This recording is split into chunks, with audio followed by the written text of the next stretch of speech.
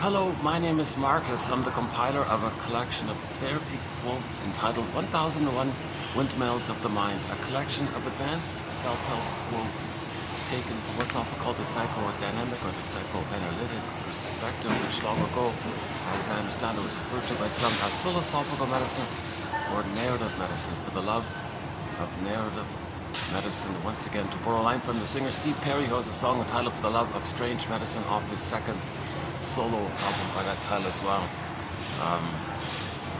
I got a few blinking lights advertising, so I might be a little distracted sometimes. I'm in a public lobby here, so there'll be a few interruptions. However my delivery comes across, the main thing is that the quotes are below, and it's meant for each, it's meant for the person to relate to the quotes. As the presenter, I have anxiety. I have not been analyzed. I'm not a shrink professor, midwife, doula, nutritionist, gynecologist, not a cultural anthropologist, medical doctor, never studied counseling, or I'm not a dream interpreter. I have a BA, I guess that's something. So I'm the compiler of the quotes. And unfortunately, I haven't been analyzed, so I can't come from a place of sharing what I learned in that process. I'm just finding interesting quotes, posting on average 10 per video, with the hope that 1 out of 10 will be of help for anybody at midlife.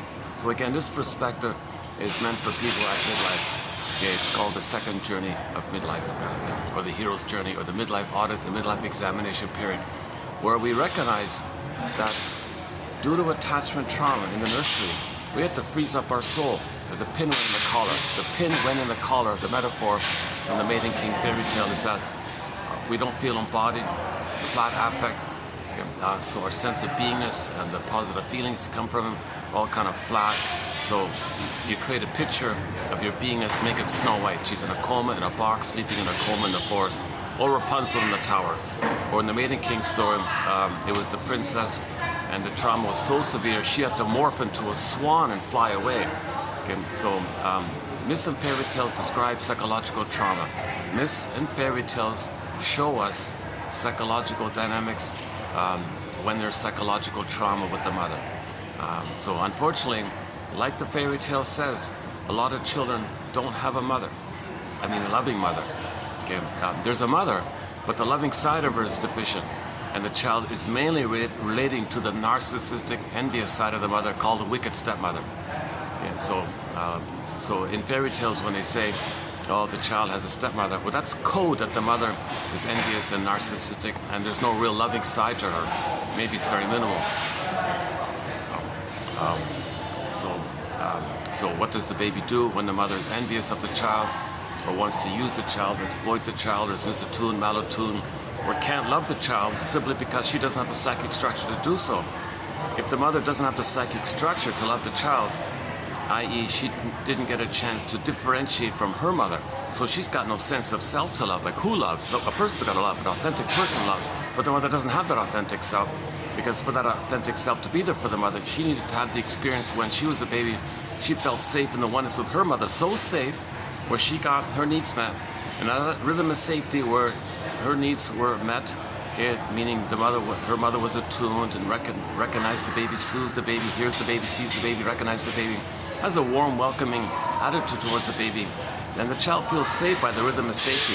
It's good in a blissful kind of relationship like that. And out of that safety for the mother, she gets her self-identity becomes distinct and quote-unquote hatches out of the egg. The mother-infant dual unity, called symbiosis, fusion, undifferentiation, mother-infant dual unity. So the babies are one with the mother like that, but if they feel safe to hatch out. Now, if the mother didn't feel safe with her mother, she couldn't hatch out. If she didn't hatch out, she's stuck in the tar pit of a negative union with her mother. And that's so painful like that. So that's called a Faustian deal, okay, where she'll just imitate the mother and then repeat onto herself what the mother did to her. So she sells her soul like that to have the power of the mother. I guess the child figures he's got to have a mother somehow, and maybe it's better to be the active aggressor on themselves rather than just be the passive victim. It's a little delusion like that. But when they make that Faustian pact, then they can find others as proxies for them and shame them, thinking others of them. They can shame them while they're shaming themselves, but when they shame others, it distracts them. It's called externalization, like projection and scapegoating and blaming. It's externalization to make you unaware that you're shaming yourself, because you made the Faustian pact. You identify with the aggressor. So that's a very drastic idea, theory here, that babies become like the mother and forget about themselves the way the mother forgot about them. So once again, okay, the baby has certain needs of the mother: to be seen, to feel safe, to be soothed. What if the mother can't do it? What if the mother's missing? Now, why are so many mothers not able to love their babies? John Thurot's question, quote, "Why didn't your mother love you? Why didn't my mother love me?" So many mothers are not loving their babies. Now, when we say that, we mean it from the point of view of the baby, from the baby's perspective. From the baby's perspective, if his needs aren't met, and he's enraged, he's terrified, obviously he doesn't feel loved like that. He feels being attacked by a monster or something. He says it's not being loved. So that's a deep memory like that. That's called attachment. That's attachment trauma, betrayal trauma, relational trauma, interpersonal trauma. And his development can't continue, so it's frozen. Stunted development, arrested development, developmental arrest. He's kind of fixed that kind of place. And then that's a place of survival for the baby. And then he goes through life with that kind of perspective. It's just about survival. So he transfers that past problem in the past to the present, see the present still the past, and trying to unresolve and undo the past. He's trying to get a better outcome for the past by recreating the past in the present, thinking the present is still the past, hoping for a better outcome for the past. Doesn't make sense because the present isn't the past, but the baby's dominated by the part of the brain that doesn't know time. Oh wow. My goodness. Oh, check this out. Oh my God. That's all that's up. They're preparing for the big Halloween. There's a big Halloween function. It's just me and this other guy are allowed to sit in this section here. The rest is being reserved for the Halloween party. I thought it was yesterday. It turns out it's today. It's October 3rd. So we'll see some witches' hats and things. Pumpkins. You know, all these pictures of ghosts you see around Halloween. That's a symbol or code for unprocessed trauma, unmourned losses. So there's like a ghost there. The ghost represents that we didn't mourn a loss, we experienced a loss, we didn't mourn it, we denied it. There's a ghost.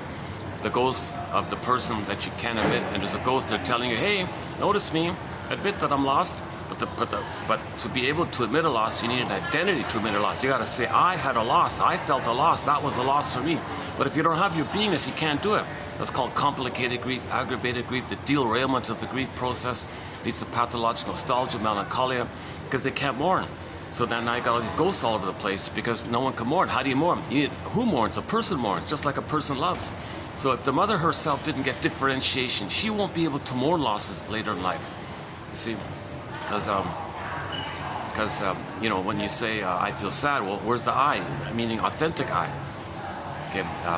So let's go back to this same mother here. So let's say this mother, when she was born with her mother, and her mother was in pain herself, where she couldn't meet the baby's needs because of the grandmother's pain.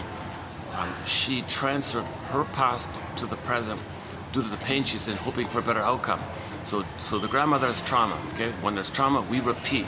So the grandmother says to her own child, sorry, daughter, I gotta repeat my past. So you're gonna play me, I play the shaming mother. You're me, I'm the shaming mother, okay? And you're gonna cry for me, I'm gonna shame you the way my mother shamed me, because I'm repeating how my mother shamed me.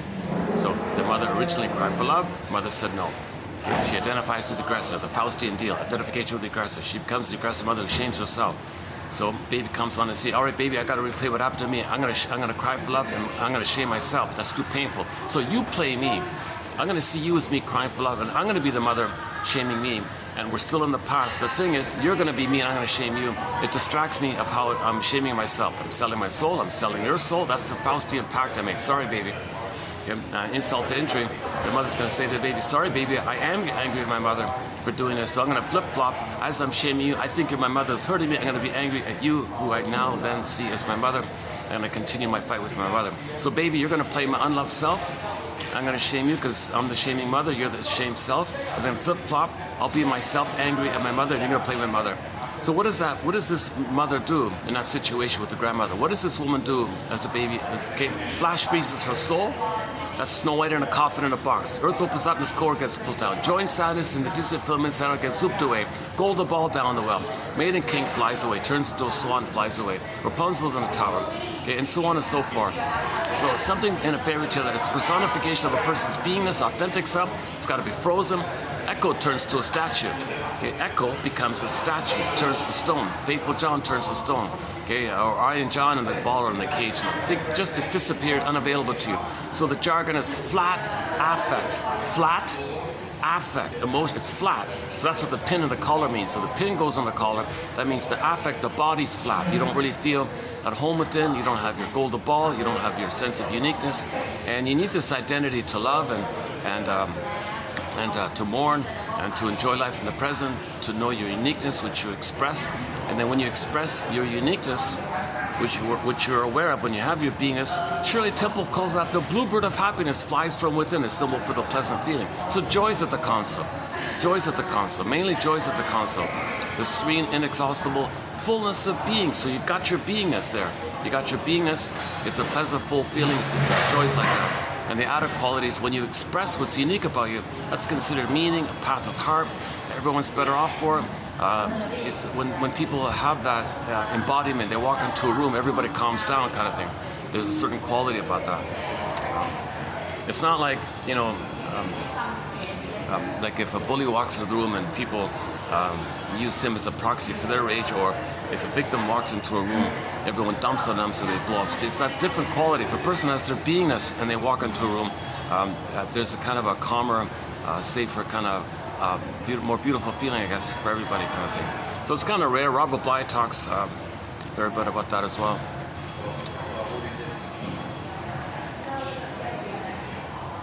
I guess this is, yeah, I'm not sure if this is an organized event or just a hotel kind of thing, or for the guests or something.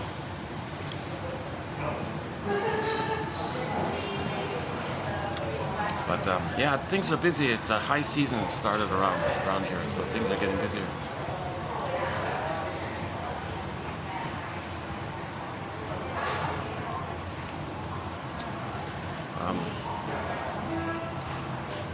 Okay, so we're talking about this mother who had to freeze up her soul, identify with the aggressor.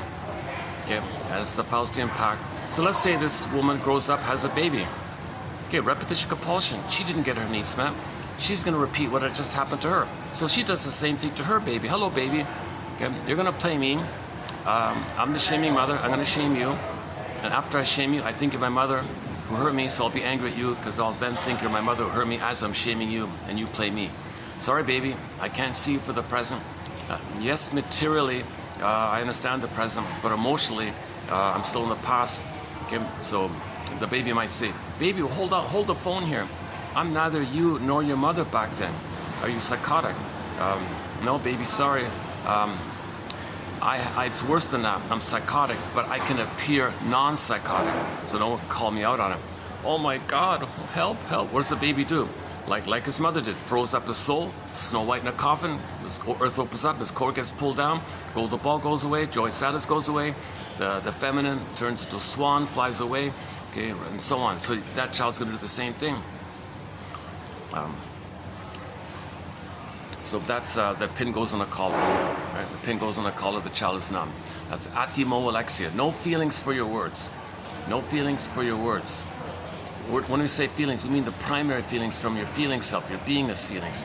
We don't mean the visceral sensations of the amygdala, the stress response of fear, anger, disgust, shame, anxiety. We don't mean that kind of primitive or more physiological, survival, visceral sensation stuff coming from the limbic system and all that. We mean like the feeling of the being, of the ontological self, the feeling self, the embodiment, the sense of embodied, this at home within feeling. There's a calmer, warmer, softer, more moderate, a deeper, richer feeling like that, this sense of beingness like that.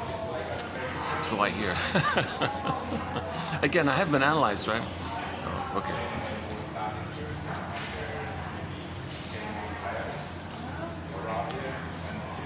Is that other guy still there? Oh, he's still there too. Well, they told me I can stay here, so I guess I'll just stay here. Okay, so yeah, let's. I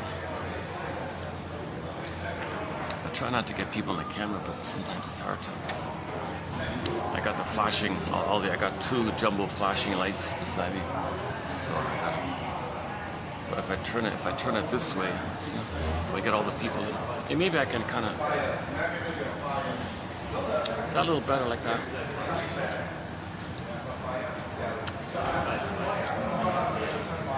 quite get a bit of the cherry blossoms. I'm not sure which is.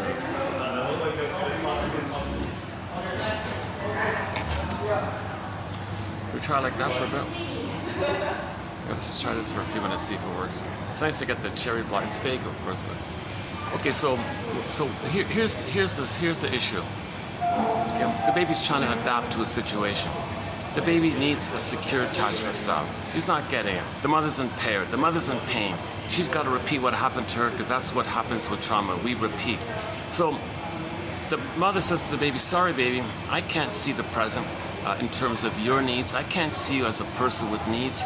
I got to distort, make the present some kind of mirage. I got to twist, flip, deny, selective omission, ignore, be in a trance. I can't really fully see the present.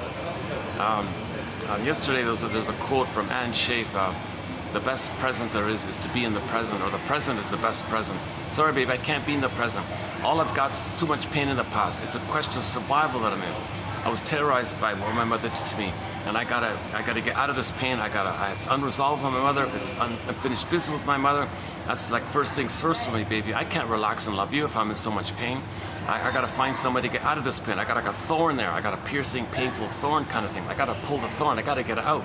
I also have a pin in the collar, and I want to get my feelings back. The firebird. I gotta get my beingness back. Okay, mourning is the pathway to a differentiation, a psychic extraction, of being able to love. Baby, if I'm gonna love you, I gotta mourn. I gotta mourn the loving mother that never existed, that should have been there. If I'm gonna love you, baby, I first gotta mourn to do so. I can't love you because I haven't mourned. I gotta mourn first. So baby, I'm not in a place where I can love you. So I'm just still in this battle with my mother. Now, since you're here, it's kind of convenient for me because I'll just use you as a proxy for me. Okay, you'll play me crying for love, and I shame you because that's what happens to repetition compulsion. I cry for love, mother said no. I get you to play me, and I say no to you because I became the shaming mother. Once again, I made the Faustian pact. Okay, I call it identification with the aggressor. So I'm going to be loyal to my mother. I'm going to imitate her. That's how I have a mother. And now, sorry, baby, insult to injury. Due to hocus pocus and due to fusion and differentiation, as I'm shaming you, I think you're my mother hurting me, and I'm angry at you. So baby's saying, oh my God. So, as just mentioned, baby's gonna likewise freeze his soul up and send it away, kind of thing. So this mother is trying to get a better outcome for her past. So she originally cried for love. Mother said no. Okay, so, but she's gonna be the no mother. She's gonna be the mother who says no to herself. Okay, so she'll say no to herself, but she doesn't want to be aware of it. So she needs a proxy to stand in for her. She needs somebody to hate and shame, to make her unaware that she's hating and shaming herself. So she actually is using the baby to dump on the baby, to make her unaware of how the mother dumped on her and how she's dumping on herself, so to speak. Yesterday there was a quote. The guy said to the girl, yeah, my mother criticized me. You're on the scene. I'll let my parents criticize you now, and I'm the parents. You see, just same kind of thing. Yeah, go to yesterday's quote about that. Okay, here. This is okay. Yeah, they put they put all these black table. Can you see it? I can't see it. The black tablecloths on the table. Okay.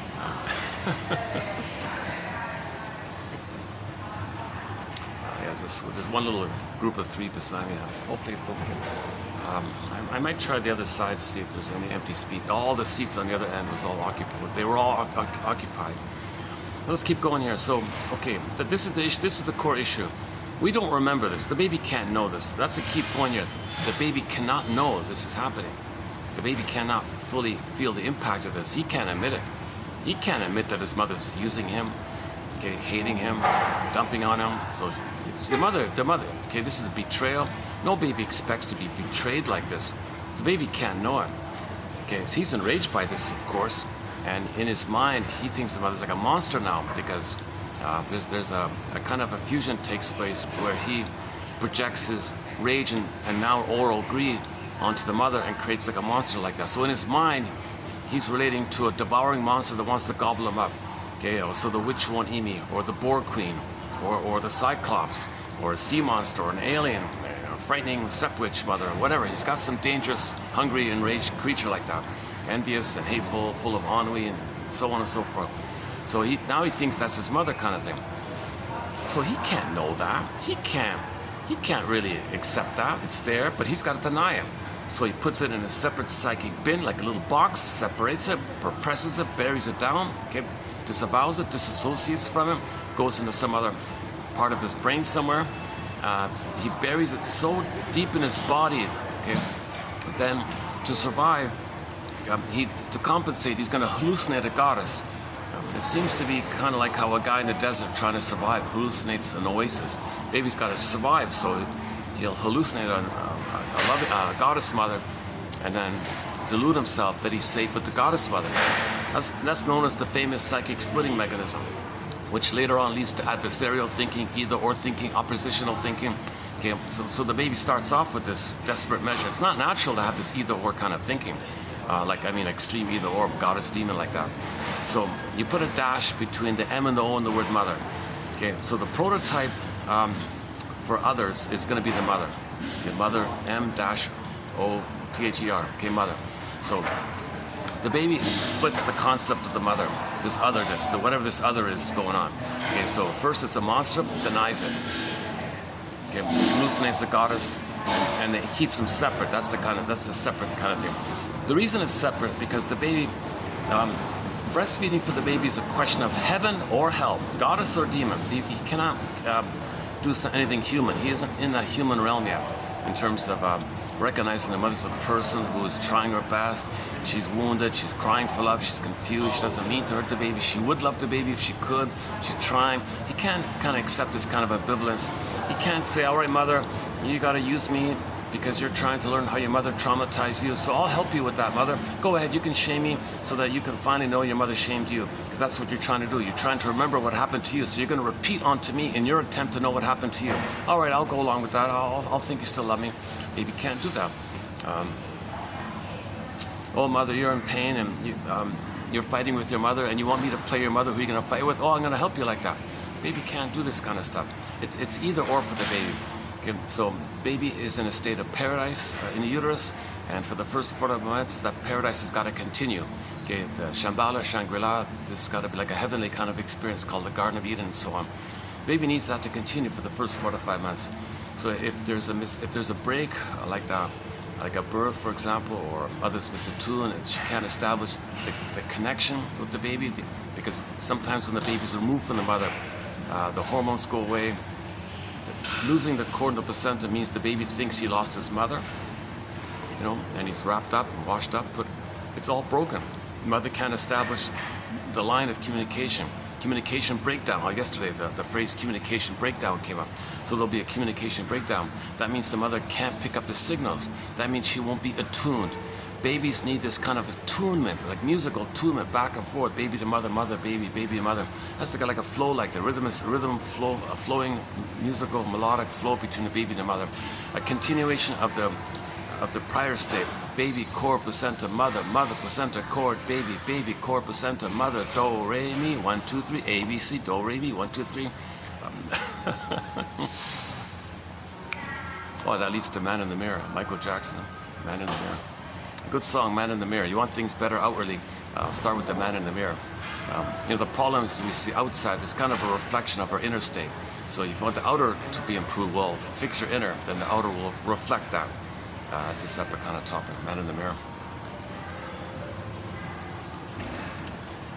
Okay, so the attunement can be broken at birth, often it is. And some people strongly believe that when the cords are moved, you already did it. You already traumatized the baby. You created birth trauma already when you removed the cord. So now people are saying you gotta leave the cord, leave the placenta. It's called a lotus birth. Okay, never mind how messy it looks. Don't remove the baby. Hand the baby directly to the bosom. Let him find the nipple, latch on, start suckling, skin to skin. The nerves in the baby, to the nerves to the nipple to the mother line up. There's like a cable line, communication cable. So there's a flow of the communication.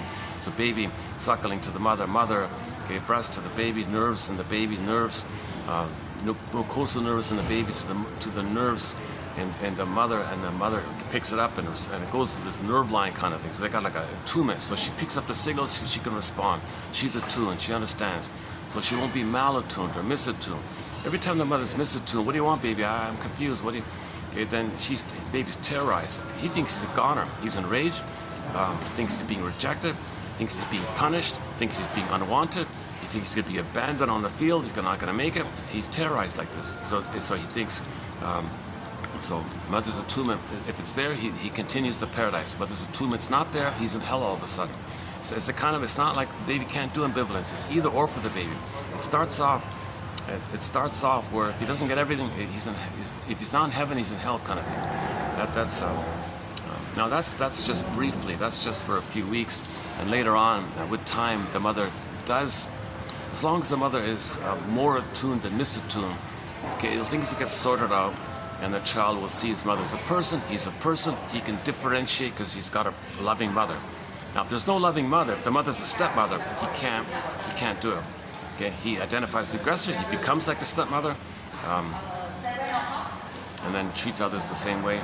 Or in some cases, if the trauma is a little bit later on, he can freeze up his frozen child state, and stay in the frozen child state. He'll be a pleaser, clinger, codependent, like that. So now you got the clingers and the stingers kind of thing. If trauma is before 18 months, he'll tend to be the stinger, the freezing parent, the aggressor one, the Faustian pact one. So he'll find others, he'll see his humanness in others and hate it in them. Or if the trauma is post 18 months, he'll maintain his humanness, but he's still in a childlike mode where he's got to save the mother, cure the mother, please the mother, fix the mother, because he wants a loving mother. What do you want, mother? It seems like nothing I do is good enough for you. Let me try harder, let me try harder. So he's still in that kind of relentless hope like that, where he can save the mother like that. So he'll go through life finding parent copies, trying to save them, still trying to save the mother. Okay, the stinger ones, they just look for duped rescuers to shame, and the duped rescuers say, well, that makes sense because I'm no good and I gotta fix the parent. And the stinger says, I don't care about any of this. I just want somebody to dump on it to shame because they're married to mom. Remember, they made the Faustian pact, identification with the aggressor. So stingers don't love the clingers. Stingers can treat clingers like things they own, and they want to be fed by them, called narcissistic supply, but they can't acknowledge them as humans. So they want to be fed by the people. At the same time, they want to dump and shame on them. Okay, the stingers are coming from the continuation of the prototype of the uterus, where the center vein sends down the food, okay, and then the baby's waste elimination goes up to the placenta. Placenta clarifies it, metabolizes, clarifies, cleanses, does what it does. Okay, so it's all cleared out kind of thing. And then the center vein sends down the food, the oxygen, the goodness, the nutrients, all that the baby needs for his growth. So it's like a love phenomenon. So baby receives all the love, sends out the waste, mother takes care of it, mother sends down the good, mother takes care of the baby's waste. So they're kind of, if there's a trauma at that place, they're going to be trapped in the mirror. So they're looking for phantom placentas. So they're looking for phantom placentas, they want to be fed by them and dump on them. And they expect others, they treat others like placentas that they own. If they misbehave, they get angry, narcissistic injury, narcissistic rage. So they might even become violent, try to control people, thinking that's their property. You're supposed to absorb my hate and shame and take care of it for me, and you're supposed to feed me. They treat people like symbolic phantom placentas. Okay. Now this transfers over to the breast area because the breast sort of does the same thing in the extended paradise. Okay, in the extended paradise. So when the baby's nursing and all that, he gets the goodness and food. But if the baby's distressed, uncomfortable, he sends his distress, his worries and all that to the mother, and the mother can regulate it and recognize it and calm the baby down and provide love in return. So baby can send his anger, mother can respond with love. And so that's the same kind of thing. He gets the goodness, sends out the waste, mother can deal with it and send out the goodness. So if that's all failed, they treat others like symbolic phantom placentas or symbolic phantom breasts, and they're doing the same kind of dynamic. Okay. Well, that's a challenging theory for the love of strange medicine.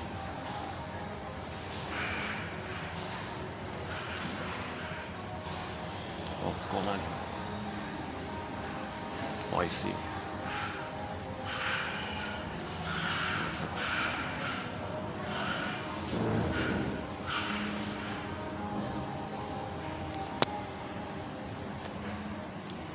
Well, suddenly quieted down around here. Yes, this is a funny place. Sometimes it's suddenly quiet, suddenly it's... Oh, hang on, let's do this.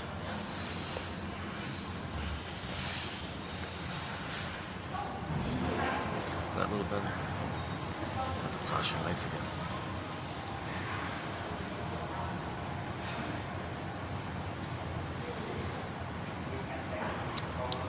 Yeah, I'm back to the coffee. Yesterday's video wasn't one of my better ones, but the two prior I thought were strong videos. So let's see how this one kind of goes. Okay.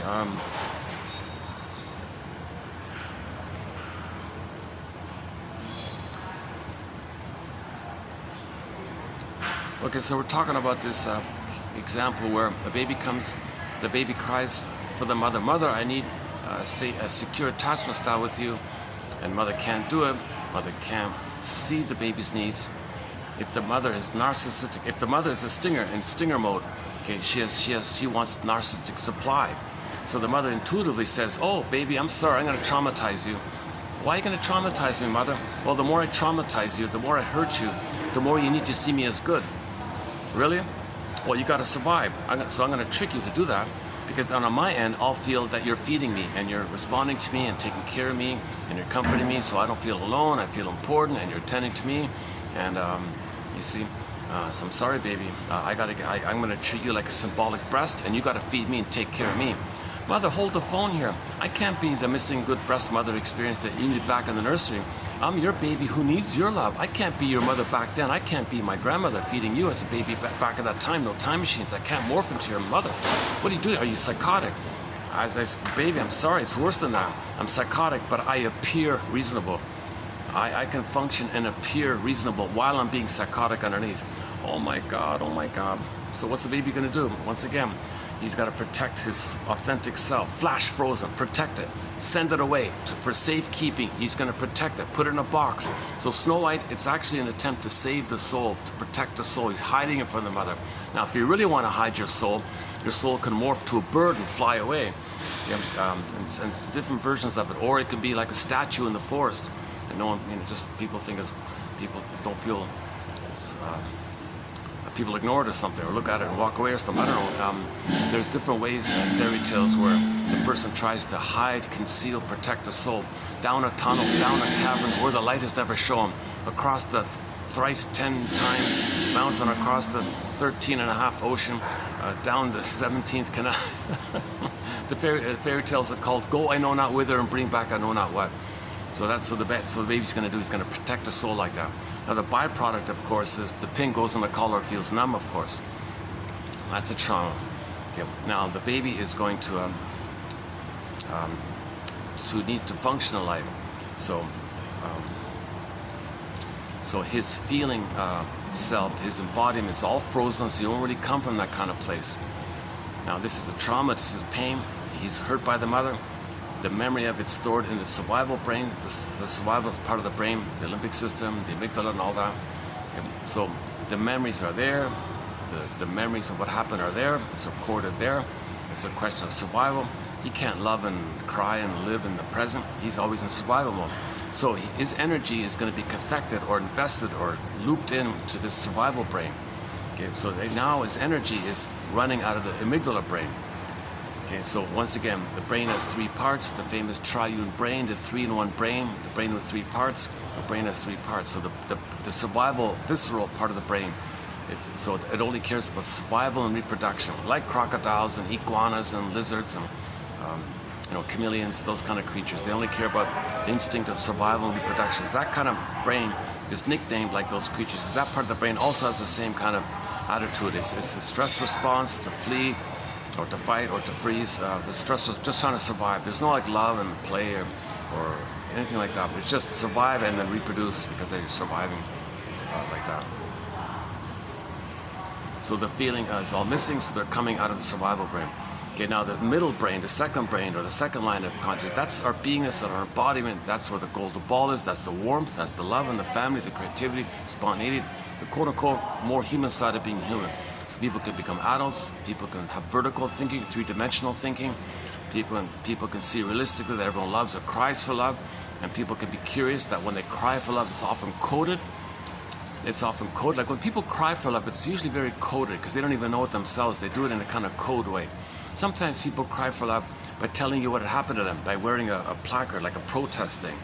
Look, world, I'm going to find someone to play me as a baby.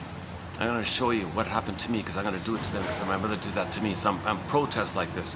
So in people's cry for love, they wear a placard, like a protest banner at a rally or something. They're complaining. at what their mother did. They're protested. I'm protesting what my mother did to me. I'm angry, I'm crying, I'm upset, they're protesting.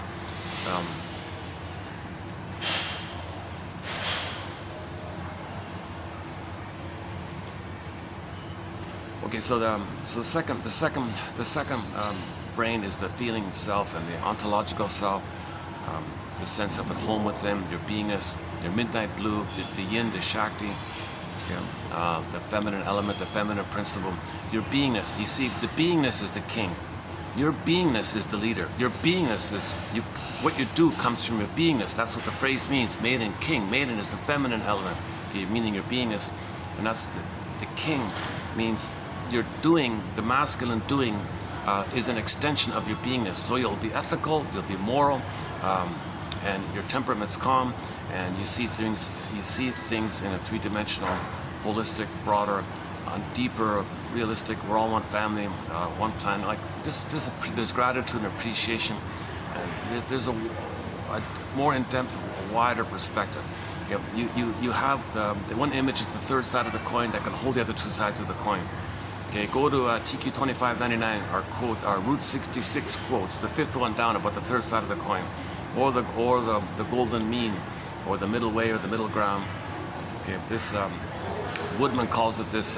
When you hold the opposites, and you can hold the opposites, your beingness comes there. Hold the tension of the opposites. Okay, so if the feeling self, okay, where you love and creativity and all that, and meaning and pleasure and mourning, gratitude and empathy, and if you make a mistake, you want to make amends, you feel better.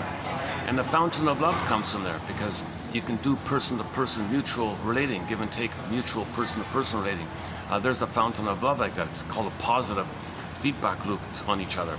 It's not like you're draining, you're not like a vampire or draining somebody, or a cannibal draining someone because you want supply, like in the primitive brain, where it's all survival, eat or be eaten, right?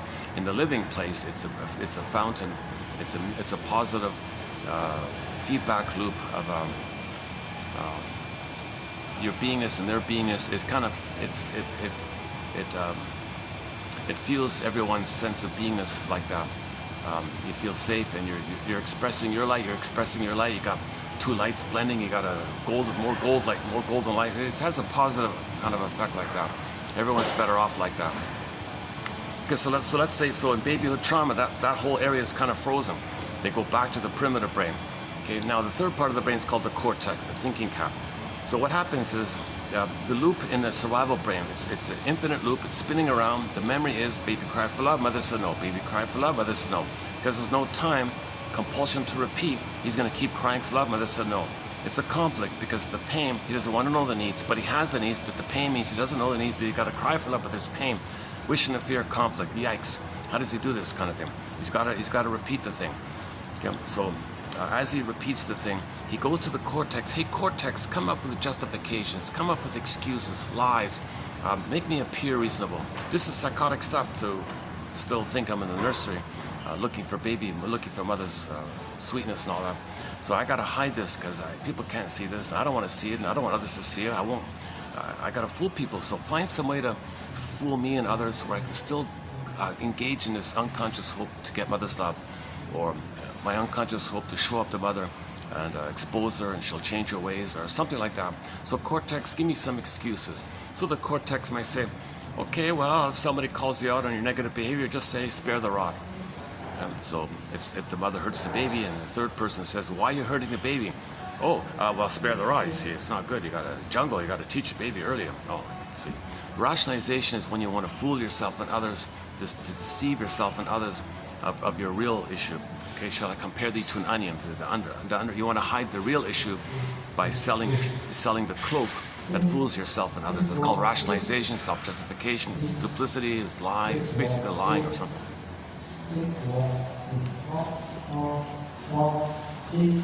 Check this out.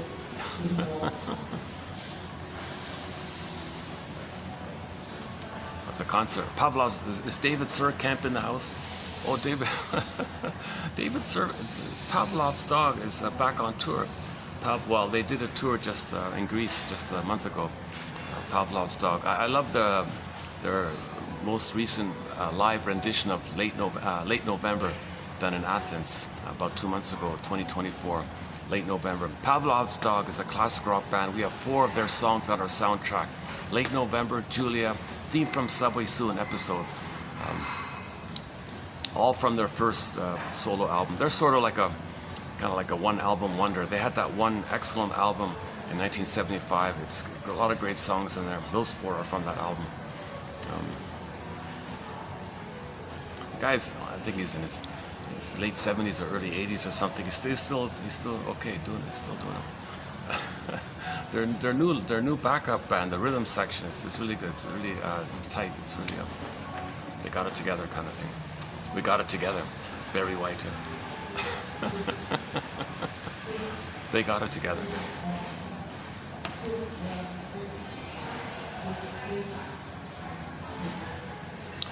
Rick Santos has got to come back. Oh my God, Rick Santos, another musical voice on our soundtrack. Rick Santos, his most recent single is called Lovesick. Very good song called Lovesick. He has a solo album called Revitalized, excellent album, a lot of good songs on there. And then back in the 80s, he was the lead singer of the band simply called Santos, him and his brother and a third guy, just a trio. And they put out 4 albums. And we got several songs from the band, the solo and the single. Mistreating the Heart, the Rapper, Dreaming, the live bootleg of Dreaming, and the live bootleg of the Rapper, and then Winter Freeze and Time After Time, and Mistreating the Heart, sort of the main hit there. Time After Time is the first sort of commercially successful song, but Lovesick's the most recent one. He briefly filled in as the guitarist for when Rick Emmett left Triumph. He briefly filled in to play the guitar part. The problem was they got some other guy to play the music, the vocals, which wrecked it. Anyways, we have an amazing soundtrack. Ziana Zain is sort of a major musical voice on our soundtrack. Ziana Zain from Malaysia, incredible voice, unbelievable. I put her as in the top, in the top 3 greatest singers of all time. Just personally, I think she's in the top 3, if not number 1. I don't listen to Pavarotti ever, really. I listen to her all the time, kind of thing. And Shell, the band, and Shell's another musical voice, a lot of songs from there. Indigenous singers. I haven't mentioned Eastern Owl in a long time. There's a little band called Eastern Owl, indigenous group. I would recommend that's their music, in particular a song called Child Protection, and then follow it up with the music video called Child of the Government. Put those 2 together, listen to the audio called Child Protection by the band Eastern Owl, and then after you hear that, if you're not in tears by that point, get a tissue box if you're not in tears there, then watch the music video called Child of the Government by Kylie or Katie Wolf, is that right? For the music, for the visual, I think. There's no music video for Child of the Government, just audio. So Eastern Owl, Child of the Government, and then follow it up with Child Protection, Eastern Owl, and then follow it up with the music video, Child of the Government, but the indigenous issue, so you got to make. They're legitimate. They're saying, "What are you doing to us? You're still." After all you did to us, you're still doing this kind of stuff to us. You're setting up so that's a huge topic. We got a 62 threads on the go here. One of them is prejudice. That's a major section in our collection. All the topics on prejudice. So we do scapegoating, and then the issue of the other, like mother's the other.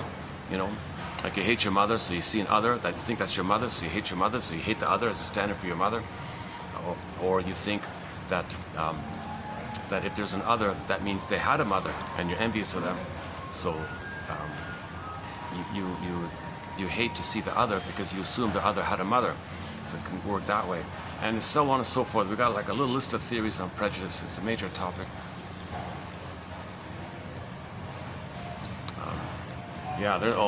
Don't get me started. That's a 10-hour video right there. My goodness. Okay, let's go back to the.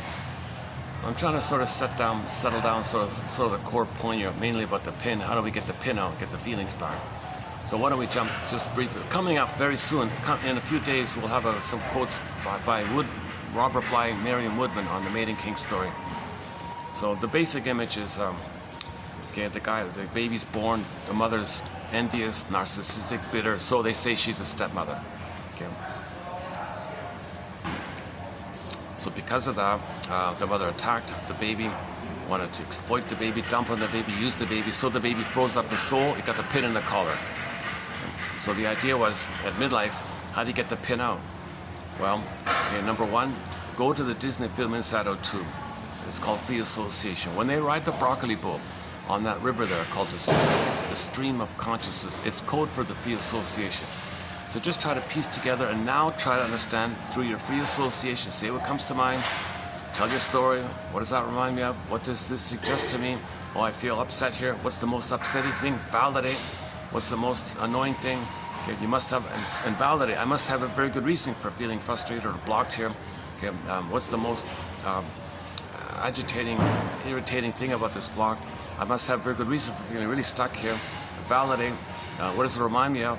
Just see what comes up. Free associate. Piece together your story. Be a detective. Be a psychological detective, existential detective, emotional detective. Try to now piece together the story. Try to now know at midlife what you couldn't back then. Remember, the baby can't know it, but now as an adult you can know it. See, the baby couldn't know it, but you're stuck like that. So you got to update the thing. And now know what you couldn't know. If you can now know what you couldn't know, that's free association, that process. Then spontaneously, okay, the firebird may appear and the pin pops out and your feelings come back. If you can piece together the story, you're riding the broccoli boat. Okay, now enter Maiden King. What they don't show in Inside Out 2, but you see in the Maiden King, is Baba Yaga. If you're gonna heal, you gotta overcome this primitive babyhood traumatized way of thinking of either or. Okay, it's not either or. The mother's not a goddess or demon, and all your either or thinking stems from this. Because in correspondence to mother goddess, mother demon, is your self-concept. You're special and supreme and chosen, all this nonsense. Or you're always no good, defective, guilty, shame, never good enough, can never be happy, and miserable. So that's also unrealistic. So in the Inside Out 2 film, you see those two characters. Joy had the pathological joy one, and the anxiety said, oh, never good enough, always the failure, all this stuff. And she was trying to get a better outcome. She was manically trying to save the mother, cure the mother, imagining all these situations, drinking energy drinks, trying to imagine, how do I save the mother? Nothing's good enough for the mother. How do I prepare? How do I imagine? Spinning around in a whirlwind like this. She couldn't do it no matter how she tried. That's what the baby's doing. The baby's trying manically to save the mother. The baby's desperate to get a loving mother. The baby's trying everything he can, every which way he can. The baby's trying to save the mother, cure the mother. That's what anxiety and the core underlying belief related to the mother rejecting the baby is he's never good enough, he's defective, he's guilty, he owes her, he's in due, he's dead, his fault, he's wrong, mother's right, he's wrong, mother's right. He's stuck in this kind of thing. So Baba Yaga says, all right, well, you want to grow up, you want to mourn, you want to heal, you want to get back your feelings? Well, show me at least some effort on your end. Can you identify at least that life is not meant to be either or like this? We're meant to have our beingness and love and cooperation and understanding and communication. And so Baba Yaga asks the protagonist a simple test question. So you want to heal? So is that like your choice, or is this just some kind of thing you're doing which you don't know about? Some kind of compulsion or something? So what is it? Are you choosing to heal, or is this some kind of compulsion to heal? What is it? And the character said, 5% my choice, 225%, I don't know what's going on. I feel some kind of compulsion. And I choose not to even really know the compulsion, but I feel the compulsion. So it's just some kind of confused thing where it's not either or. The test is, can you get beyond oppositional thinking? Can you show the willingness and wonderment and curiosity that it's not adversarial, it's not oppositional, it's not either or, it's some kind of middle ground like that. So he kind of did some kind of middle thing. Yeah, partly I want to heal, mostly I don't know what's going on, but something's pushing me to heal, but I partly want to heal, but most of it's a push, and partly I choose. So maybe something like that. So she let him pass the first gauge, right? And the second, Baba Yaga's sister appeared. Aha, another Baba Yaga. Robert Bly jokes, oh no, another one. You've got a sister. That was about identifying defense mechanism. That's called the trickster energy. So so the image was the rabbit. So in traditional tales, the rabbit is a symbol for the trickster quality, that in the mind, we have defense mechanisms. So you want to identify defense mechanisms. That's considered like a trickstery kind of thing. For example, something you don't know about yourself. You say others have it. Okay, that's a reflection of your inner state. That's a trickster kind of thing. It's a projection. Something you don't know about yourself, you see others have it. So projection is the means of bringing repressed material to consciousness. So that's just a simple 101 example that the outer is a reflection of your inner state. The outer is a mirror of your inner state. Okay, so you say others are this and that and this and that. Well, you're talking about yourself. You said that to create a mirror to know that it's within. So you got to identify projection. You got to identify, double think. You got to identify trans logic. You got to identify the issue of symbiosis and developmental needs. You got to identify projective identification, where you recreate in the present the past. So you got to identify these kind of trickster kind of things. Now, infused in this trickster energy is the duck energy, he said. So inside the rabbit energy is the duck energy. That means you got to acknowledge, can you live in these two worlds? Okay, can you? So like the duck can swim in the water, and he can fly in the air, and he can walk on the ground. He's kind of in two worlds like that.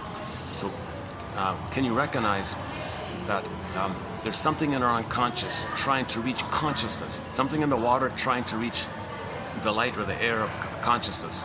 Okay, so can you recognize that kind of thing? For example, okay, you make inferences. You say to yourself, gee, why do I keep choosing people who remind me of my mother?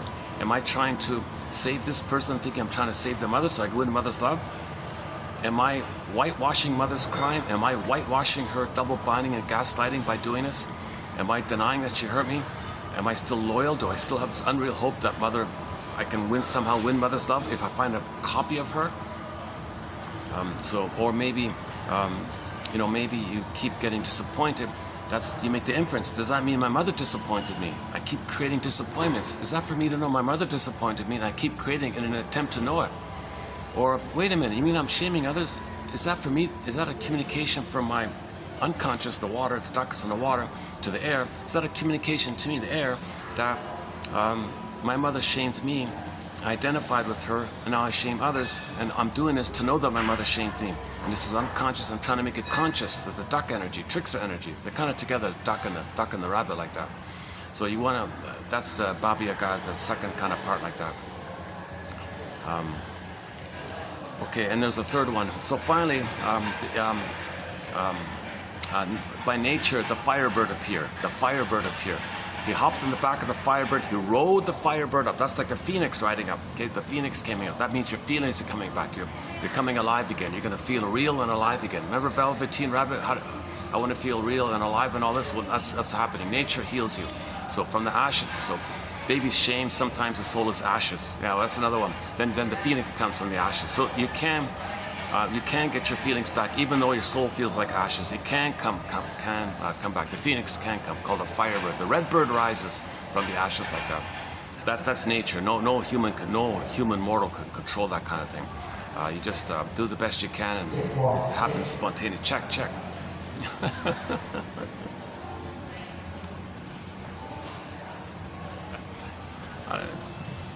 I'm reminded of Kim Mitchell. He does that. He has a song called Check or something. We have one song by Mr. Kim Mitchell, right? Patio Lanterns, or is that one? Just sort of a light-hearted song. Actually, there might be a second one. Yeah, there might be two of his on there. I'm not really a fan of too much.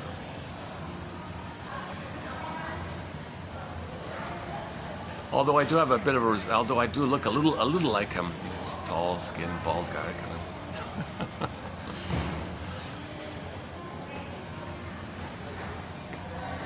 He's sort of like a local kind of a singer, popular in the local Ontario area kind of thing.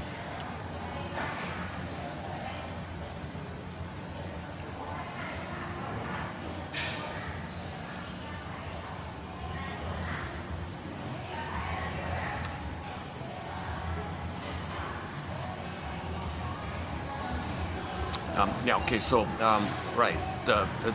We don't control that. It's going to happen when it happens. Psychoanalysis looks for an egg in a basket that's missing. So the other variation of the mating king was when the egg appeared, like the rabbit, duck, then egg, right? So in the sequence in the fairy tale was oak, box, rabbit, duck, egg. So when the egg came in, she ate the egg, meaning you're gonna integrate and accept the birth of new life. The death of unreal hope is the birth of your return of yourself, lost and found emporium. We lost our soul, we want to find it, get it back. Okay, we had our golden ball, we lost it, want to get it back. We had her beingness, she flew away, came back. So the maiden king came back. She was a swan, she came back, morphed into the maiden, okay, personification of your beingness, and there was a reunion with the character getting his feelings back in. Okay, so it kind of filled in like that. So now he's got his beingness, he's got his maiden king. Now he comes from the maiden king. Now he makes sense. Now he's embodied. Now he enjoys the present, the greatest present, to enjoy the present. Now we can love and have mutuality, kind of thing. So he did it. Okay, so lost and found, he found it. That's the hero's journey. We want to find it. We're lost and found. Identify that it's lost, i.e. there's a pin in the collar, and we want to find it. And then we just prepare for the Firebird to come to us, and be willing to ride it. Be willing to accept your feelings. You got to be willing to accept this new feeling of a body. It's kind of strange, they say. You might even panic a little bit. You got to hold that kind of, hold the tension of the opposites, hold this new embodied feeling. It's kind of scary maybe, it might be a little overwhelming. So you need a strong ego, you need a lot of knowledge, you got to understand what's going on. That's what these 10,000 quotes are felt, to build the ego, to build the basket, to build the catcher's mitt so you can catch the ball, right?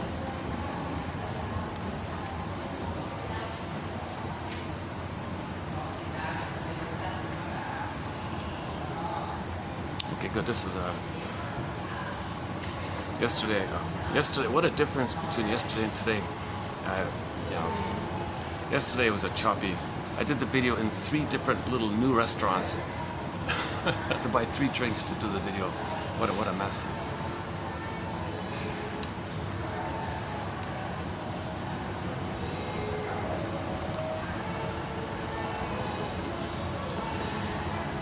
Yeah, it's okay. Okay, it doesn't look like I'm bothering anybody. Good, okay.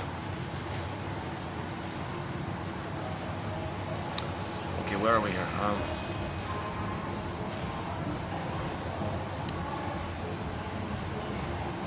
Okay, so back to this baby that we started off at the beginning, right?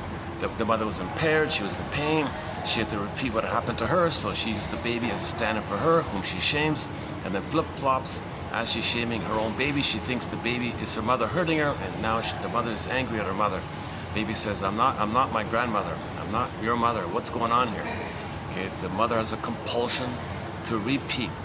The mother only has one record, this repetition compulsion. Imagine the metaphor of repetition compulsion as a loop, that groove, remember that seared in, imprinted memory loop, baby cry for the mother said no? That's deep in the brain. That's really deep. That's deep in the implicit memory system, procedural memory system, like riding a bicycle. You do it automatically like that. So it's deep in the procedural body implicit memory system. This memory. Imagine it as a metaphor on a 45 disc record. Check, check. Imagine it on a 45 disc record. So let's call it the cry for love. Okay. So this record is called neurosis because it's a frozen, petrified memory, and it's repressed. You don't know it, and it makes you neurotic, meaning you don't enjoy the present. You don't love it. You don't see the present for what it is, because every present is going to be seen as a new addition or replay or reenactment of the past. The present's still the past. Yes, materially you understand the present's the present, so you appear, and you can function non-psychotically. In terms of superficiality, in terms of driving a car and paying the bills, you can live in life like that. But your real deeper issue, your real emotional, psychological issue is psychotic. You're you're still in the nursery kind of thing. So there's a famous split like that. Okay, the ego can function the false self. Okay, so your defense mechanism is create a false self. There's a kind of like a little mind there, so you can function in life. You can still get 10 PhDs, you can still get 10 medals and 10 awards. But you're missing your beingness, you're missing your feelings. That's the trauma. When there's trauma, we try to heal, we try to get out of the pain so we get our beingness. So we just go through the motions of life, but we're behaving in a way with the hope that we can get a better outcome for the past. So to get a better outcome for the past in our fantasy, we got to repeat it all the time. Repetition compulsion. Paul B. Russell, 2119, our key author here on repetition compulsion.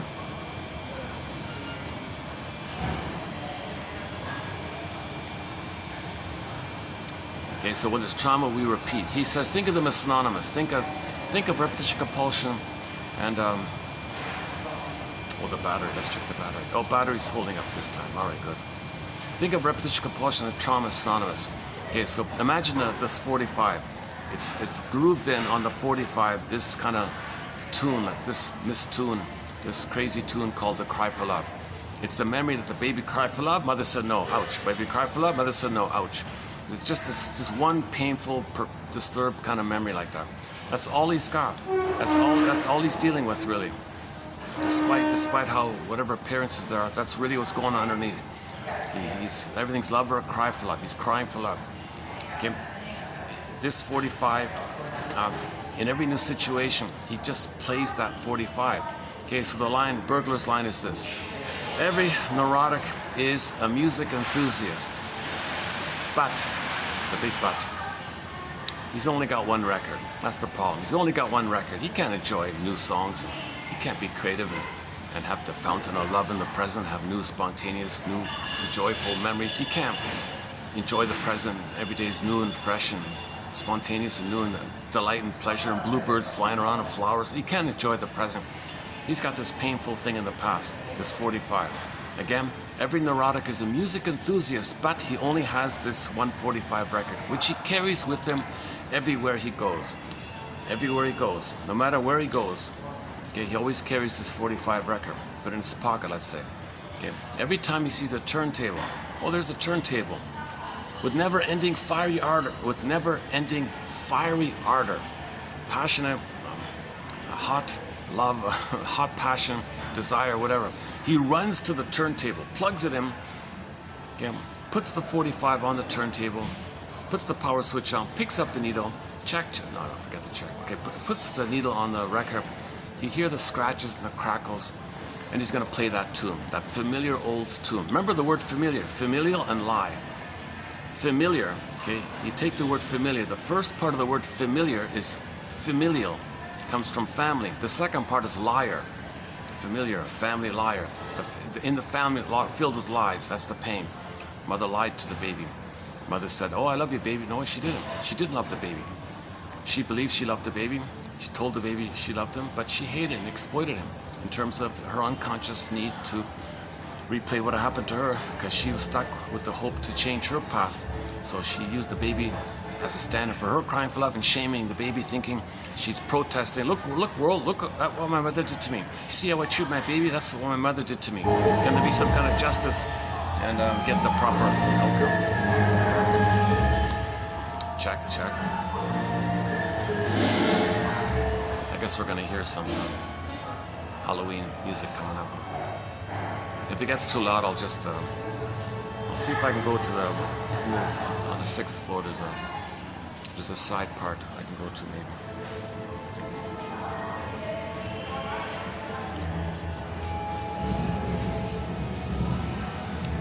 Okay, well, hold on a second. Now, by the way, for the price of half of a cup of coffee or a donut, one can get these quotes.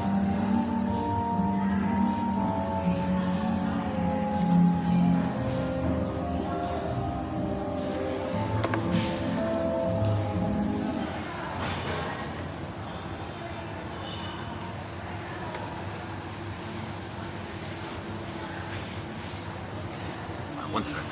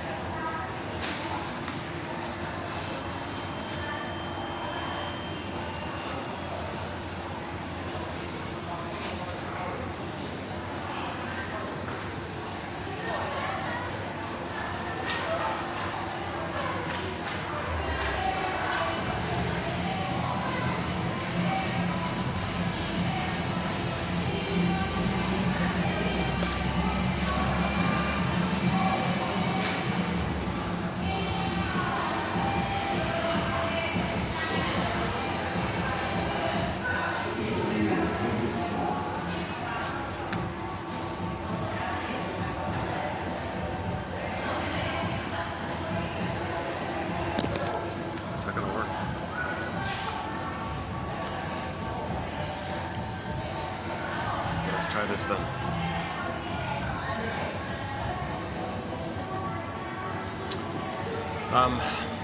Okay, yeah, so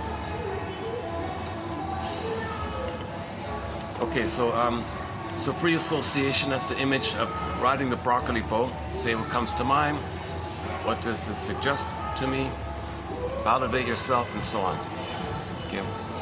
Now again, with the duck energy, the trickster, the duck energy is when you wake up in the morning, something in the unconscious, that's the water, contents in the water, swimming in the water, contents in the water, it's gonna, like a flying fish, it's gonna come up like that. So in the morning you wake up, you got like a little fish jumping up. You want to catch that, okay? Whatever you remember, basically, that's your soul, your unconscious self, your repressed self, your authentic self, okay? Snow White, Rapunzel, Maiden King, it's who'd you be had you been loved, okay? You're at your gold, your potential. Most of you, it's really most of your feeling self, your authentic self. It's saying to you, it's communicating to you, a major part of you. The main part of you is communicating to your conscious you. Hey you, it's like this in your soul today. Catch the fish. Be a fisher person. Catch the net. Catch with your net. Catch the fish. See, the dream sequence you remember, it's saying to you, it's like this in your soul today. Catch it. Then you say thank you, and you say to yourself, it's like this in my soul today. It's like this in my soul today. Okay, TTAQ. Give the dream sequence you remember a title. Identify sort of the theme. It's bringing up to you a certain theme in your life, a certain recurring theme, a recurring issue in your life, a theme in your life that's coming up to you. A for affect, okay, the main emotion that you felt, and then Q for question. See if you can figure out what kind of question your unconscious self is asking you. TTAQ, just one version, many versions of it. And then you take the dream sequence that you remember, and just likewise, free associate. See if you can unpack it a bit, and take the dream sequence that you remember from your dream and say, what does this remind me of? Okay. Now this is all coded when you get a dream. It's not direct. Okay, the manifest, you gotta look for the underneath, so-called latent underneath the manifest. The manifest is on the surface, that's what you got. But it's kind of comes to you coded because it knows you can't feel too much, so it flips around a bit. Like a feeling you have to one person, maybe to another person. So then you got to pull it like that. So there's condensation, there's no time, these condense, these can displace, this can symbolize that. So whatever you remember in the morning, you get more to your consciousness when you simply free associate from the dream sequence. Gee, this thing I just remembered in my dream, what does this remind me of? See if you can, some thoughts or notes come up. What does this suggest to me? You know, and then I must have very good reason for feeling this. I must, what's the hardest thing about this thing? There's something confusing about it. I don't get it. What's the most confusing thing? Well, maybe that's the most confusing thing, but why is that there? So could that stand for something else? If it did stand for something else, what might it stand for? Something's familiar here. I know there's some kind of theme. I know my unconscious self is trying to communicate to me. I know I'm trying to get a message, because the image is Hermes flies across with a message. You got to get the message, right? So Sanford says if a god, you know, the unconscious, the energy is the id, Poseidon, like a Greek god. If a Greek god, Poseidon, sends you a message, don't you want to read a letter? If a god sends you a message, don't you want to read the letter? If your soul sends you a letter, don't you want to read the letter? If your soul sends you a letter, kind of thing. Johnny Sanford makes a big point about that. Woodman, dreams are language of the soul. So you can see uninterpreted or unlooked at dreams are like unopened letters, he said. Jeez. I gotta stop seeing these dramatic flashing ads. With all this high tech, high def, they really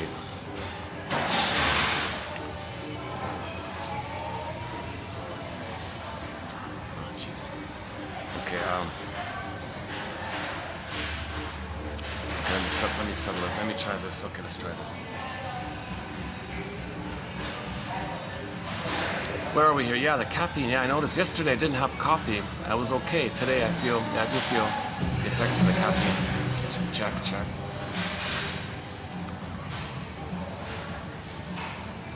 Melanie Thornton. We played her song recently called Love How You Love Me. Melanie Thornton, yeah. If you see the music video for the song, you see an issue of the symbiosis, right? a couple, strangers. They both remind each other of each other's mother, themselves basically, and their mother like that. So they dropped their bags, reached out, touched hands, and floated up in the air. That's how we felt. That's the theory of how we felt in the uterus, this floating, blissful feeling. So this couple had this floating, blissful feeling, each together like that. So each felt the other, with the other as the mother. Of course, they're gonna crash down. Hey, you betrayed me. No, you betrayed me. No, the mother betrayed both of them. The mother, their respective mothers betrayed them. When a person says to somebody in the present, you betrayed me, that's for you to know. You recreated that. That's for you to know that your mother betrayed you. We repeat and recreate to remember. We don't remember. We repeat in an attempt to remember. We're trying to remember. That's Mr. Freud's most famous line. Memory repeating, his famous essay. Memory repeating and working through. His most famous essay. Memory repeating and working through. I only quote from that one because Masterson, if it's good enough for Masterson, it's going to be good enough for me. Yeah, otherwise, we don't have Freud's quotes due to the translation problem. But that's a memory repeat. So we don't remember the trauma. We repeat in an attempt to remember. We're trying to remember. So we recreate. So if you always feel quote unquote unloved again, disappointed again, well, you keep doing that to get up the feeling of how you felt but forgot. You're trying to now understand what you couldn't back then, so you can ultimately feel what you couldn't have felt back then. That's kind of like the Firebird coming up, when you can now feel. When you can now remember and feel, when you get the emotional knowing, not just the cognitive knowing, the nest, you got to get the emotional knowing, that's the Firebird. Then you stop repeating. Once you get back your beingness and your feelings, you stop repeating, because the present is the present. You enjoy the present. You don't got to deny the present and think it's still the past, and believe everything in the present is still the past, i.e. everybody's no good or dangerous. Oh my God, what a pitiful life. You think everybody's no good and dangerous like that. That's the baby's attitude about himself. He felt no good, and he internalized the mother who's dangerous. So, and he thinks everyone was like him. Okay, so the key thing with Miss Golem's theory about the construct, frozen child, freezing parent. Oh, let's finish up with the record. Oh, sorry. And every neurotic is a music enthusiast, but he only has one record, which he carries with him everywhere he goes. Every time he sees a turntable, he runs to the turntable with never-ending fiery ardor and plays that tune. So new job, new place, new this, new that, new interaction, new. No matter where you go, it follows you everywhere. You can go to another continent, it still follows you. It's your mind, it's your constructs in your psyche. It follows you everywhere you go. You can't leave it, kind of thing. It's going to follow you. So wherever you go, everywhere you go, you're going to repeat those constructs. A frozen child, freezing parent, let's say. Okay, if the trauma is before 18 months, okay, they're gonna. If the person was traumatized before 18 months, the theory is they're generally going to play the freezing parent one, i.e. the aggressive one, the sadistic mother, the cruel mother, the wicked stepmother one, the alien mother, the witch mother, whatever. You're going to play that rejecting, bitter, nasty, cruel kind of mother, right? Wicked stepmother one. So Golem calls it the freezing parent one because the child is frozen when the mother did that. So that means in new situations, you're going to play that identification with the aggressor one. So in new situations, you find others to play your baby status, who cry for love, and you freeze them the way your mother froze you. That's the Faustian pact. You sell your soul, you sell other people's soul, and then you get the mother's power, and you feel glee, and you feel addicted. Because when you maintain the fusion with the mother, even though it's perverse, there's still some kind of oneness feeling. The pain of it all, well, that's what the proxy's for. The proxy feels your pain for you, and it distracts you that you feel pain. The rest of it's all numbed over in a swoon. So the person goes in a trance. They're in a hypnoid trance. They're sleepwalking through life. They're not really enjoying life. They're just in a trance repeating the thing. So in every new situation, they replay the record. What's on the record? They cry for love, mother said no. New situation. All right, you play me. I'm going to imagine you as a baby. I'm still in the past. You play me as the baby, so I can shame you. You play me, I play the shaming mother. You play me, I shame you. Hocus pocus. I am angry with my mother, so now you play my mother, whom I hate. So they shame people and then hate them. They think others are no good and dangerous, and you hate them. And so this perverse stuff, this psychotic stuff, they don't appear psychotic. They appear functional because they can create excuses. They can talk their way out of it. They're very gifted. They're very gifted to create. They're very intuitive to create lies, to deceive, to fool, confuse, scare, flip-flop. They have what in the Gnostic calls the hall of mirrors, house of mirrors. Now you see me, now you don't catch me if you can. 10 steps ahead of you. They have this quick intuition to not be aware of what they're doing and to fool you of what they're doing. So they're very good liars. They can't be associate. They can't tell the truth. But why? Because it's all about survival. They're fighting with the breast mother. They think they're going to be a goner. So, okay, in the stinger mode, their slogans of life are all jungle slogans. Why? Because the feeling, the living life is frozen. They're back at the amygdala, which only cares about survival. Yeah, maybe the Halloween theme is sort of like survival issues, right? And the witch and I'm scared and all this stuff.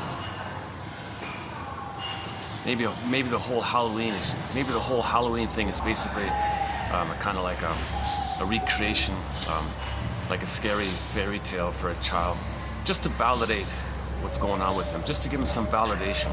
So Halloween validates our childhood trauma, basically. The mother is the wicked witch, right? But the baby can't know it, right? But she is it, so it's a split like that.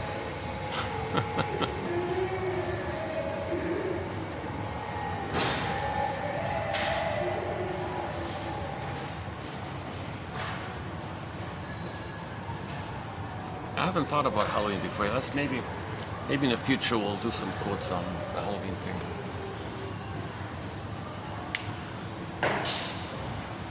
Where are we going? Sitting like this makes me a little jittery. Hey, since yeah, let's try this. Yeah, hold on. Maybe I can go back to it.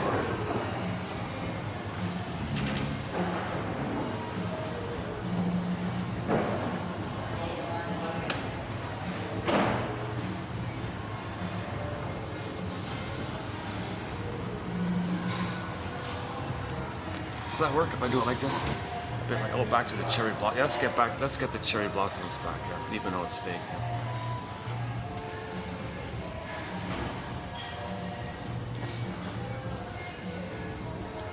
Okay, that's a little better, yeah. Okay.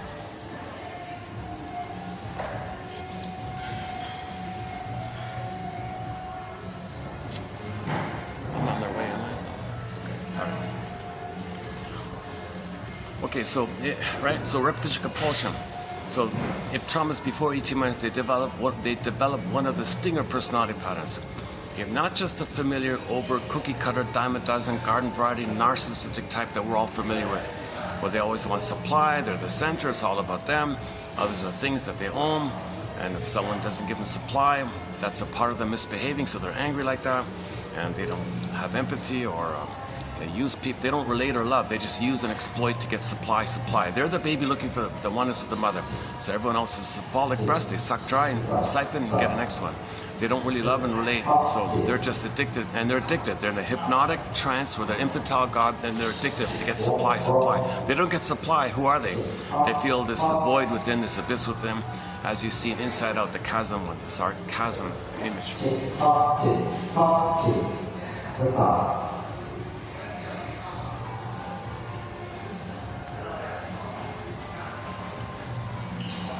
That Check by Kim Mitchell, that's for the song Alien Vacations, is that right? He used to be the lead singer of a band called Max Webster or something. Then he went on his own kind of thing. I think that Check line is from when he was, from one of the Max Webster songs. Check. He's got Million Vacations, something about diamonds, I think. I don't really remember, yeah, I'm not a fan, but as a soloist, he's got two songs that are okay. The patio one, and some kind of ballad, some love ballad, like a slow one. I forgot. Nice little. He's got one nice little sort of romantic song, and then the patio lantern. It's just a fun summer song kind of.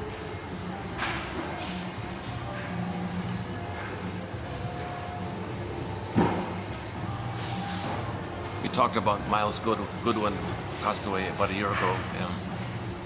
Won't walk down that road no more. Talk to me like a lover, like a song, right? So I think we got 3 of their songs on our soundtrack. Street Heart's a major, Kenny Shields' Street Heart, major musical voice, storyteller, star. What Kind of Love Is This? A cover of Nature's Way, Hollywood's in there, and a couple of others.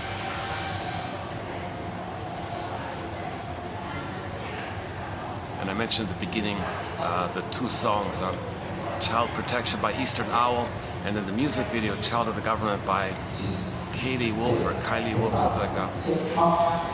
Another good indigenous music video is Gentle Warrior by K. Lowlyn Johnson. Gentle Warrior, check out that one as well. Mi'kmaq, also Mi'kmaq.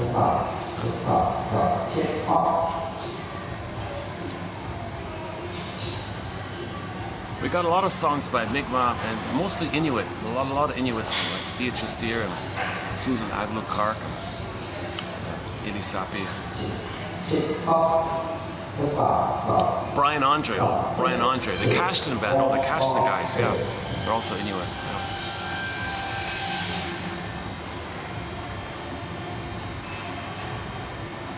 Oh, Kelly Fraser, got one song from Kelly Fraser, Looking for a Seal. I'm trying to get songs from all genres, from every language as I can, from all around the world. A lot of songs from Turkey on our soundtrack. Turkish Groove, that CD by the Putumayo company called Turkish Groove. We got like 5 songs on there from there on our soundtrack. Elton Gun's song, Rakia Su Karaman, and then Devram Kaya has several songs from her, in particular Humukusu. That's a great song by Devram Kaya, Humukusu. Oh my God. Her last name is Kaya, first name Devram, D-E-V as in Victor, R-I-M as in Mary. Last name Kaya. The song is called Humukusu. Pretty much as it sounds, H-U-M-U-K-U-S-U, 2 words. Humukusu. What a great song. That's a great song. And I got several of hers on there. Sir Tabarenner, a couple of hers. Olson and the one about the Buddha, yeah. She got a song about the Buddha. The Buddha says, oh, you got to balance your empathy and your knowledge. That's equanimity and poise, he said. Something like that. We don't have a thread on Eastern philosophy, unfortunately. Although we do have a very good quote from Confucius on our soundtrack on projection. Confucius taught his students about projection. Almost 3,000 years ago, Confucius said, "Dear students, when I'm in a party of 3, I always have 2 teachers. To the one I admire, I study from him. To the one in whom I see traits I don't like, I search for those very same traits in myself." That's projection. You're withdrawing your projection, owning your projections, shadow work. Confucius was teaching his students what we now call shadow work. Something you don't know about yourself, make it conscious. What you project, you withdraw it and own it. Pull it back in. Because that's your soul you're talking about. You're denying your soul. What you're saying about others, you're rejecting others. You're rejecting your own soul. So claim it, like own it. Kind of thing. That's a good one from Confucius. When I'm in a party of 3, I always have 2 teachers. To the one I admire, I study from him. To the other in whom I see traits I don't like, I'll hold the phone here. First things first. Let's search first for those very same traits in myself. Right? So he was aware of projection. Something you don't know about yourself, you don't want to admit about yourself. The tendency is we say others have it as a mirror to know that it's within. Projection is the means of bringing repressed material to your consciousness. Okay, so projection, right? The little machine, the film reel, okay, the contents on the projection machine, it belongs to you.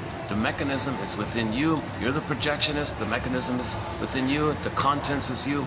You don't know it. All you see is what's on the screen in front of you. That's to know what's on the film. That's to know what it belongs to you, kind of thing. Projection is the means of bringing repressed material to your consciousness. Usually it's like if it's very embarrassing, you don't want to know it's like that. We're not saying everything. No one says everything. Robert Bly said, not everything is projection, but most of it is, it seems.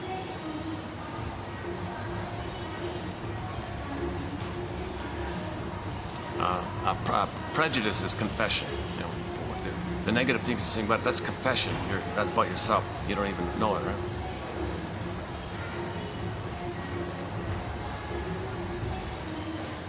Where are we? So we were talking about repetition compulsion, the record. Let's quickly do Alan Golem's. Oh yeah, sorry. Back to the record. If the person is traumatized post 18 months, they don't make that Faustian pact deal. They don't cross over, call identification with the aggressor. They just maintain themselves. That's the frozen child one. Okay, that's so the codependent, the pleaser, the caretaker, the preoccupied. How can I please you? How can I serve? I'm always wrong. It's no good.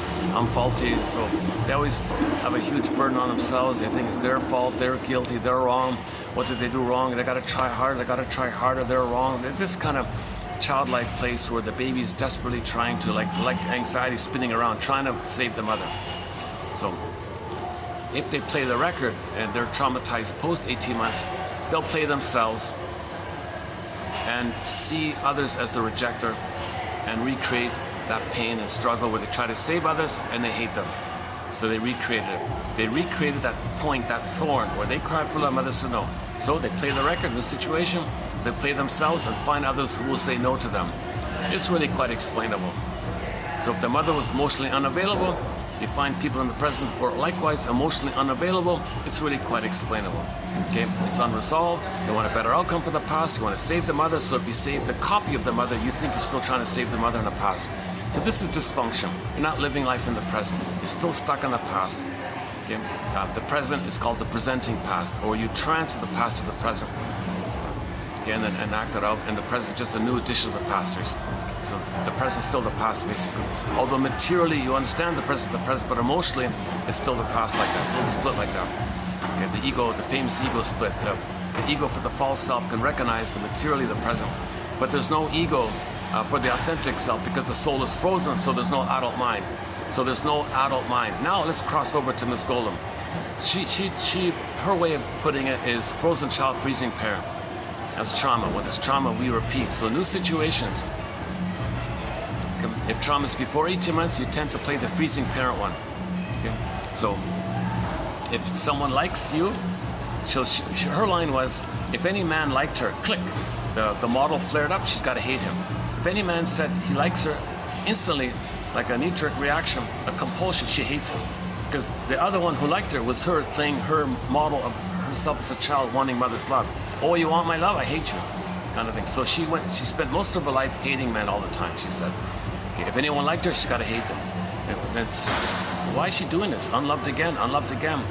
She's never good enough. No man is good enough. Every man, play the Cher song. You're not good enough. You're not good enough. You're not good enough. I'm not strong enough. Not good enough. All that. Played in the mall recently. So she was confused. Why is she always rejecting every man? These men doesn't make sense. They're good men, nice, good men, or whatever. No, I hate them. I hate them because they like me. I gotta hate them. What's going on here? Now, on some occasions, when does she like a man? Well, she'll only like a man if they hate her. So she's only operating out of the model, frozen child, freezing parent. So if she plays herself as the frozen child, she's got to find a man who resembles the parent, project the freezing construct, freezing parent construct into him, see it in him. Okay? She plays the frozen child on her, still in the past where she's the child and the person in the present is the mother rejecting him.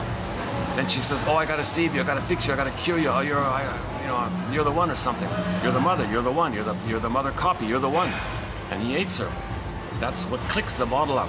So if a man hates her, then she'll like him and try to save him. If a man likes her, she clicks, she plays the freezing parent when she hates them. So she said this is dysfunctional. She's not finding love in life. She spent most of her life in this mode. And then in her book, she says in her late 50s, she said, hold the phone here. Oh, I get it. These are constructs. These are shadows of voices from another era. Okay, these constructs are shadow voices from voices of parents long gone from another era, from another area. So you identify these constructs. So if you're going to be the negative one, cynical, that's the frozen parent taken over like a puppet master. If you're going to be the helpless child one, it's always you're wrong, no good. Okay, that's the frozen child one. So you pause and put a wedge between the two and build the adult mind. So first you identify the constructs and then say, okay, these constructs, both of you constructs, you're from another era, you're from a bygone time, you're from the past, you're shadow voices from voices long ago. So you place them back in the past like that and build the adult mind. Now as you build the adult mind, freezing parent comes up, boy, who do you think you are? You with me or against me, the mother says. So that's what the mother said to the baby originally. Yeah, baby, you want to be yourself? You want to have your autonomy? You're going to leave me? Yeah, the mother used to be to supply her. So the trick was the mother said, you with me or against me? Baby's freaked out, said, no, okay, I'll freeze my soul, I'll serve you. Very good. So that memory comes up. So when the memory comes up, when the freezing parent construct, when you try to self-activate, self-activation triggers the freezing parent. So when you try to self-activate the adult mind, the freezing parent comes up. You say, back off, bully. Okay, you're from another era, you're from another time, you're a relic of the past. Go back, sit down. Okay. Now, if the frozen child comes up, just be nice. Okay, that's me frozen as a child. That's another time. Let the adult take over, kind of thing. So you want to build the adult mind. You want to build the adult mind. It's a daily practice, quiet awakenings, gentle awakenings, and you're mindful of the two constructs. So that's not a bad little self-help thing on her end. So identify the constructs, recognize them as shadow voices from a bygone era, and build the adult mind. And as you build the adult mind, they're going to keep coming up, competing for attention. So the images in the Twilight Zone episode, they didn't show it too well, but anyways, there's an episode called Saturday, where in the condo, usually the false self lived in the condo. He went out, and finally the authentic self occupied the condo. Okay, so the condo was the body, and the authentic self lived in the body. The false self was in a hotel room, right? And he tried to kick out the authentic self, and the authentic self said, I'm the adult now. Your way was a mess. This is a natural state here. We're gonna do proper things here. So then he shattered away. Saturday. So that Saturday episode on the Twilight Zone, 1985 Twilight Zone episode, Saturday, season 1, episode 1, 1985. So it's the healing journey in 7 steps or 7 parts. Each part was named after one of the days of the week. Someday. So you face someday. This someday stuff that if you shame enough people, your mother will get the message and apologize and change her behavior. And the magical time machine will appear and she'll love you because she got the message. Because you showed her up, you embarrassed her, you told the world what she did to you, you were angry at her, you want to show her up, you want to expose her. Look world, look what she did to me. I'm doing to others, that's what she did to me. And your mother somehow magically, oh sorry, I get it now, it's not gonna happen. Yeah, or someday you think, maybe if you find parent copies who hurt you and whitewash and don't believe your mother hurt you and still think there's hope, and you try to save the person in the present thinking you're gonna save the mother, that's not gonna work. No person in the present, okay, if they're just like your mother in the past, come on, okay, you can't change people like that. Like you can't even change something you know about yourself. How are you gonna change a narcissist who doesn't even know they're narcissist? You can't, and you're not in the past anyways. So, or another one is, you hope that some symbol or mother can actually be mother's loving sweetness and nourishment and spirit for the past. So you hope that a pint of ice cream can be mother's sweetness in the past. Really? Really? A symbol of mother, some kind of sweets, is going to be mother's sweetness? Come on. Or a bottle of wine or alcoholic spirits. Really? It's mother's spirit in the past? Or something you buy, some material, some matter, some substance, some matter. Really, that's mother's presence in the past? Nonsense. But you have this someday hope. No, someday, some pint of ice cream will give me mother's love that was needed back in the past. Someday, if I shame enough people, mother will correct her ways. She'll apologize and correct. You got this kind of delusional, unreal, relentless hope that someday you'll get mother's love. Someday you'll show her up and she'll change her ways. Someday you'll find you'll get mother's love somehow. So you still have this hope to get mother's love. You're still in this point like that. So if you can face this issue, then on Monday, that's the moan day. Someday next is moan day. Now you're moaning. Oh my God, there's a real moan here. There's a real ache by this, right? So now you're getting somewhere. Next you got to face the dues day. Tuesday. This is all the business where you believe you're guilty. You thought when you were in pain your mother was punishing you, so you thought you were guilty. Nonsense. You're not guilty. You didn't do anything wrong, and you owe her, and you're due to her, and you have debt to her, and you're some kind of sinner to her. Nonsense. You weren't born with this nonsense. You were born to be loved, but if she hurt you, you thought that to try to make sense of this senseless situation. Your mother's like an alien. Your mother's like a wicked monster. You're making sense. Oh, I must be no good then, if my mother's a monster. You weren't born with that thought. You weren't born with that. You weren't born to be traumatized. You were born to be loved and have a loving mother. It's just that she was impaired herself. So in response to the pain of mother's impairment, you thought you were no good in an attempt to get along with her. But the byproduct is a huge cost. You always feel in debt, you always feel due, you always feel guilt.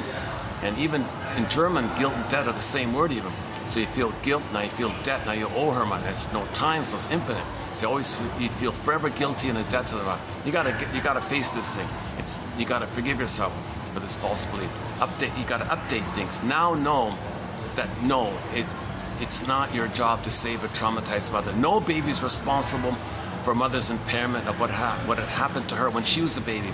How can a baby be responsible for a mother's pain that she experienced when she herself was a mother back then? How can any baby in the present be responsible for a mother's trauma that she received decades prior to even the conception of the baby? That doesn't make sense. Baby comes on the scene. Oh, mother, you were hurt when you were a baby. It's my fault. I'll fix you.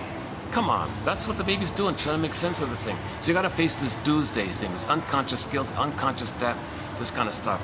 And you're never good enough, and you try hard. You're spinning around like anxiety, drinking an energy drink, spinning the whirlwind. If you watch Inside Out 2, the film of the year for 2024, Inside Out 2, you see anxiety towards the end, just swirling around like a whirlwind kind of thing. That's how manically she's trying to save her mother. She just, that's the funniest scene of the film.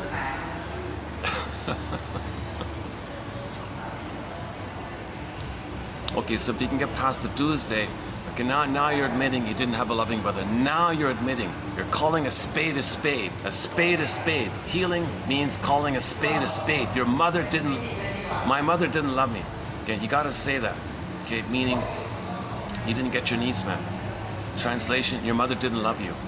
Okay, John Thurrott, 28:22, the question was, why didn't my mother love me? Why didn't my mother love me? What kind of question is that, Shrinker, man? Oh my God.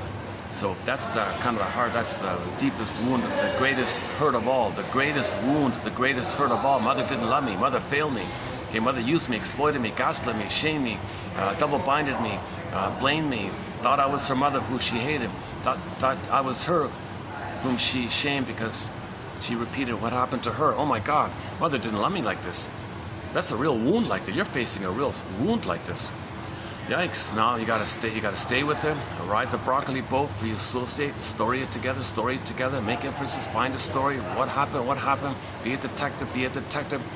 You're not guilty. You didn't commit a crime. That's part of the detective work. You're the detective, not the criminal. The mother's the criminal, not the baby. You can think of it that way. So anyways, you gotta face this wound today. This wound, it's 20 years to face this. It's 20 years to ride that boat. 20 years wound on average. So finally, maybe if you can stay on the boat kind of thing, lots of temptations. And when you're in the Odyssey, you saw all those temptations. The siren said, don't bother finding your home. Don't try to heal. Okay? And he tied himself to the mast, put wax in his ears. No, I want to find my home. I want to heal. Innate drive for healing. I have a truth drive. I have a drive to heal. I have a drive to get back my soul. I'm not going to listen to this mother's voice and be loyal to her. No, that's back off, bully. It was a sweet voice like that. Calypso said, oh, just stay childlike, eat ice cream. No. Circe said, oh, just stay in a dreamy place, a lotus land. Just smoke. Just stay in a trance, in a bubble dream that you're a little god. Just smoke or something. So he kept saying no all the time because once you know that there's a pin in the collar, there's no turning back. You don't want to keep living with that pain. There's a drive to push the pin out. Like you want to get it out, so you'll get the story. It'll pushed out when the firebird flies up. The pin pops out, so you can't keep it like that anymore. It's just too painful. You're too conscious. You buried it for so long. You buried the pain for half your life, and now you're aware of it. You just can't keep burying it more. You get sick. You get ill. Things like that.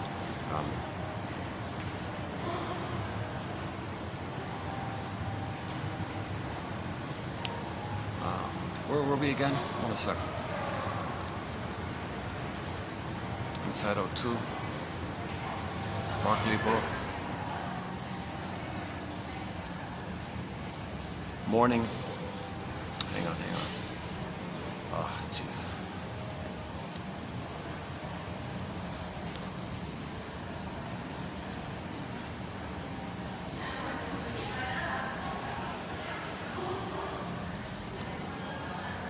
I'm trying to get back on the main thread that I was just on before I went off on that side bit.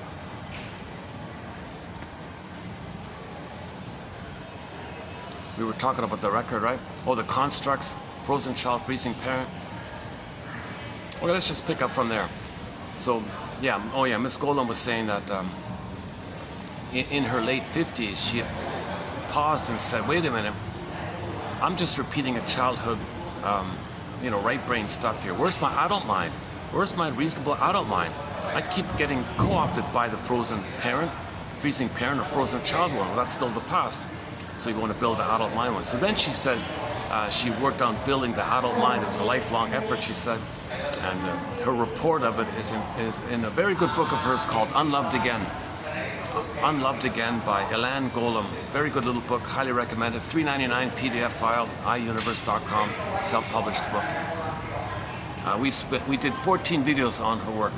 She wrote 2 very good books. The first one was called Narcissist, Trapped in the Mirror.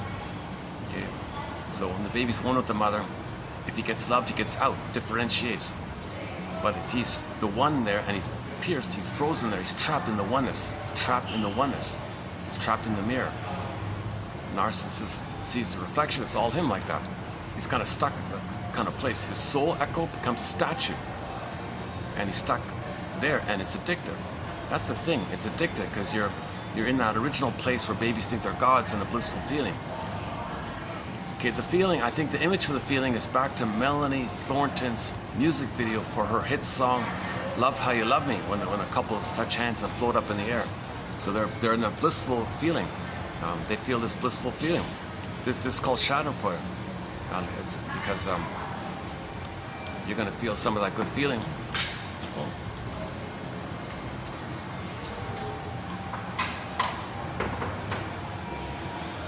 Hold a second.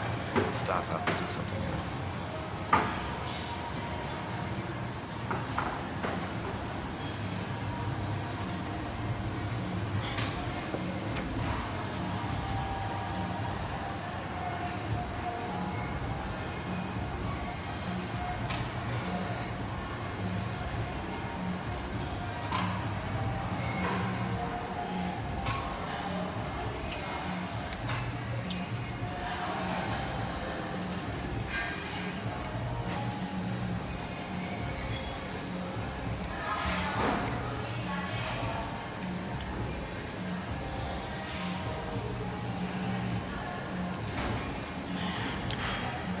If the staff are all going to wear their witches' hats, if the kids come in, oh, there's mommy.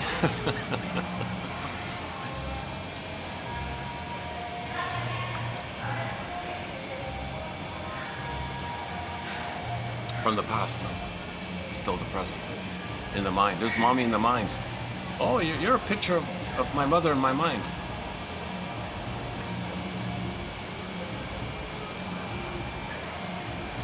Where are we? So let's freezing parent, frozen child. Okay, so in the person, they've got the frozen child and the freezing parent, the 2 constructs, right? But they're going to operate mainly out of the freezing parent one if the trauma is too severe. That's the Faustian one. If trauma is post 18 months in the clinger pleaser mode, they mainly are going to operate from the frozen child one because there's still a kind of ongoing hope to find copies of the parent, save them, thinking you can save your mother and win mother's love. Now the stinger mode, they don't bother with that. They find others to do that and shame them. So it's more perverse like that. They're more hurtful like that, hence the stinger idea. Oh yeah, the stingers. So the stingers are not just the familiar cookie cutter narcissists that we know about, looking for supply, and it's all about them. They're the center of the exploit and use, lack of empathy. We know that stuff. There's the voyeur one, there's the turtle one, the clinging vine one, there's the passive-aggressive one, and a couple of others. Of course, you got the bully one, Iagoism, Iago. Okay, that's the one who hides somewhere in his wherever, ivory tower somewhere, and then spreads rumors around against others, and has envy, has ennui and envy. He's filled with ennui and envy. So he spreads rumors around to destroy the goodness out there. Hey mother, you see how I destroyed the goodness out there? I got these people, I fooled these people to be against themselves, and the goodness in A and the goodness in B, and A and B destroyed each other's goodness. See, mother, you destroyed my goodness. You destroyed my goodness. I'm just like you. I mimic you, or I'm one with you. Does that work? Do you feel seen? Do you feel loved? Do you feel one? I'm just like you. Does that work? Nonsense, doesn't work. Oh, I gotta try again. Okay, I'll spread more rumors and destroy more things. He's gonna keep on destroying the goodness. So Iago is filled with envy, hatred of the good. Okay, so originally the baby had a goodness, mother robbed it, right? Mother was a robber bear and hated his goodness, exploited him, gave him poverty, and so on. So he becomes like that. See, mother, I short sold the planet for a quick buck. The goodness out there on the planet, I destroyed it. Are you pleased? Did it work? So the outer is a reflection of the inner state. So if he's destroying the goodness on the planet, destroying the food, destroying the soil, or destroy, hey, mother, you destroyed my,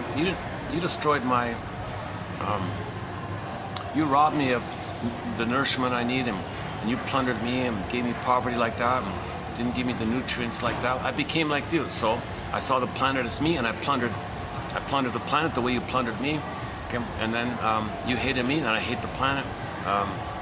The planet's Mother Earth, so I hate Mother Earth because you're a mother. Because I really hate you, so I transfer you to the Earth, Mother Earth. First the Earth is me, whom I plunder and give poverty to, and exploit and plunder and pillage, because that's what you did to me. You pillaged my home, mother. You plundered my home. You took away my embodiment. You took away my inner home, my inner land, my soul castle, my psychic house, my home within. You took my home within. You're a robber bear. So I do that outwardly. See, mother, I'm reflecting it outwardly of the inner state. So what we do outwardly is a reflection of the inner state.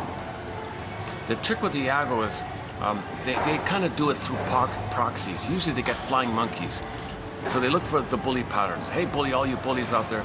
I got intel or something. Okay, go ahead, be flying monkey. So the bullies just want to force others to supply, give them supply. Iago doesn't bother with hope because he's got ennui. He's got everything. Greed doesn't satisfy him anymore. He was greedy. He's got everything. It doesn't satisfy. He's got ennui. The bullies still have hope. The bullies still think that that if they control others, that can be mother's breast that can supply them. So they want to control others to get supply. There's like a hope like that. Iago doesn't even bother with that hope anymore. But they know bullies have that hope, so they use them as flying monkeys for that kind of thing. So Iagos usually use flying monkeys to destroy the goodness out there. So bullies are like tools for the Iagos to destroy the goodness. And the Iago says to his mother to mine, look, mother to mine, you destroyed my goodness, I'm you. You hated my goodness. I got the bullies to destroy the goodness. You see, do you love me, mother? So that's one of the sting of personality patterns. All of these sting of personality patterns and lower functioning BPD and the psychopath and all the other ones like that. Okay, the commonality is hate, greed, envy, grenvy, spite, vindictiveness, schadenfreude, grievance collecting, Berger calls it injustice collecting, okay, prejudice, of course, scapegoating, of course, externalized living, of course, cynicism, of course, negative philosophies, of course, and it's all based on the amygdala. Okay, survival, eat or be eaten, jungle stuff. Okay, so they think if they're not going to be greedy, for example, their own image of their babyhood greed is going to eat them. So they think if they're not going to be greedy, that image they're going to fly out to others, say, well, you're going to eat me. So it's my greed or your greed. So one of the slogans of the plunder system is my greed or your greed. That's perverse. That's very early on trauma that takes place if the cord is removed from the baby. And then the mother abuses the baby with the powder stuff and the honey and the rubber nipple. It can eat to that kind of thing. That's code for that. It's not natural like that. It's not natural. That's just the confusion we're in when mothers transmit the trauma that they experience. And this transmission of trauma has been going on for 10,000 years, they say, due to the mismanagement of all of our discoveries. So that's a whole kind of a separate, contained kind of theory. 2725, part 3 of 3, the 48 symptoms of Homo traumicus. We discussed the transition from village to pillage, tolerant to personality to prejudiced personality, and then the as above, so below theory. Like if we pollute on the planet, it's a reflection of our inner state of having been polluted, shame, polluted. Destroy the food, well, mother didn't give us food, so we take away the food for others. So the most traumatized, 20%, give others poverty because they feel emotional poverty. So outer physical poverty is the reflection of the inner emotional poverty of the 20%. the most traumatized. So the more traumatized, the more aggressive they are. So, and then the 80% are like the child who have to give supply. The 20% get fed and don't acknowledge the feeders as humans, because the baby doesn't think the breast is a mother. The baby thinks the breast is a thing that he owns. Okay? So when he puts 80% of the people in poverty and they hand over the goods, they don't acknowledge. They want to be fed, but can't acknowledge the feeder as people. It's a thing. It's the breast that should serve them. They're still at that point. That's the thorn. Okay, back to Saturday. Someday, moan day, do's day, wound day. If you get on the wound day, okay, you ride the broccoli boat. You face Baba Yaga, oppositional thinking, adversarial thinking, the splitting either or thing. You gotta find the third side of the coin. Can you show that kind of ability to hold the third side of the coin? That holding of the third side of the coin allows the firebird to come, the emotional knowing to come up. The phoenix rises. Okay, the phoenix come back. The firebird comes back. The aliveness, the flames, the feelings, the firebird comes back. Okay, and then now the authentic self occupies the condo, the body. Now the false self is kind of lingering, wanting to know, can you hold it? If you can hold it, then on Saturday, the false self shatters away, dissolves away. That's what I mean by that.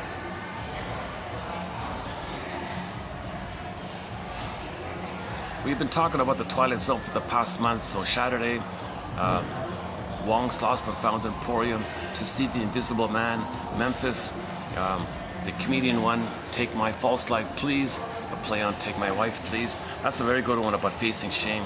Oh my God. So he had to face, so his healing journey was he had to face shame. So they put him in a hell scene. Hell is a metaphor for shame. And he was a comedian. And then there was a heckler. That was his inner knowing confronting him. And when he had to when he had to face himself, face the heckler, which was him, everyone laughed. So he was really facing the shame. He was in hell. He said to somebody, "How long do I gotta be here?" "Well, I don't know. We'll start with 20 years. We'll see what happens after that." Usually the midlife journey is 20 years. That's a really good episode. That's a great episode. I think they based it on Steve Martin or something. It's about a famous comedian who was really cruel and psychopathic. So he was sent to hell and had to entertain the denizens of hell. But no one would laugh at his regular jokes. They would only laugh at him. So the heckler, so he had to talk about himself and everyone laughed. So he was now he's feeling, oh, I'm really in hell here. I'm facing my shame. Oh my God. He spent his life shaming others. Now he's got to face the shame within. So he was in hell like that. Very interesting episode. So again, the Twilight Zone, they're all self-contained short stories. Like mini plays put on TV, self-contained mini plays. Like Chekhov plays or whatever, those little plays. So, and they're all independent. There's no thread on the Twilight Zone. So you can have a comedy one, you can have the role, like the next one could be the Don Juan syndrome, cat and mouse, the Don Juan syndrome. The lady had a fantasy of romance, so some playboy came along. She lied to herself that he can be a husband. He said he's a playboy. No, he'll be a husband. So don't mix fantasy and reality like that. Closing narration was, if you want to mix your fantasies with reality, don't.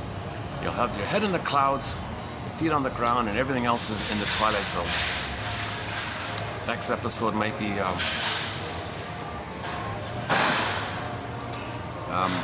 the Groundhog Day, the nightmare. The guy had a nightmare, a groundhog, a very good one.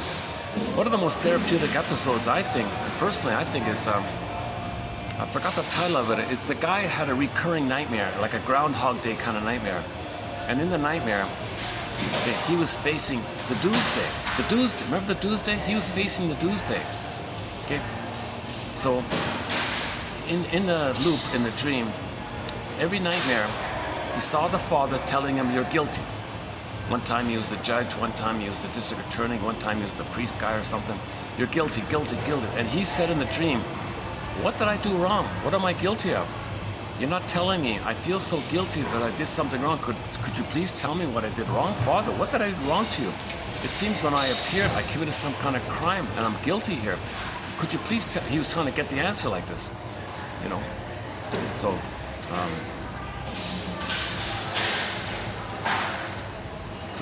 some theories is that if there's a couple, right, and the son comes on the scene, and the mother engulfs the son, the father might be jealous and wish the son wasn't there. So the son felt guilty, he did something wrong. So you might have that nightmare. Okay, and they condensed it with an uncommon one, where in a dysfunctional family, a daughter, the first child was the daughter, but the mother was a witch, so she depended on the prince, the father, to rescue her. So she had a connection with the father, thinking the father is the rescuer, the prince, the rescuer from the stepmother, Cinderella, right? So she depended heavily on the connection with the father. Even though the father can't give what the mother should give, she thought at least the father could protect her from the witch.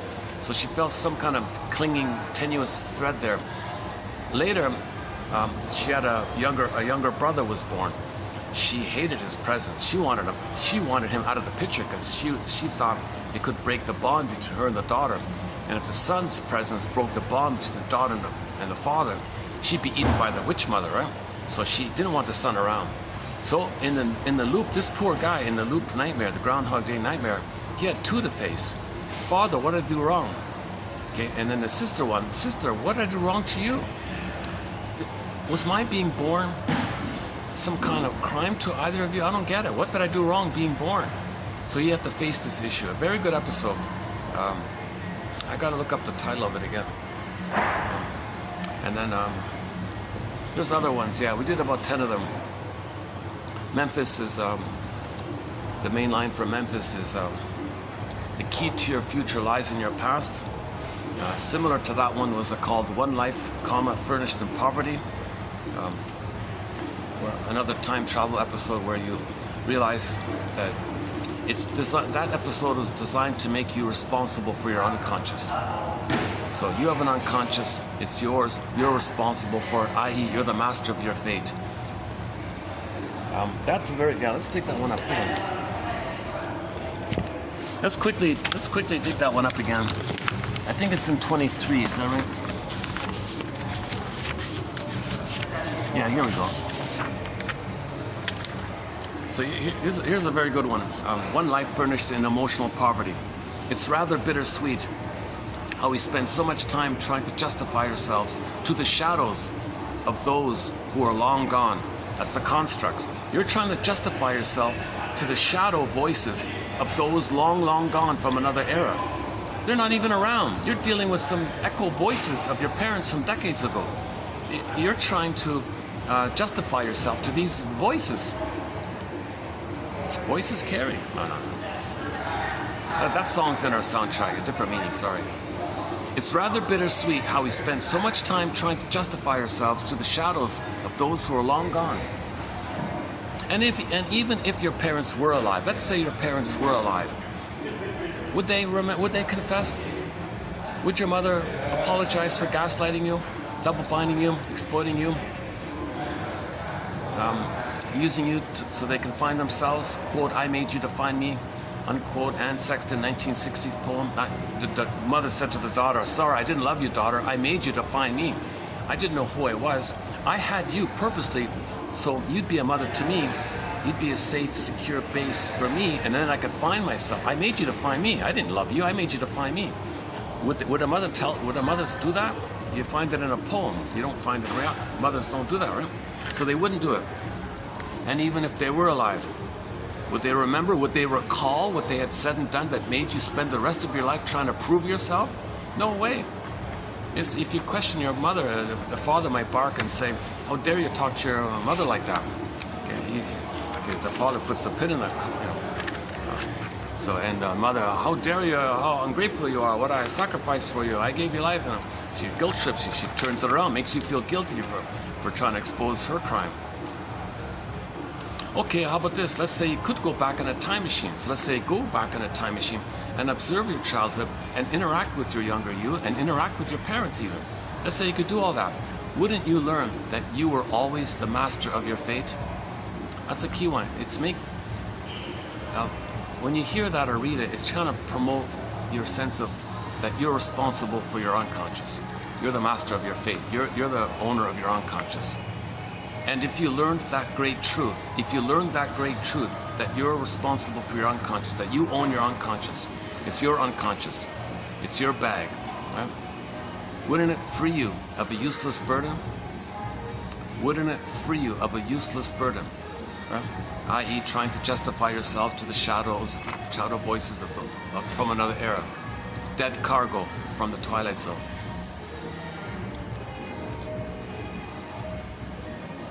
That's coming up 23. I think that's a good follow-up to Memphis. So on the lighthearted note, watch Memphis, and on a more serious note, maybe watch that one. One Life Furnished with Poverty. Similar kind of dynamic.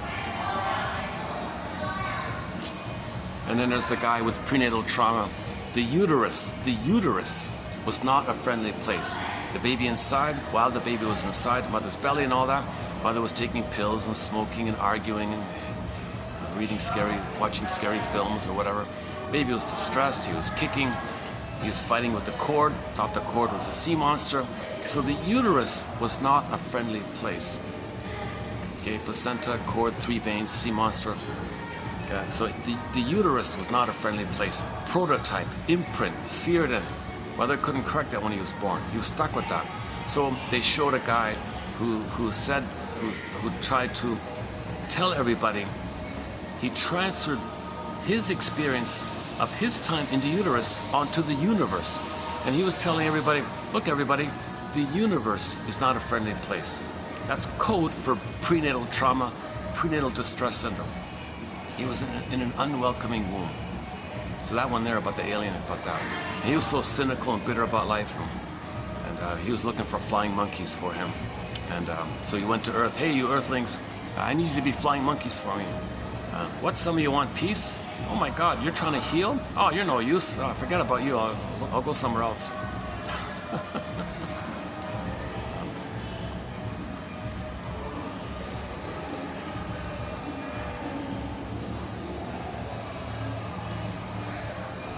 Not all. There are a lot of duds with the Twilight Zone. There are a lot of. There's some light, very light, fluffy ones like. But can she, about the secretary, but can she type? Can she type?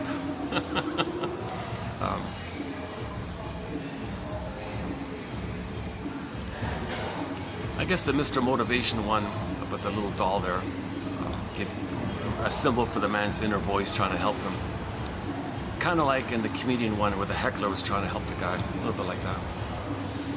Okay, it could take me 10 hours to run through the 10 episodes that we do here in the. So we're gonna. I'm including 10 linked episodes from the Twilight Zone, the reboot one, the 85 to 88 one in our collection here. For example, Need to Know, the episode Need to Know. Okay, that's okay. That's a metaphor how the baby cannot know the truth. The baby cannot know the truth. That's the issue. The baby cannot know the truth. So at midlife, you got to update and know the truth. If you don't do that and you still believe the lie, then you're whitewashing mother's crime and you're going to be dysfunctional and you're stuck in the past. And you're missing life. That's living the provisional life, sleepwalking through life, the sleep mask on, or being in a trance in life, going through the motions of life, feeling that life is passing you by. When this life begins, something's missing, and so on and so forth, right? So to get out of that, to lift the pin, you gotta say, you gotta update the story. No, wait a minute. I gotta know the truth here. The truth is, mother didn't love me. Okay. If mother didn't love me, then I don't gotta find copies of her and try to save her. I can be free because I'm free from that burden. It wasn't my job to save the mother. I thought it was my job to save the mother. I can't save the mother. I'm still doing that.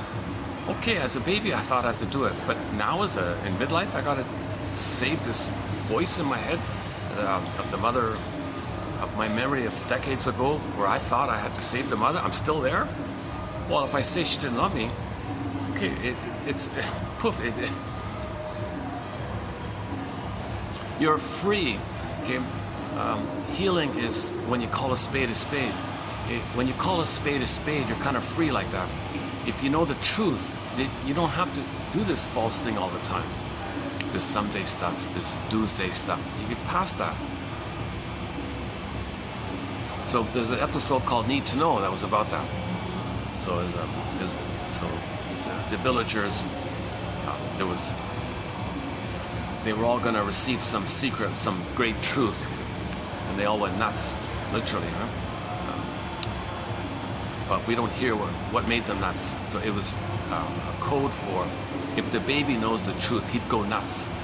If the baby admitted the truth that his mother is a witch hurting him, his sister would be flooded with cortisol and adrenaline, telling him to run, flee, get out of here. He can't flee. He's got no motor skills. He can't even walk yet. He can't even crawl. How is he going to run? His system is telling him to run, go, take off. He can't. He's passive and helpless with no musculature, not enough musculature to crawl. So then it clicks over to the anger one. Okay, well, fight with the mother. How can a baby fight with the mother and control her to make her be a loving mother? He's going to fight with her. He's overwhelmed. He's being crushed by the monster. Giantess in the nursery, a little helpless baby fighting with the giant, like with King Kong, the angry King Kong. The baby can't do it. So now what's left? Okay, then he's going to go nuts. He's going to disassociate. His mind will fly off to another world. That's when he went into the madhouse. The body might still be physically alive, but his mind is in some other world where he doesn't know the truth. Okay, so in the Twilight Zone episode, they were all in the madhouse saying this gibberish of some other thing, like they were like schizophrenic and their mind was in some other world like that. I think that's when they, so in the villagers, they were going to be, we're going to tell you the truth. Oh, really? Okay. And then they went nuts. So that's code for, if the baby could know the truth, he'd go nuts. He'd be out of his mind. He'd be autistic or something, or he'd be Asperger's, I don't know, autistic spectrum maybe. He'd have a learning disability, he'd be shocked, he couldn't pay attention, because the teachers would be the mother. Teachers, teacher, mother, authority. You're talking to me, mother talked to me, teacher, mother heard me, space out. I get spaced out. You won't learn, you won't concentrate, things like that. Need to know. Not a very special episode, but the message was good. That's the thing about the Twilight Zone. You got to focus on kind of like the message. That's why it was great that they had some kind of comedy ones, I like the cat and mouse, or the cat and mouse one. Yeah, that's the Don Juan. You know, there's a very emotional one about. Oh boy. Okay, let's not do it this time. I've talked about it previously. There's an episode about a Doberman pinscher. The woman was being mistreated by her husband, and she wished that her childhood Doberman pinscher, which she remembers, would attack the husband and protect her. He tried to create mind reading, the husband. He never got the breast, so he tried to hurt the wife to make her read his mind and meet his needs the way the breast mother would meet the baby's needs. So while the abusive husband tried to create the fusion to force the human woman to be a breast, okay, in the fusion, the dog in the woman's mind slipped into the man's psyche. Now the Doberman pinscher who's attacking him is in his psyche. It overwhelmed him. He had a psychotic break, and he saw the Doberman pinscher everywhere he looked. He turned left, the dog was charging at him. He turned right, the dog was charging at him. He tried to shoot the dog, he hit a can. It wasn't literally there, but he thought it was there. It was a psychic, it was a psychotic break. Okay, that's how powerful the woman's fantasy was, how she wanted her childhood dog to protect her from him. So when he created the fusion, it slipped in there, and then he experienced the dog like that. So anytime he thought about hurting his wife, the dog would charge at him. He believed it so intensely, it was so intense, it was so real. He had a psychosomatic reaction where when the dog was biting him, he was bleeding even though there was no dog. Now the dog was going to maul him, but there's a limit to that, so he was just bleeding like that. And he was so arrogant, he thought, oh, you're going to leave me now? Oh, you're my property and you're misbehaving, I'm going to track you. Then the dog would charge at him. So it kind of worked. A very, very emotional, the most emotional episode is that one. This domestic abuse episode called House of Terror, Act of Terror, or something like that. The husband was terrorizing the poor woman. See, the poor woman, she was the frozen child one. She was the helpless child one, right? She kept saying, no, he's hitting me. She's in black and blue and all this, right? She's bleeding in blue and no, it's my fault. I didn't do it right. I gotta try harder, you see. No, I'm wrong. He's right. I'm damn right, he said. He hit her. Come on, you gotta read my mind, meet my needs before I even know what my needs are. You gotta meet my needs. He didn't do it. He was trying to create her to be a breast to serve him. and she was putting up with it, playing I gotta save this fellow, because that fellow was the mother. And she thought if he could save this abusive guy, she could have saved her abusive mother. She was still trying to win mother's love by trying to save this guy who was a copy of the mother. Okay. On his end, he was trying to get supply from her by converting her into be a mind-reading breast for him. Okay. And in the process, the woman was helpless like this. So the sister sent her a figurine, a little Doberman figurine, to remind her. Remember, as a child, we had a dog? I bet you that dog would protect you if you were around. And it kind of gave her a little inspiration. Now she started to have the unconscious fantasy. Yeah, I wish my dog, the truth is, I wish I could be protected from him. Because she was loyal to him. She was whitewashing his crime, her crime, mother's crime, his crime. She was loyal, trying to save him. She had this kind of hope like that. But the deeper issue, if you go deep down, okay, she really wants protection. And all she had was the memory of her childhood dog, prompted up by the figurine the sister sent her. Then now it was kind of alive like that. And then with the acceptance of the unconscious, she can bring up a little bit to her pre-conscious, maybe, I don't know, sort of midway like that. Then it slipped into his mind. Now he's dealing with the Doberman Pinscher that's going to attack him. So he believed it so strongly, he saw it in front of him, right? He'd close the door, the dog would still appear, kind of thing. You look up, the dog would jump down. You look left, look right. It's kind of a touching scene. Everybody's in everybody's cheering for the dog. Go get him, maul him, get him. Because he's a violent, cruel, sadistic, vicious. Oh my God. It's an extreme case of domestic abuse like that. So they do some social issues in Twilight Zone. That being the most emotional one. Like that guy, that I was saying in the previous video, that guy needs to have some kind of he needs to go to a psych ward or something. And he's got to learn that what he was doing was he didn't get the breast fusion, and he was trying to make his wife be the breast fusion. The wife's a human being. He's got to see that he had a compulsion, didn't get the breast, so he's got to mourn the loving mother that he didn't get. He's got to do that kind of work. Not still try to get it. He was still trying to get it. If you didn't get it and you still try to get it, you're dysfunctional and you're hurtful and all that. Okay? If you didn't get it, you didn't get it. The answer is mourning. Identification and mourning. You can't still keep trying to get it post that critical age of 3. Post that critical time, if you still try to get it, it doesn't work. No person in the present can be the actual fusion with the breast that was needed back in the nursery. But that fellow was trying to do it.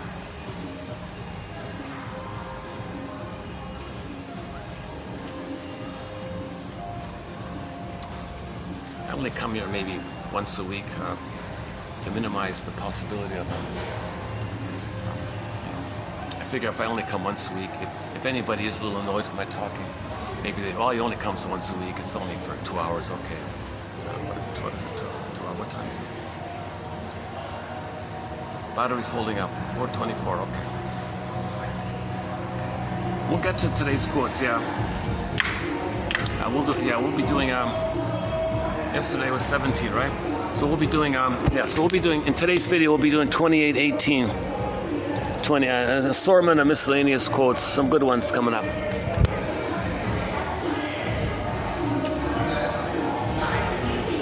Actually, this batch, I usually try to balance it with serious and lighthearted. I feel like this batch, I kind of missed the balance. These are maybe a little, the teeter-totters a little bit on the more kind of serious, maybe.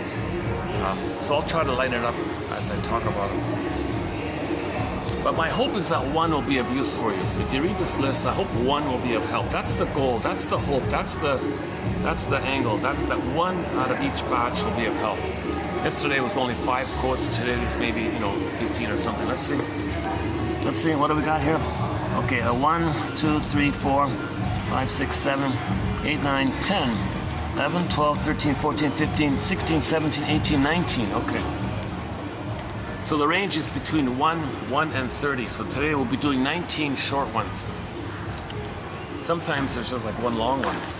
Like for example, coming up, 20, 29, 26. It's just one long one. So that's the range between 1 and 30 in each video. Average 10. So 1 out of 10. Hopefully will be of help. That's sort of the angle. it fits Robert Bly's advice, you know, to read psychology, read psychoanalysis, 10 minutes a day.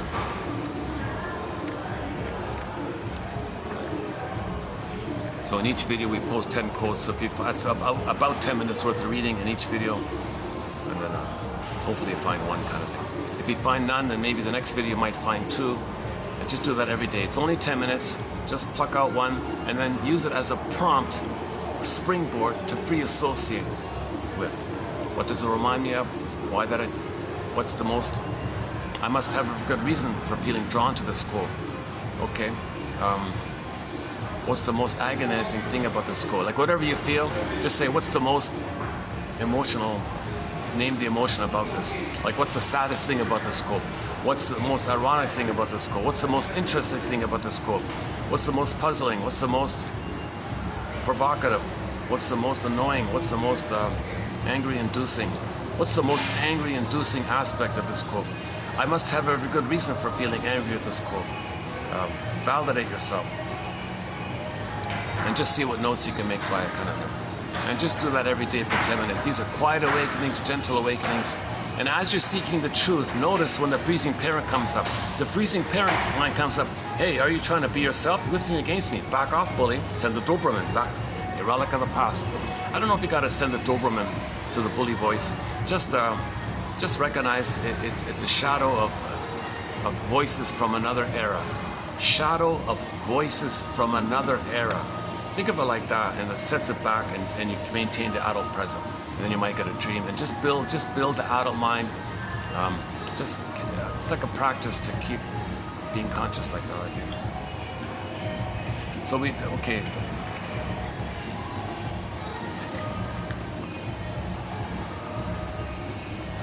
Should I just stay here? Maybe just go for a stretch here.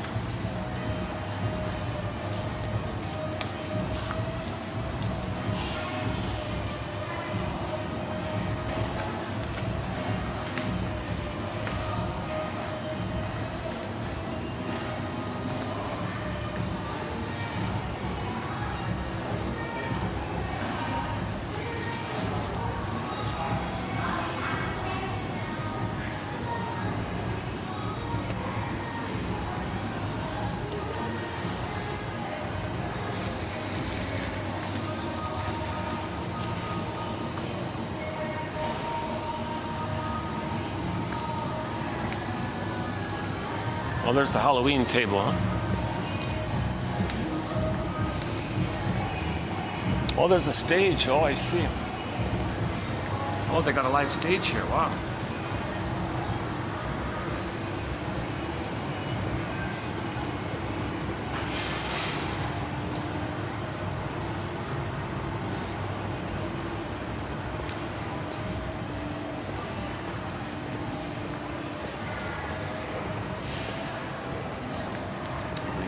All occupied. These are all occupied. Oh, look at that, yeah. Oh, they even blocked off the thing. Oh,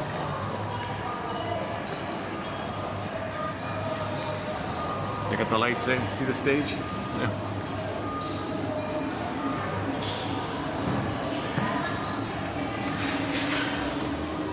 I wonder if it's a well-known band or anything. Let's see who the band is. I'm just curious, what's the name of the band that you're gonna have here tonight? What the name of the brand Of the band, Yes. right? The band? I'm just trying to working here. Right. No, that's okay. That's fine. Yeah. Just curious. Yeah. Let's see if it's on here. นี่ค่ะลูกค้าค่ะลูกค้าขับรถที่จะเป็น Oh, it's not a band. It's a DJ and a drag show. Oh, you're kidding. Oh, is there gonna be a band on here tonight? Like a music band?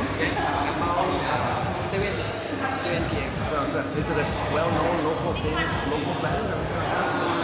It's a DJ and show for this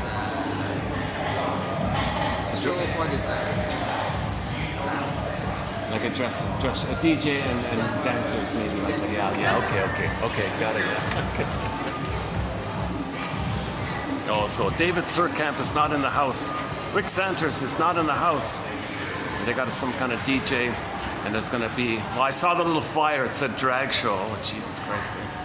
Some kind of costumes, maybe some kind of dance, DJ and a dance thing.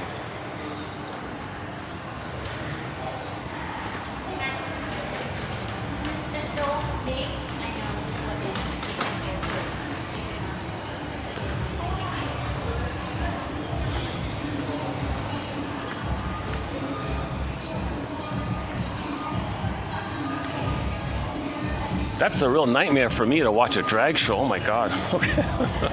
That's truly a Halloween to have to watch a drag show. Right?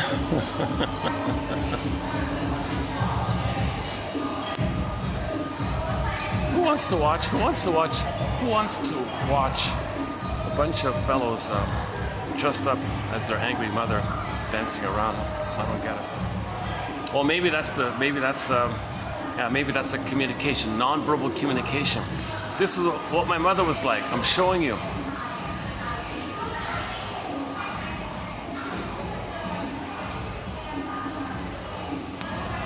We'll have some quotes about the stepmother coming up in the future.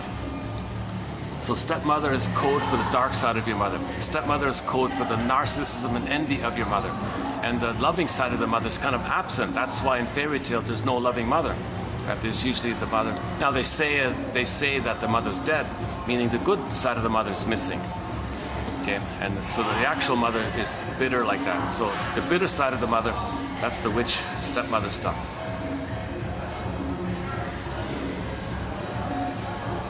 Okay, let's make sure we finish before the. Oh my God.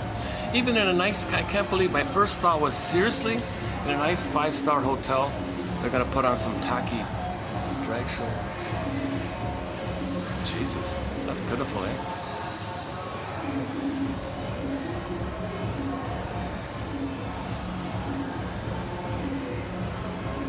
You're better off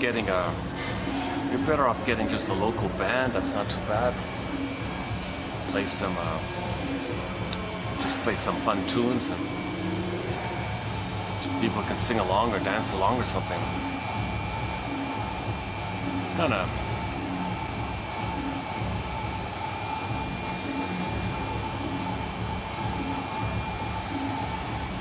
okay. I don't know. So it's a nice hotel here actually. It takes me a while to get here, but it's sort of worth it when I finally get here. Okay, let's begin with the quotes. I'm trying to decide, should I stay here and do the quotes or let's see. Okay, let me take a peek outside. If it's doable, I'll do them outside. If not, I'll come back. Yeah? Let's see what time is it. 4:34. So we have a good hour to run through the quotes, right? It's kind of noisy outside, right? Okay, maybe let's stay in. Okay, let's just see if I can stay here.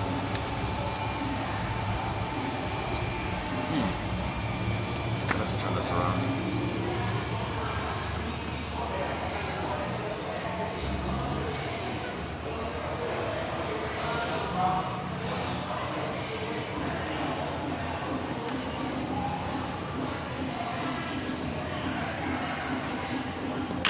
All right. This first one I regard as a key one here. Mourning builds psychic structure. If you have an authentic self, that's psychic structure. You got structure, a pillar, a foundation there, a structure. Okay, in narcissism, they don't have this authentic self. Okay, it's missing. It's fused in, blurred in with the mother concept. It's the mother and baby are one, and it flips around where he becomes the mother. Where's the self? Well, others going to have the self. They're going to shame others. That's selling the soul like that. So if you mourn the mother, the loving mother that didn't exist, okay, then you get the psychic structure while you're mourning. While you're mourning, you get the psychic structure. I feel that for I am. There's an amness one you can feel. So you're trying to feel, then you get your amness. If you try to get your amness, you can feel. I feel, therefore am. So mourning builds psychic structure. Splitting precludes mourning. If you maintain the splitting, if you maintain oppositional thinking, adversarial thinking, that's splitting. That's going to preclude or prevent mourning. You don't heal when you maintain adversarial thinking, oppositional thinking.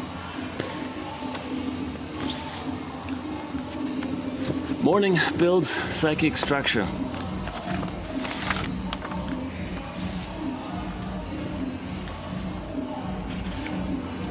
The ubiquitous and essential nature of mourning in the therapy situation. So the ubiquitous and essential nature of mourning. So that's what's going on in the therapy situation. Reality testing. Okay, so what helps with mourning? It's this verdict of reality that makes the work of mourning so difficult. It's this verdict of reality that makes the work of mourning so difficult. John Steiner. Reality testing is intimately connected to mourning. Okay? So reality testing, call a spade a spade. That's what's so hard. It's hard to call a spade a spade. It's hard to say your mother didn't love the baby. It's hard to say that the mother didn't love the baby. It's hard for a person to say that their mother didn't love them. Right? But that's the reality to get psychic structure. That's the reality to be able to love later on. The reality, okay, to be able to love, you got to say your mother didn't love you. Then you can love, ironically, right? Reality testing is intimately connected to mourning, and it is the warp on which psychic structure is woven in the therapy situation. So you kind of weave psychic structure. That's the warp of it all. Like you're weaving it. You're weaving your, yeah. Okay, reality testing necessarily involves opportunities for mourning, and thus will be present in every situation, every session. The confrontation with reality is the basis of all processes of mourning. The confrontation with reality is the basis of all processes of mourning. The truth will upset you free. My mother didn't love me. Why didn't my mother love me? My greatest hurt of all, mother failed me. This confrontation with reality is the basis for all processes of mourning. Or you're going to defend, or you're going to deny it, continue denying it. Mourning is fundamentally a transformational process. Okay. When you mourn, the firebird comes, you get your feelings back, that's transformational. The depth of unreal hope is the birth of new life, that's transformational. The notion of an internal child, frozen child, right? And an internal parent, the freezing parent, okay, and the relationship between the two. This relationship could be acted out with external figures through externalizing one or other of these two internal figures. That is to say, either the person can feel the child in relation to an external parent, or the person can feel the parent in relation to external figures into whom she has externalized her own internal child. Yeah, so you're going to play your own internal child, and others will play your freezing mother. Or you play your freezing mother, and you see others as playing your frozen child. And now you're back at the past, stuck repeating the interaction. So either you freeze the person playing your soul, or you play your soul and find someone who freezes you. You're stuck at this kind of place. The client's relationship with the symptom reveals its deeper structures, possibly being an alluring subject or an internal saboteur, serving as the internal child object in his or her endless attempts to wring love of the internal mother object. Okay, look at that. Here's really stretching it. The pain of all this can lead to a psychosomatic symptom. Now the psychosomatic symptom is now the child trying to trying to get mother's love. Using the symptom, the pain of the symptom. Look, mother, I'm in so much pain. I'm so loyal to you. All the pain goes to the body. Now I got a symptom. That's me as a child looking for your love. So psychosomatic symptoms means you're still looking for mother's love. You're crying through the symptom. First you were crying overtly. baby mother overtly, baby crying, relational overt. It's revealed, you can see it. Okay? Mother gaslit, double bind, rejected, shamed, so it turned inward. The energy went inward to a symptom. The symptom continues the cries through the pain of the symptom. So this physical symptom, you're still crying through the symptom. It just went detoured underground to the body like that. Psychosomatic symptoms continued the original cry to the mother. Okay? So, Capex is our key author on this. Go to Capex. Unfortunately, the search engine, YouTube blocked the search function, so you gotta find it the hard way. But, okay, she explains it clearly. Right? So, psychosomatic symptoms reveal but conceal that original cry, which was kind of overt and revealed. It's still going on, but it's kind of concealed because it's within, but it's revealed through the pain. So the image is water to ice. Okay? Just how water can convert to ice, the feelings that turn inward to a symptom block in the psychosomatic symptom is kind of hardened like that. Now the symptom is your inner child crying. You're still trying to get mother's love through the symptom. It's as if the child in you is now the symptom. Mother, I'm in so much pain here. I'm so twisted here. I'm trying everything I can. I'm in pain here. When are you going to finally change your ways and provide the love? I'm dying here, mother. Come on, change your ways here through the symptom. Mother gaslights you, shames you, doesn't know what you're talking about. The symptom goes on. You, out of desperation, you go to the doctor. He gives you, pills it away or operates it away or something. But the pain pump is still going on, and the symptom might come up somewhere else.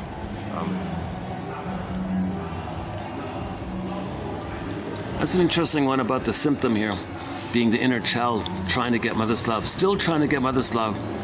Endless attempts to wring love out of the internal mother object.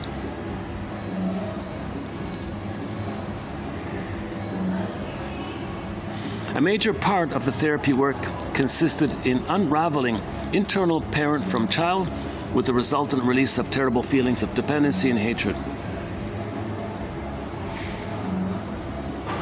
So that's the wound. You're facing the wound. Mother didn't love you. She didn't love you. She can't love you. She's not going to love you. No copy of her. The copy of mother's not going to love you. I mean, the love that was eaten in the past. A voraciously demanding and never satisfied parent. This was, of course, the sort of exacting internal parent inside her, which really had the characteristics of a greedy, never satisfied baby. Look at that, a baby comes on the scene and the mother is a greedy, never satisfied baby. The baby's born to a mother who's a greedy, never satisfied baby. The baby's saying, oh my God here, where's my mother? This is a demanding witch like this.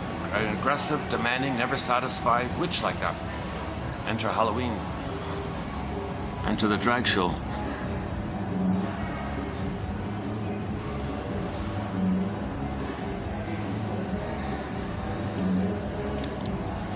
Sometimes the inner critic, sometimes the freezing parent is called the sadistic superego.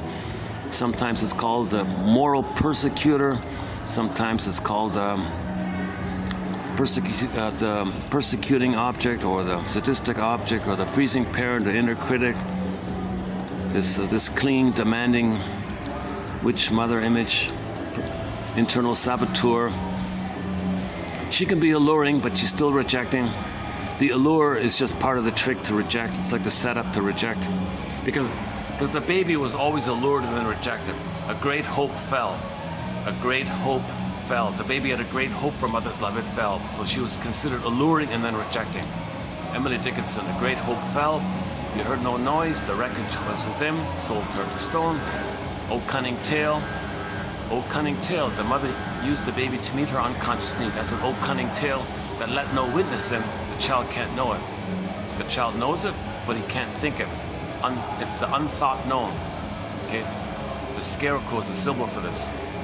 The scarecrow, it means we know it, but we can't think it because we have no brain. Unthought known. The body knows. The body remembers. The body keeps the score.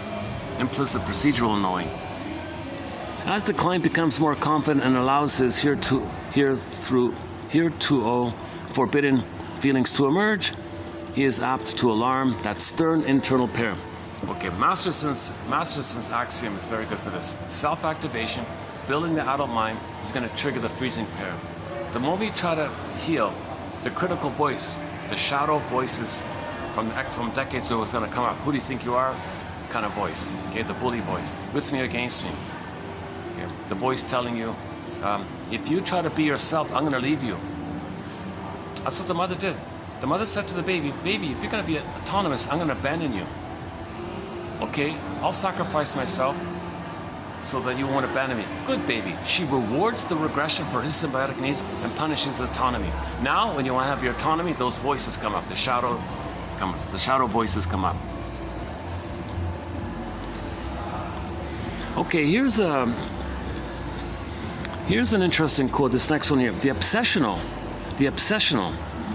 Okay, we're talking about the codependent obsessional, not the narcissistic obsessional. Not the pedant, the pedant obsessional. Okay, the codependent, like the pleasing obsessional, right?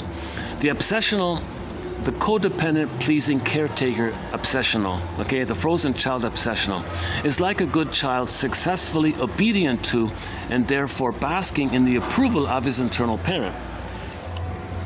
Whereas the melancholic is unable to appropriate the excessively strong superego, placate the freezing parent, however hard he tries, perhaps because his real parent was never satisfied and continually punished him for whatever he did, or because early frustrations or bereavements have left him with an enduring sense of loss for which he perpetually feels responsible. Okay, interesting theory here.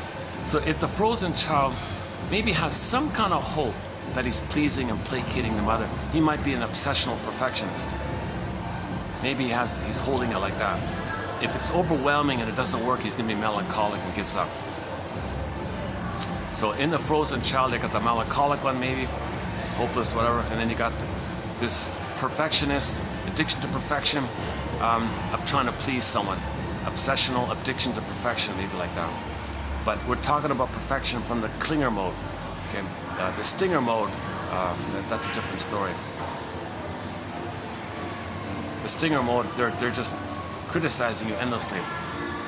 They might be obsessional in their criticism, but in the obsessional, in the caretaking one, they're trying to be perfect to please you all the time.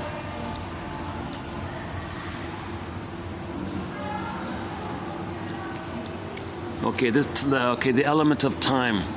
If you deny time, you're kind of frozen and you don't grow up. Okay, let's save that for another time.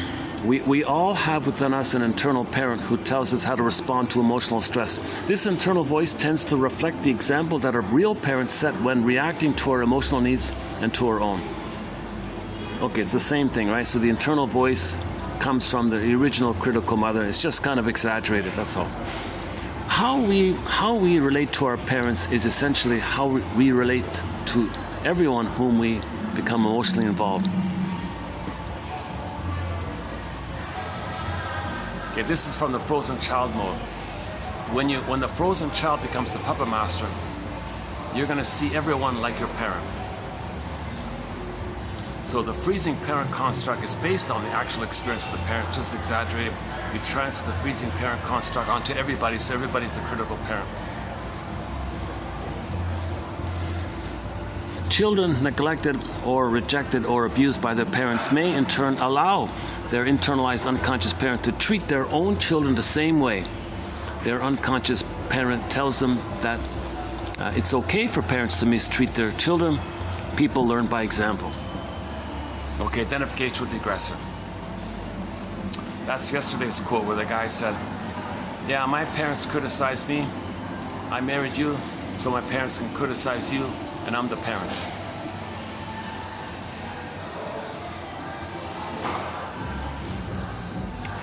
Consciously, she hates what's happening. Unconsciously, she is merely attempting to maintain the familiar, the family lie. Once unloved, and then unloved again and again.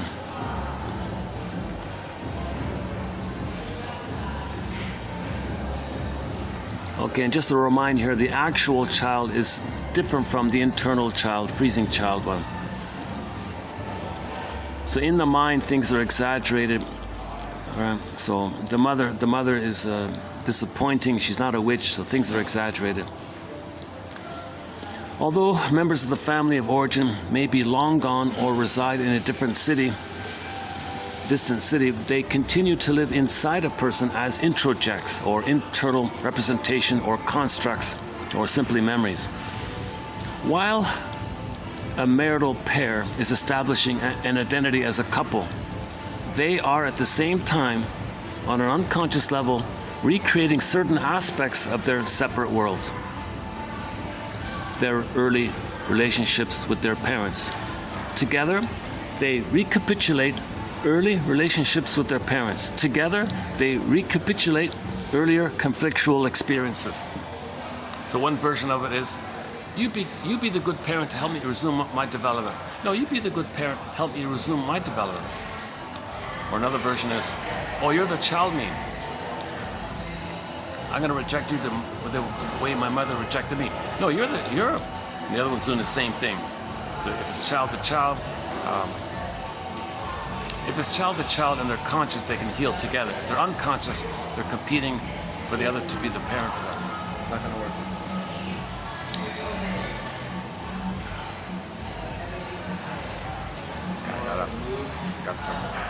Got some guests just right beside me, so I might move in a minute. Let's see. And if it's freezing parent, then they have a real need to scapegoat someone. There's so much tension between the two freezing parents. If the couple are both narcissists, or if they're both EAGOs, or they're both lower functioning BPD, or they're both narcissistic, okay, or they're both bully types, there's so much tension between these two. They need a third. That's called emotional triangulation, or triangulation, family systems theory, scapegoating. They'll invent a third and say they're no good and dangerous. So all of their real feelings, they'll dump on the scapegoat. Then after they blow off steam, then they support each other, taking turns playing big shot. Okay, you get a turn playing big shot, I get a turn playing big shot. Anything real about feelings and humanists will hate it in the scapegoat, and we won't know it's within us.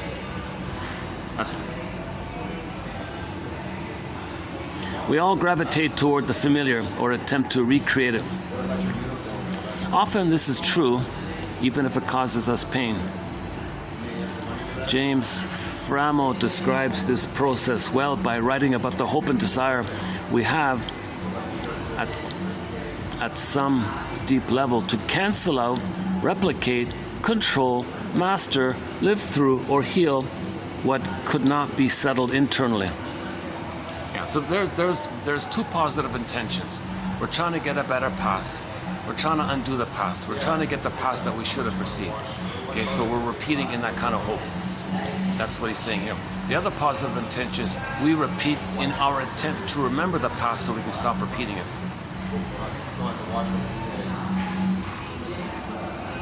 Okay, cigarettes, alcohol, etc., or illegal substances certainly seem to have the attributes of omnipotence, miraculously, as if it's a miracle, shutting down the overwhelming pain, even though this proves a pseudo relief in the long run.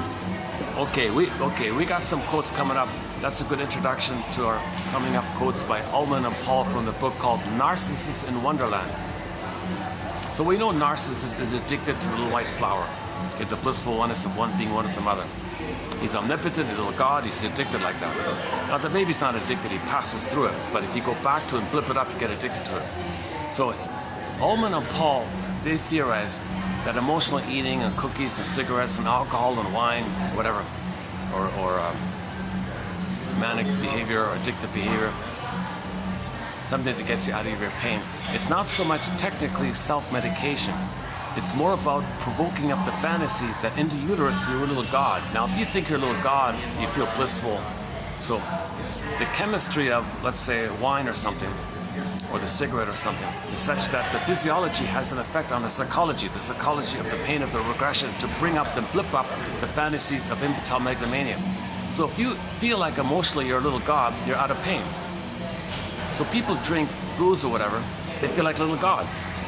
They're out of pain. It's not medicating, it's just bring me back to the pathological good old days in the uterus when I was a little god. Can you believe it? That's their theory.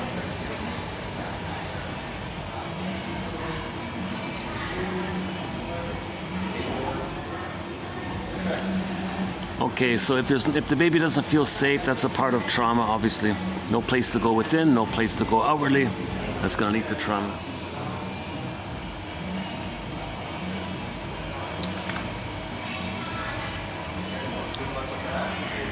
And one about the Mr. Scrooge there. So Scrooge, at the end of the story, he was starting to admit the frozen child within, right? So he was the freezing parent, denied the frozen child. Others can play the frozen child, which he'll hate. Okay. At the end of the story, okay, right, he did the Christmas Carol, the three things like that. At the end, he kind of maybe started to admit that he is a wounded child within, like the handicapped boy he saw, right?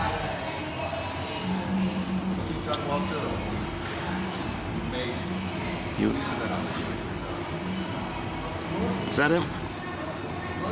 Okay, your mission, should you choose to accept it, is to run through these and see if there's one. Mourning builds psychic structure. Reality, the importance of reality testing in the process of mourning. I think that first one for me is a key one. I like that first one. The second one follows up what we've talked about recently. There's one about the symptom. Your physical symptom is basically the baby in you still crying. Interesting one. Scrooge, okay.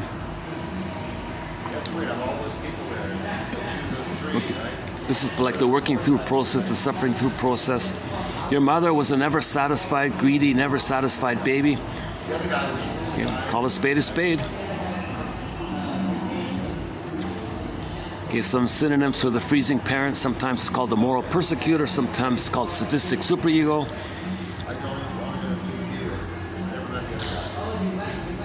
Self-activation triggers, that's third internal parent. Actually, this obsessional one wasn't bad because he still got some hope to win mother's love. If it's overwhelming, you become melancholic underneath and you don't mourn. Melancholy means you can't mourn. The obsessional, he still has some kind of hope, right? So that's like the perfectionist. That's like the classic good boy, good girl perfectionist. He's got some kind of hope like that. Okay, the importance of admitting time, the reality of time is part of mourning. So the internal freezing parent voice is kind of an extension or continuation of the original parent critical voice, okay? We transfer the parent onto everybody sometimes, okay?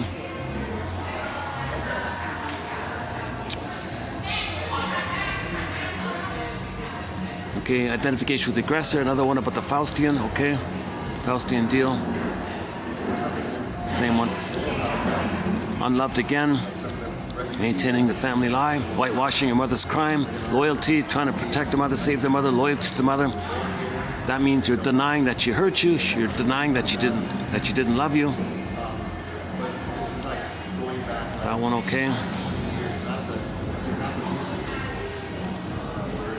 Okay, yes, you know, these two we talked about yesterday, the What a Fool Believes by the Doobie Brothers, the song about, yesterday was about relationships a little bit. So for more on this one, about how we recreate the childhood in the present because of the pain, check out yesterday's one, 2917. That's the place where I had the mangosteen juice, the mangosteen video.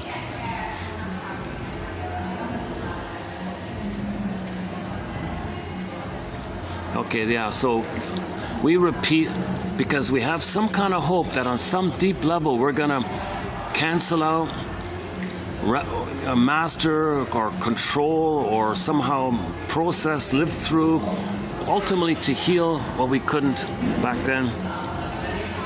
That's repetition compulsion. That's sort of one of the positive intentions of why we repeat. We're trying to so-called master. You don't master. You can have 20 lifetimes. A person can have 20 lifetimes shaming others. It doesn't master how they were hurt by their mother back then in the nursery time. It doesn't master that. Hurting others doesn't master that you were hurt. It doesn't work.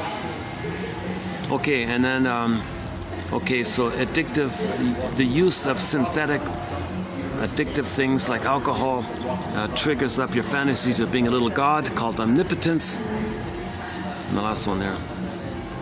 Okay, so for me, I'm gonna go with the 1. Okay, so for me, it's 1. Okay, 3, 1, 3 for me. 1, 3. The baby one, maybe. Okay, so 1, 3, 4, 5, 6. 1, 3, 6.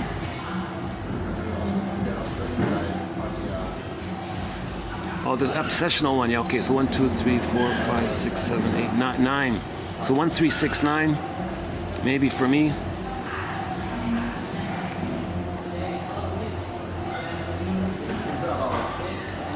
The rest are all okay.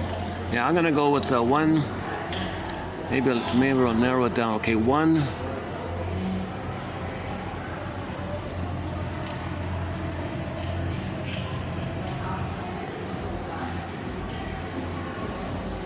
Okay, the baby one. Okay, so 1, 2, 3, 4, 5. So 1, 6. So for me, I'm gonna say 1, 6, and 9. Let's say. Okay, so I found 3 chords. So your mission, should you choose to accept it, is to see if there's 1, 2, or 3. Or whatever it is, maybe none, maybe 10, who knows. Identify maybe quotes that seem that you feel like there's something that you can relate to somehow. And then email it to yourself, write it down, talk about it, reassociate it, do something with it. Even if you just put it aside, knowing that you're going to let it incubate, knowing that you're going to revisit it at some time. This is all cyclical.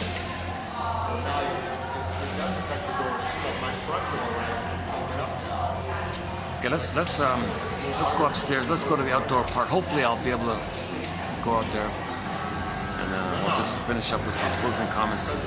Give me a minute to pack up here. Wood door.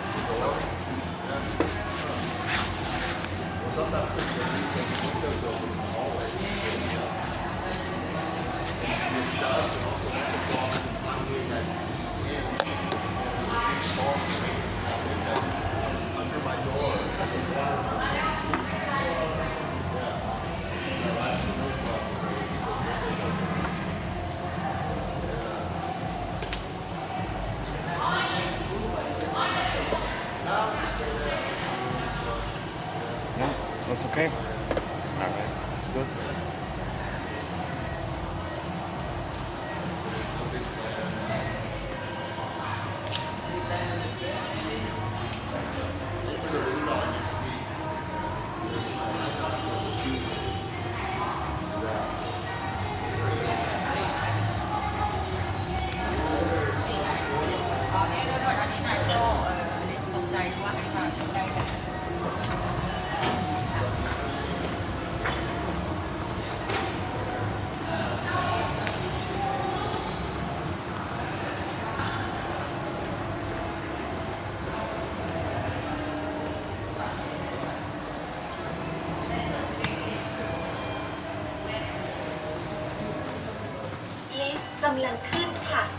Going up.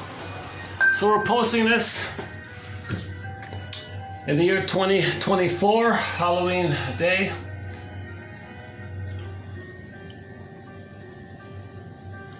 Some good quotes today, I think. I found, well, it's up to each person. Each person needs to be their, is called to be their own detective. So it's going to vary for each person.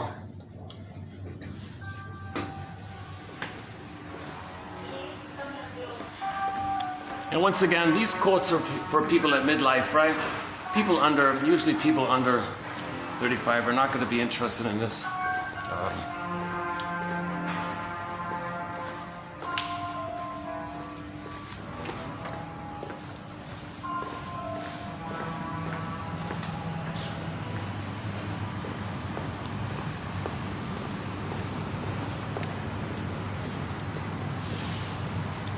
Oh, to my surprise.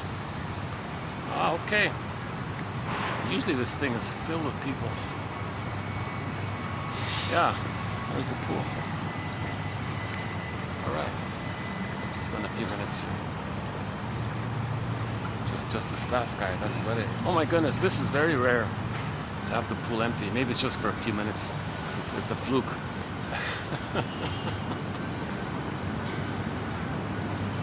It's fun to get the water background. Yeah, there we go. There's the water background.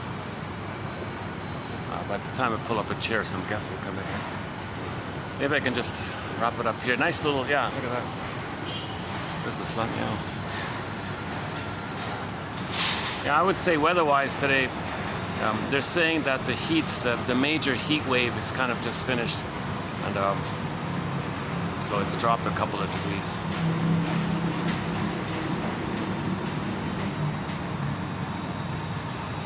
Well, I definitely feel that today's video is an improvement off yesterday. I was having a strange day yesterday. And the ones prior were good videos. Today maybe it was not so bad, I thought. I try to cram in as much as I can in each video. You know, I feel a certain, I don't want to say urgency or something, but a lot of this material is getting harder and harder to find. They're shutting down digital libraries. They're making analytic books unavailable. It's withdrawn, not available. Can't log in, something's hacked. It's getting harder to find this material. Jeepers. A lot of quotes come from very hard to find books. Sometimes I paid a small fortune for a book to get some of the quotes here. And those books are now almost impossible to get. And a lot of what I'm saying is a lot of quotes come from books which haven't been digitized, which may never get digitized, like rare kind of books. A lot of quotes, yes, came from digitized books, but they've been since removed and withdrawn. And if you can't get it online, oh my God, what the hell? And you can't find a printed copy, or you find one printed copy, but who's going to pay for it, right? So luckily, I think I'm saving the best quotes from psychoanalysis. They're clear. I'm only choosing quotes that are clear, helpful. Jargon is kept to a minimum. So we don't have Freud, other than what I mentioned earlier, due to the translation problem. We don't have Jung and Lacan. It's convoluted, made-up jargon. Who needs it? Although, it's funny, in the Shadow Day, the Twilight Zone, they did make a reference to Mr. Jung. The authentic self was referred to as the shadow self, then the anima, the soul, the beingness, the anima, and then the sense of self, they call it the self simply. So shadow, anima, self. That's a lot, eh? Like all of this unknown you got your soul and your sense of self is there. So they use Mr. Jung's jargon there. But we don't have quotes from Mr. Jung and Lacan, and none from Freud, except for that rare exception from his famous essay, Memory, Repeating, and Working Through.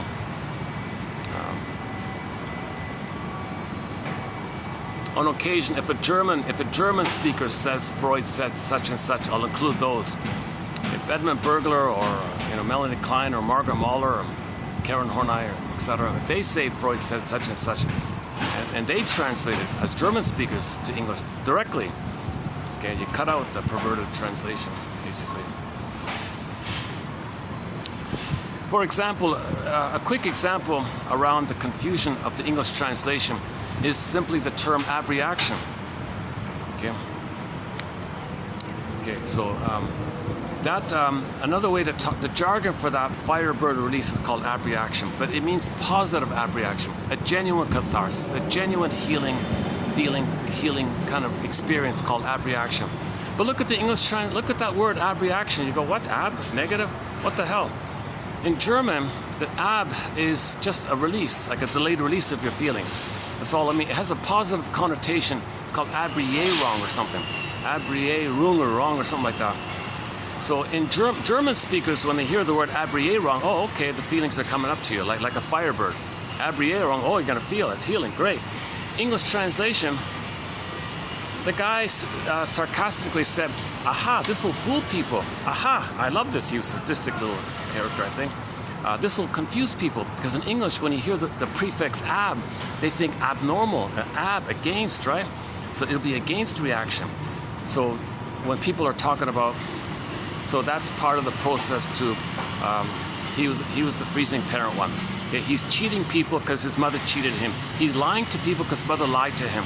He's not even aware of it because he's Iago, he's cynical, he's got ennui. So we don't have Freud translation quotes. We don't have any English translation quotes. Luckily, thousands of people have waded through the muck and the mud and picked out the wheat from the chaff. And so thanks to all these thousands of people who managed to wade through the disturbed English translation, reject his cynicism, and try to preserve the positive points. A lot of German speakers were a part of that, of course. And French speakers, Lepage and Pontalis, made a huge contribution. So there's a very good dictionary called The Language of Psychoanalysis by Lepage and Pontalis, two French guys who know German. So they translated the German to English, and these are French guys, so you cut out the perversion. Oh, so families come. Okay, let's go to the other side. Hold on.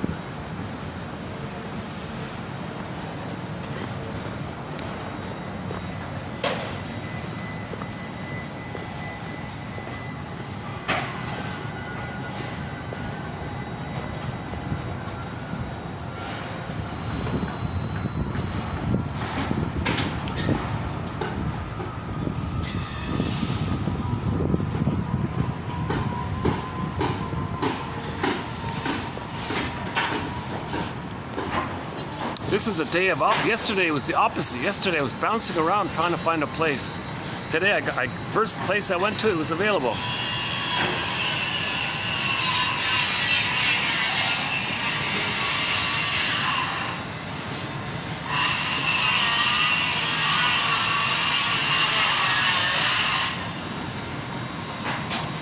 We're getting him in the camera.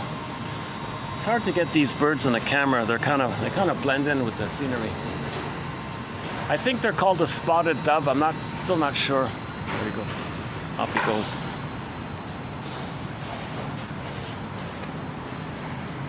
Maybe I can just park my bag here.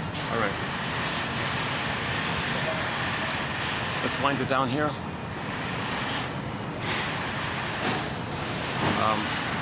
Lepage and Pontalis, 1969 book called The Language of Psychoanalysis. So I've plucked out the best entries from that dictionary in our collection already. That book, thankfully, is available. Yeah, okay. But Edmund Bergler's books. Some of Bergler's books are available. Actually, the articles are very hard to get. Masterson, a major. He's sort of a pillar, kind of a voice and a healer. And he's one of our mentors, James F. Masterson. His books have been withdrawn. I think there's only one you can find. It's a good one. It's called The Search for the Real Self. You can't hear me with all that.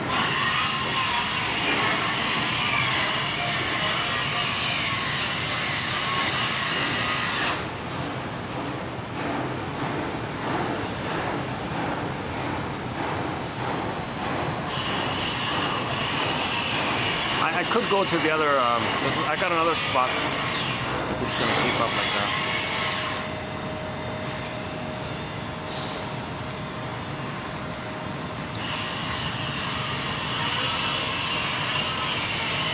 Yeah, so about the quotes, so they're clear. I keep Grice's idea in mind. Mr. Grice has sort of the 4 points about communication. Quality, quantity, relevance, manner. Manner, yes, they're written by doctors. Most of these quotes are written by medical doctors. Come on. They're healers, they're medical, they're soul doctors, they're medical doctors who specialize in the talking cure. Okay, chimney sweeping, the talking cure. No, it's too loud. Let's go somewhere else. It's hard to talk over that. That's too bad, eh? Okay, I've got another spot. Give me about 5 minutes to get there.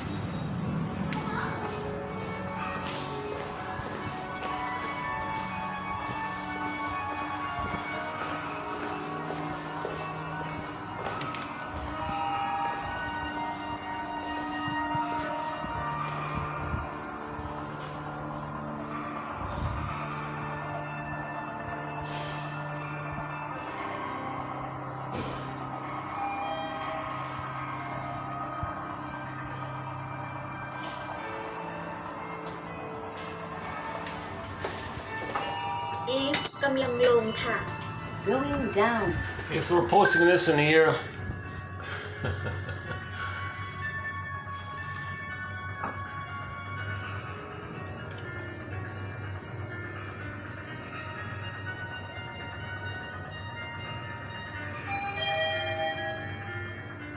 ชั้นหนึ่งค่ะ First floor.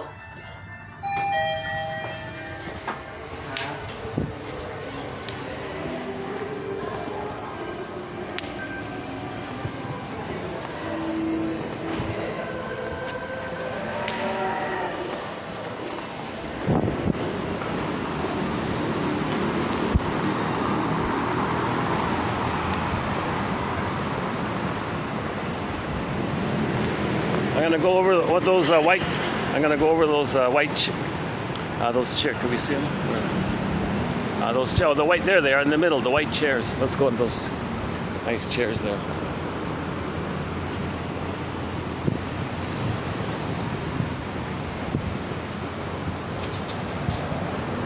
Nobody closes the door. Eh? All this AC is being wasted.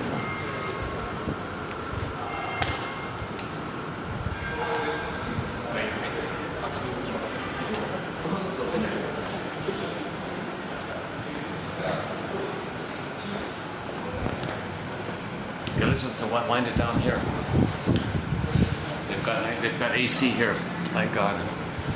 Okay.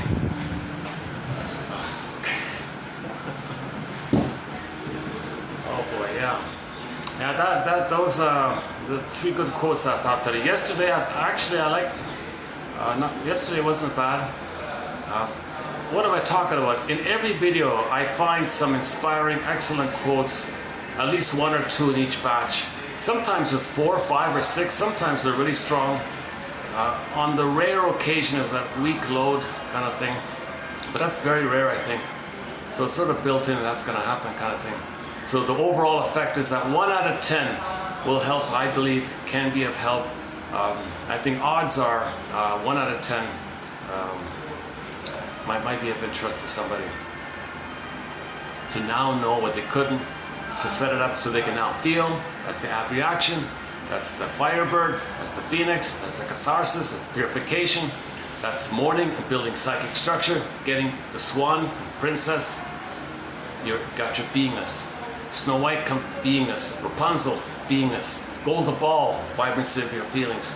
Okay, the blue jay, the bluebird of happiness, means you can express what's unique about you, and there's a pleasant feeling. The blue jay expresses that pleasant feeling of when you express what's unique about you. The Great Spirit makes everyone unique, and you have that with your authentic self. You're aware of it. Now, if you don't have your authentic self, you're not aware of it. So you feel you have no meaning. You don't feel like there's meaning and pleasure and path of heart. It's all missing. You're just in survival jungles. mentality all the time. Hey, greedy, you're greedy, you're this bitter, you know. People with distinctive personality patterns typically become curmudgeons late in life, okay, because they don't mourn losses. That has a snowballing effect plus the kindling effect. The snowballing effect is every time there is a loss, it does trigger all the previous losses which they couldn't mourn. So it accumulates kind of thing. As they're getting older, they're more obsessive, it's OCD-ish in a negative way. And so if something doesn't go their way, they don't get the supply. Okay. So that's the kindling effect where littler and littler things can set them off, and then that snowball feeling comes up. So at the end of life, they're just curmudgeon. They just, some little thing, they get enraged like that. Like the Scrooge guy, right? The Scrooge is a good example of that, right? So the Scrooge story is a bit of a Twilight Zone kind of thing, yeah. If you like the Scrooge story, you'd like the Twilight Zone, yeah. So he did a time travel, right? Past, present, future. So that, yeah, that's a very typical. The Twilight Zone is very much in the mode of that kind of thing. Speculative fiction. When literature or fiction helps you to be aware of yourself, it's called interpretive literature, like Ibsen and Goethe and all that. A lot of literature, unfortunately, is just escapism, some kind of package to get you away from your present life. Pathological nostalgia, fantasy, revenge fantasy, romance fantasy, just make you unaware. So a burglar says, for example, with the crime novels, the mystery novels and all that, okay, you feel guilty with your mother. Okay, she was the criminal, you feel guilty. So you create a story where there's a crime and you vicariously, unknowingly, uncannily feel that they're guilty, not you. Okay? And then your mother was the criminal, they're the criminal, so you're unaware that it's within. So it's projected out to make you unaware that it's within, it's externalized. Unless the novelist helps you to realize that you felt guilty and you thought your mother was the criminal and your mother's the criminal, not you. So in the crime novels and all that, it's just projected out. It's just projected out. It makes you unaware that it's within. So that's a defense against that it's within. So that's the escapism idea. So projection is escapism. Prejudice is escapism. He's criminal, not me. Mother was dangerous. No, that person's dangerous, not my mother. So you're in denial. You're whitewashing your mother's crime when you do escapism literature. It's not even literature, really, right? So I think one guy made a distinction: escapism literature versus interpretive literature. It's not too bad. Unfortunately, most of what you see and read is escapism. Just some package to a fantasy to get you away of the truth of your real situation. But if it helps you to heal from and make you aware of your real situation, that's called interpretive. So the Goethes and the Ibsens, etc., you know, they're trying to build that kind of self-knowledge where you know about yourself. So the double motif is very important. Double motif. Otto Rank's sort of our lead on now. Otto Rank's essay called The Double. Talked about it numerous times. There's a film called That Uncertain Feeling, and the Student of Prague story. And even Saturday is partially about the double also. In the Saturday Twilight Zone episode, the authentic self was present and the false self dissolved away. But you could say that they're true within a person. Like, and the actor played the same too, right? So to make the point kind of thing. They're both within a person. It was a little bit done cynically, but if you take away the cynicism, like Freud translation kind of thing, and keep the idea, it's okay, right? The cynicism was, you know, he was a failed narcissist. But it's better to be a successful narcissist. Okay, oh boy. So that's not the idea, but they kind of twisted it like that. I think with that episode in particular, you got to filter out what I believe to be the cynical side of it. They definitely chose the wrong actor. That actor cannot show a warm side. I don't think. So if you select that actor to play the authentic self, you got to be kidding me.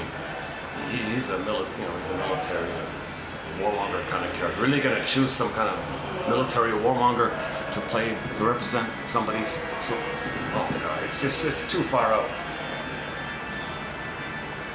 So in the propaganda, people see the imagery, they don't even think about the stories, so they're just impressed with the imagery or something. So they're trying to transfer some kind of authentic power to this piece of character. And then everybody sees his image everywhere. So that's too bad about that. But it's based on a novel by some famous literature guy, Haslan or something, I forgot his name. And in the original short play, he did it by 7 days, as mentioned earlier.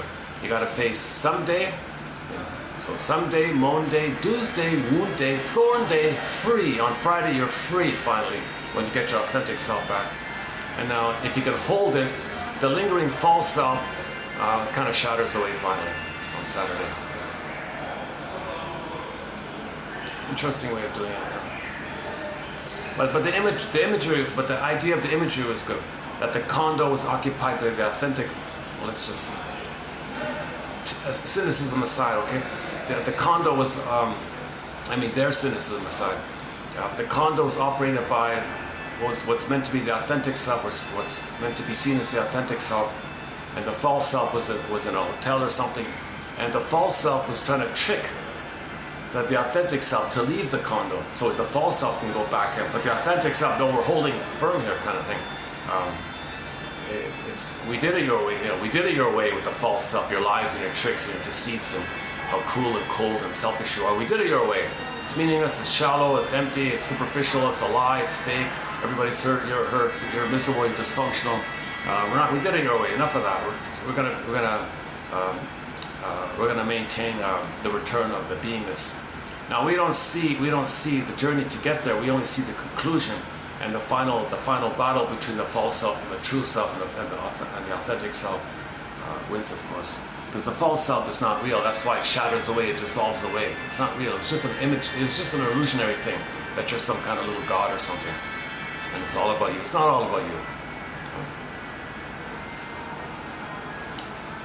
The only time a person can think it's all about them is between the age of conception to the age of 18 months. Then it's okay. Then it's tolerated and supported and accepted. That it is all about the baby. After that, But if there's trauma there, he's trapped in the mirror and he makes it all about him. He's still trapped in the mirror. How's the lighting here? Yeah, it's gonna get dark quickly here. Yesterday's video, I thought about going back, but when I posted the video, there was music above head. All the songs, half of the songs they played above head. Copyright. So you'll notice some skips in the video. Plus it's cashless, one of those cashless places. So you got the extra fees involved with all that.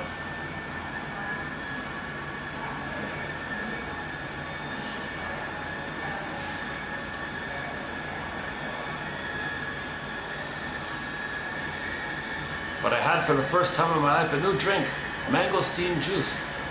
It was okay. But for the price, I'm not gonna buy it again.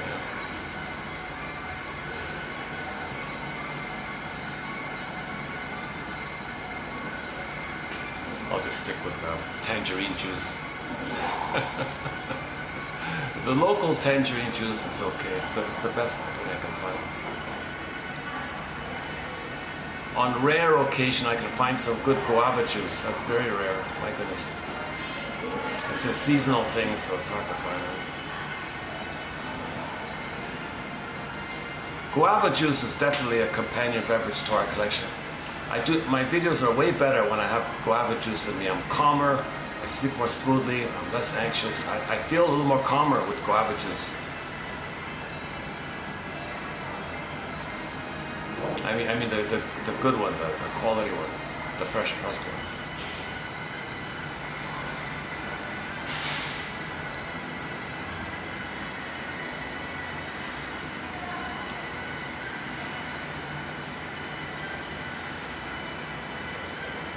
I don't buy the idea that people are going to be really interested in a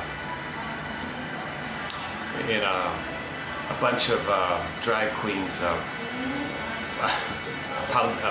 strutting around on a little stage with some DJ playing some techno thumping sounds.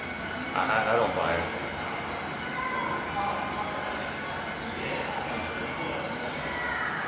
Well, let's think about a song for Halloween. Yeah, today's Halloween.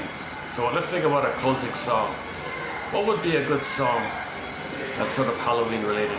Oh my God, let's think here. So at the end of every video, I close up with a song. Well, I don't have the laptop. The battery died on my laptop, and it's hard to always get the right outlet. So I haven't played music in such a long time. That's always been a fun part of the series, including songs throughout then. Most of the songs on our soundtrack have a psychological message to them. So we link a song to a psychological, like yesterday's topic about transference love, What a Fool Believes by the Doobie Brothers. That's a good example of it.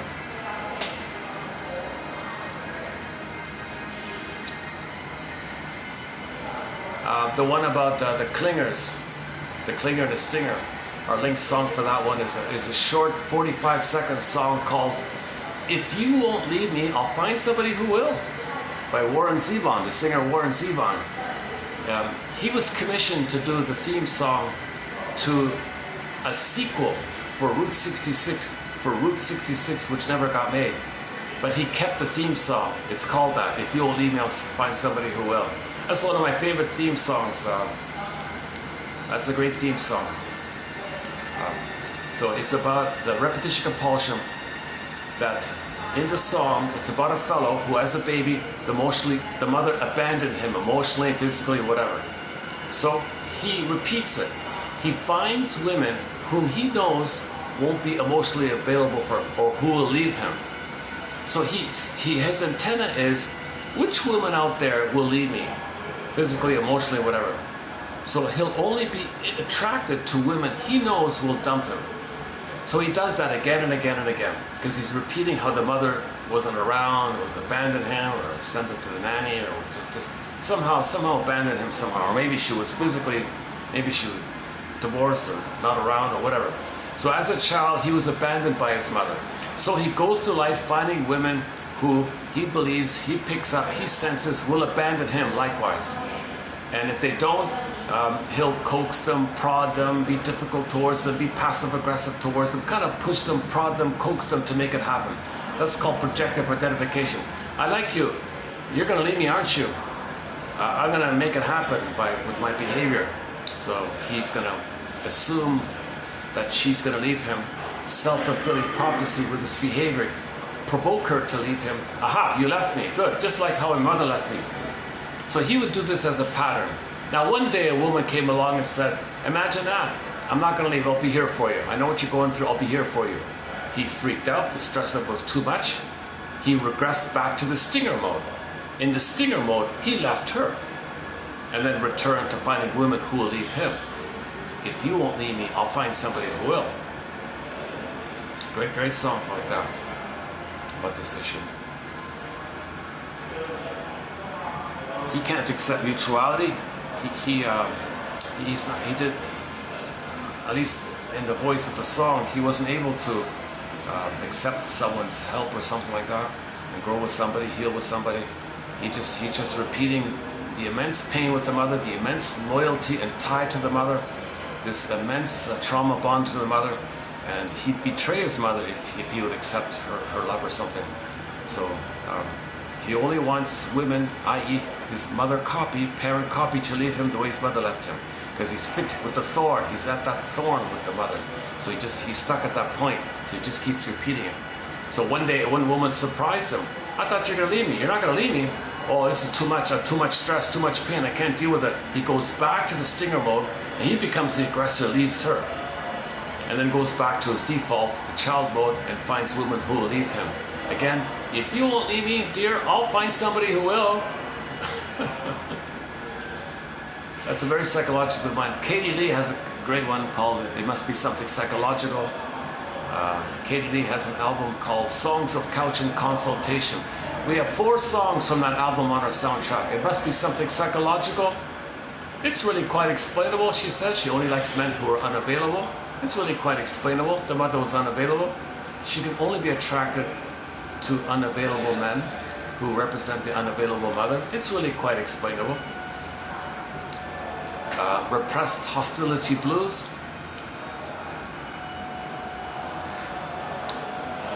Properly loved. I was never properly loved. That's my problem. I was never properly loved. If I were properly loved, that'd be a different story, but I was never properly loved. And the fourth one we have here is Shrinker Man, wise me up if you can. Give me one of your magic, say abracadabra for me. It doesn't work like that. Psychoanalysis is not abracadabra, it's not a magic breast, it's not magic words, nothing like that. It's the opposite of that. It's to build your consciousness. It's to teach you to be a detective. It's to teach you how to catch the fish when it hops out. When a fish hops up in the morning, when you wake up, to catch the fish in the net and keep it and eat it maybe. Or just to pull up contents from the unconscious. That's Rapunzel. So psychoanalysis is like a lantern, witch's garden, pull up the rampions, eat the radish, reclaim, integrate, make back part of you. It was yours, you lost it in the witch's garden, you want to pull it up. Like the radish is called rampions in German, you pull it up and you eat it. Meaning psychologically digest, psychologically accept, psychologically own, oral, like incorporate, eat, like oral, incorporate, make it, own it, own your projections. You denied it, you want to make it conscious and accept it. That's shadow work. And then you're more whole, you're more healing and wholeness. The more whole you are, the more healed you are, your symptoms go away. So in Inside Out 2, we see the Firebird coming up, and then their version of the Baba Yaga, they didn't show you Baba Yaga, but you saw the group hug where they were trying to contain the opposites. So Riley was saying, gee, am I guilty? Am I no good and defective and guilty? Or am I okay and I deserve love? Or am I undeserving of love? Or do I deserve love? What is it? He had this flipping, I'm bad, I'm good, I'm kind, I'm cruel, I'm a good friend, I'm a bad friend. She had this kind of opposite kind of like either or kind of thing. So she was trying to hold the tension of the two. That's the group hug scene. She was holding it. Okay, if you could, then the Firebird and the holding kind of came together. Then you saw, they showed you a symbol of the new sense of self, the authentic sense of self. Looked like a little atom or something. So they had a sense of self. Now she got her sense of self. She has psychic structure. Now she's got her sense of self, her authentic sense of self, which is an amalgam of the previous two split part sense of selves.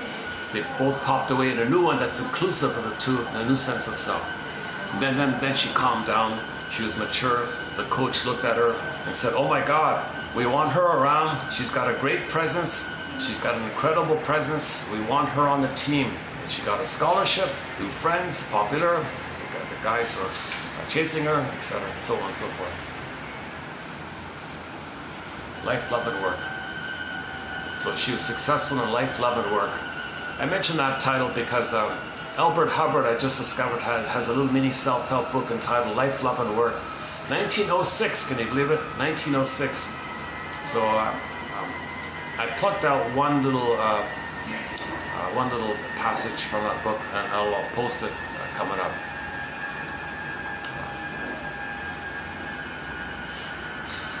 You can hear the eerie Halloween music, right? Oh, we want to close up with a Halloween song, right? Oh my God. All the songs in our soundtrack are positive, inspirational, educational. I don't really have any songs.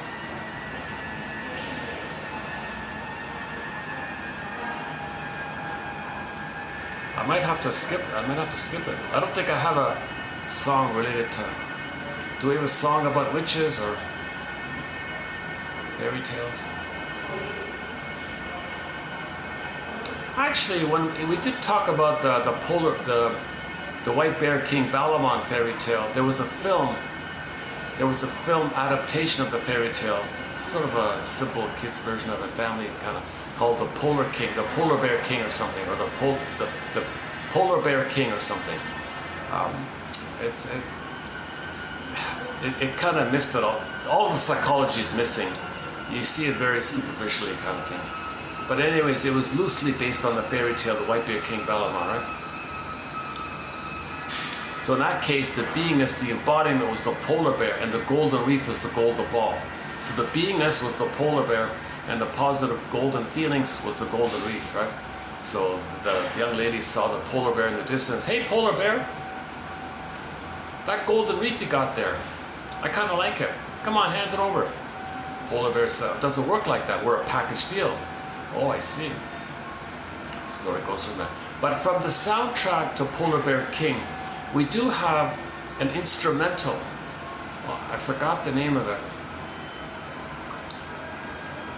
It's like a 90-second instrumental with a traditional plucking instrument, like a guitar, a traditional, like a oud. I think it's a oud, O-U-D, right? A traditional Greek, Turkish guitar kind of thing.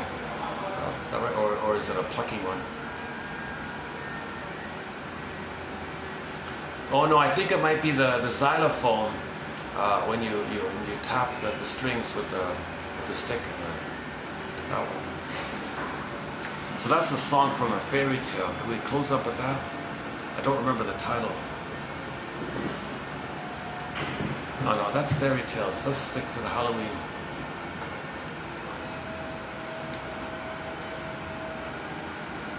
Oh boy, I really got to dig deep in the catalog. I wish I had the laptop here where I could see all the songs. Oh my goodness. What about, let's start with Triumph. Anything from Triumph? Spellbound? Spellbound. Yeah, why not? How about Spellbound? Yeah, she's a witchy kind of character, right? So in the music video to Spellbound, okay, a young fellow meets a girl who reminds him of his mother. So, whoa, he was spellbound, right? Now, what did she do to him? She turned him into stone. That's a very Halloween kind of thing, right? So she was like a wicked witch, turns the man into stone. He was spellbound. His soul became a statue, turned to stone. Look at the music video for Spellbound by Triumph. Gilmore. Well, Gilmore's the singer. The actor in the film is not Gilmore, but the voice is Gilmore. One of the co-lead singers of Triumph. Yeah, let's close up with Spellbound. Let's close up with Spellbound for Halloween. If looks could, I know she would.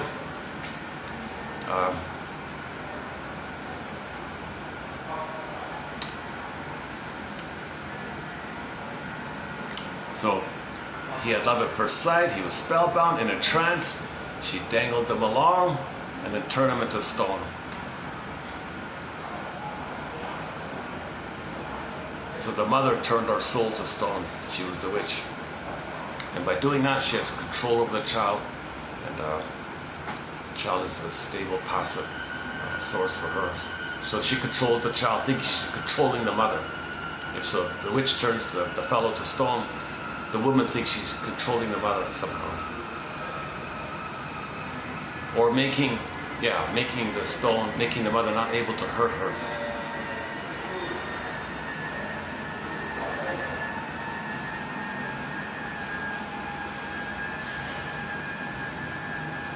Okay, let's just close up with Spellbound by Triumph. So Triumph was a rock trio from Toronto, my hometown, Toronto, classic rock band, Triumph. Gilmore, Rick Emmett, and the bassist guy, Mike Levine,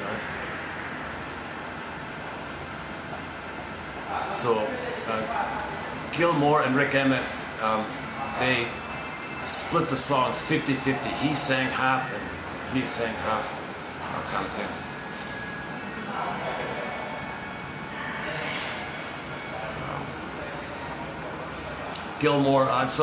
Rick Emmett kind of felt kind of used or something. They didn't appreciate him or something, so he quit in frustration. It became Rick Emmett's first solo album. It's very good. It's called Absolutely. And we've got 2 songs from Rick Emmett's first solo album on our soundtrack: Big Lie and Saved by Love. 2 good songs. Big Lie is about the environment, right? People who destroy the planet. Oh, no problem. No, that's a big lie. It is a problem. And Saved by Love is, saved by understanding. If you understand, you're saved by understanding. Understanding leads to forgiveness, empathy, and then mourning. So you're saved by understanding, saved by love. I'm just twisting a little bit that line there. So 2 good songs by Rick Emmett there. But anyways, he used to be one of the co-lead, one of the main members of Triumph.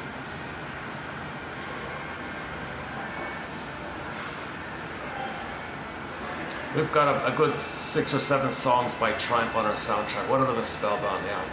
So let's close up with Spellbound.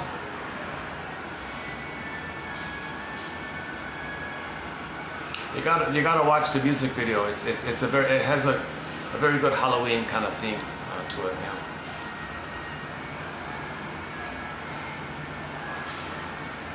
With her icy stare. With her icy stare. Medusa.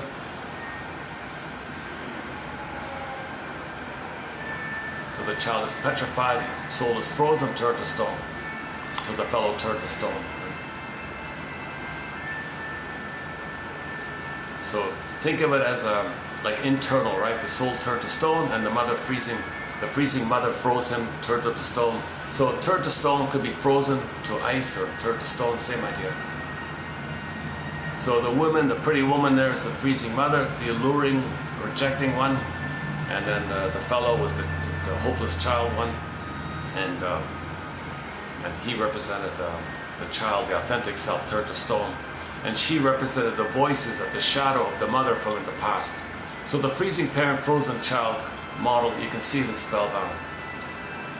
And the frozen child became the frozen child. At the end of the video, he became a frozen child. Like he was frozen in this block of ice, block of stone.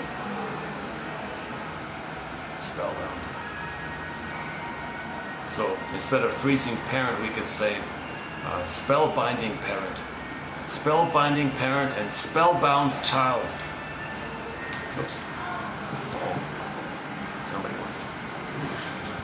No? Okay. Somebody wants to use this or something. Okay, that's okay. Let's wrap it up. Time to wrap it up. Let's see how's the battery here. Battery's holding up. 547. Look, it's so dark already. Eh? Oh, I see. Yeah, okay. Is that right? The days are gonna get shorter from now. Yeah, I guess so.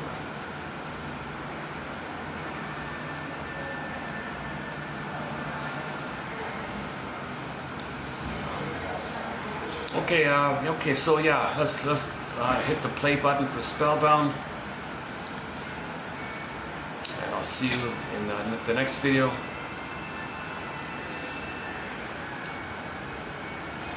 So coming up, we got quotes from Alban and Paul about how drinking and smoking and cookies and things triggers up fantasies. So it's about self-hypnosis. To get away from the pain, just hypnotize yourself to the time when you were a blissful little happy little god. That's their theory. That's their theory.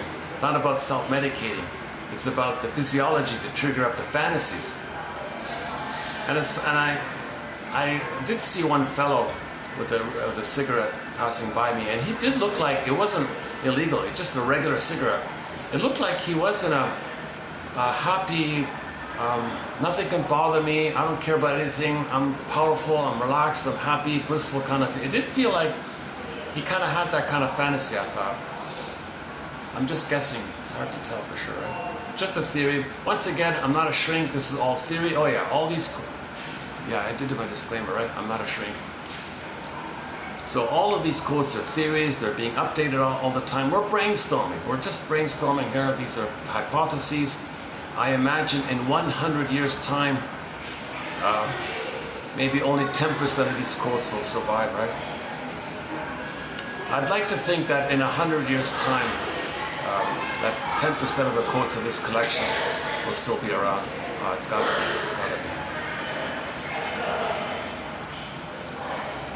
Is that fair to say that 10% of the quotes in our collection are 100 years old? We've got some old quotes from old books. We've got some quotes from like 80, 900, for Fenichel and Ferenczi and those guys, Hans Lowalt and all that. That's the 40s and 60s. A lot of quotes by Burglar, mainly from the 40s and 50s. They're not quite 100 years old. Most of the quotes are sort of maybe like 50 years old or 60, 70 years old.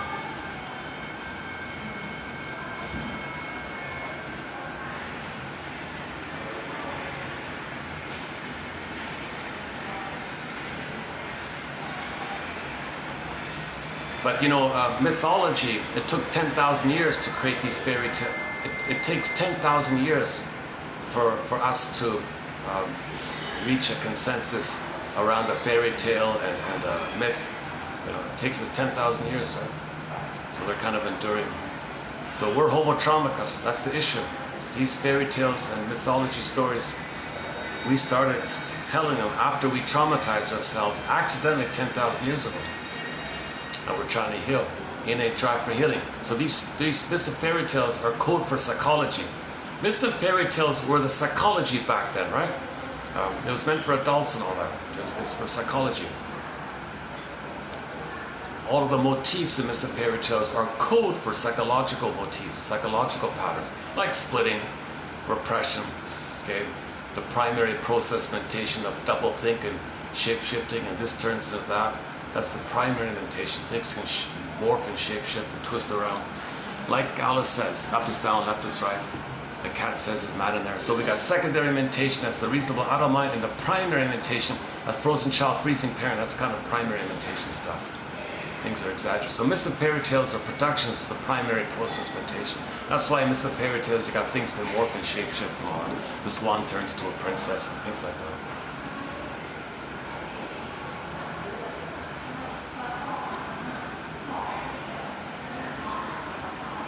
Today's a little longer, right?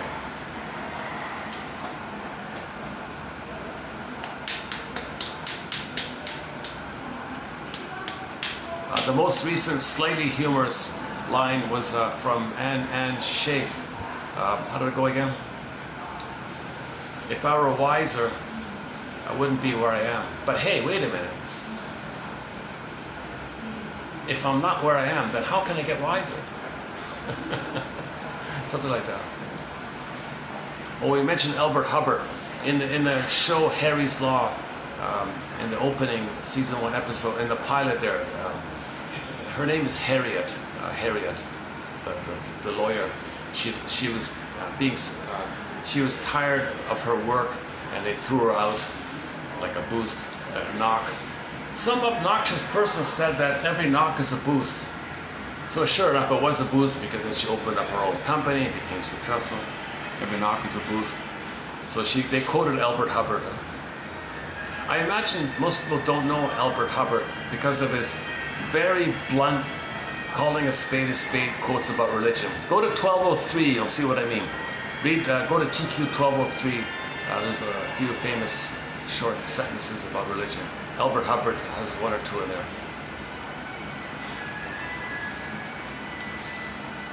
Religion is packed with psychology. Just open a suitcase. It's just filled with psychology. You can understand so much psychology if you just put religion on the couch. Now, the context here is whenever we mention religion or religious stories, it's only specifically in the context of when religion is being used as a tool or adjunct or branch or part of the pillage and the plunder. Only in that context. We're not talking about people who are victimized by the plunder system. Okay, just leave that, people are in pain by being plundered, so Jesus Christ, can't take away whatever. But the aggressors, that's the issue, because in order to pillage, you don't want people to have differentiation. You want to keep the pin. Religion keeps the pin in the collar. The purpose of religion is the birth will put the pin. Religion says keep the pin in, don't feel. So how do you do it? Don't resolve splitting. Don't resolve splitting. Maintain splitting. Maintain adversarial thinking, oppositional thinking, either or thinking. So you got stories about heaven and hell and all this. Maintain it. So how do you maintain it? Well, promote the phantom placenta in the sky, the phantom breast in the sky. Imagine a link, you feel good. Did you like that? So you can poetically trigger what you felt when you were one with the mother. You get a blip of that. You feel important, you feel good. Put money in a basket, see you next time. Part A, that's to maintain the splitting. Okay, so when you focus on the missing breast, or the missing, imagine a cord to your placenta that you lost. That's why they sever the placenta, so they can tell you it's in the sky.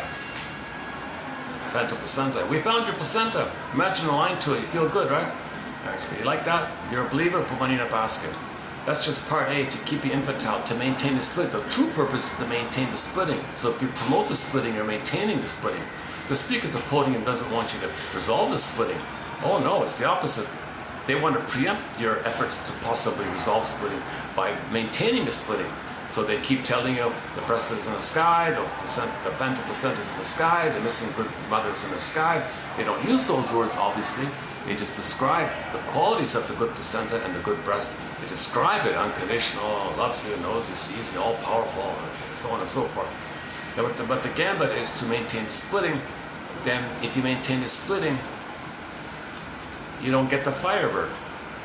You don't get your beingness. That means you don't feel flat affect. And if you don't know what's going on inwardly, as a reflection, you don't know what's going on outwardly. Now when people are traumatized, they identify with the aggressor and treat others the they were treated. So in order to pillage, mother pillaged the soul, religion maintains it, then people are turned into flying monkeys, and so on and so forth. So I'm not going to get into that too much. How did I get on that point? How did I get on? Albert Hubbard. Oh, Albert Hubbard. Oh, that's fine. A very good line from the Harry's Law show is there was a guy there who was sort of a kind of like a mascot comedian, kind of lawyer kind of thing. That was his sort of he was sort of a Don Juan playboy comedy kind of guy, like, but his routine was wearing out, right? So he had a midlife moment. The scriptwriter gave him a midlife moment. He said, "Oh my God." So he tried his funny tricks, it didn't work. He said, "Oh my God, I wonder what's worse, to realize you're no longer what you were, or that you still are what you've always been." I think that's right. That's a great line. I think it's a pretty good line.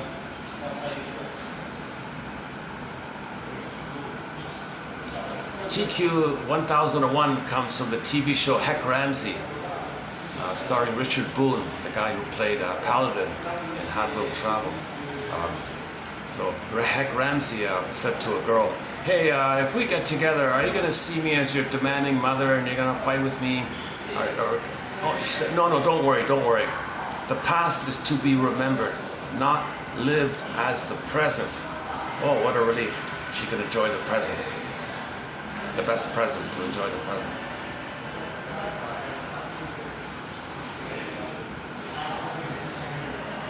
Also from the Heck Ramsey show, there's the episode about the feather, about the indigenous people. That's a very good, that's a key one there, where Heck Ramsey balls out this narcissistic, arrogant little young guy.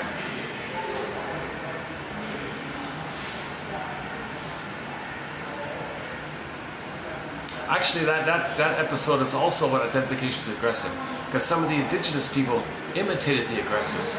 The aggressors did the aggressive thing, and some of them imitate them a little bit. That's identification with the aggressor. When you're so overwhelmed with pain, you become the aggressor.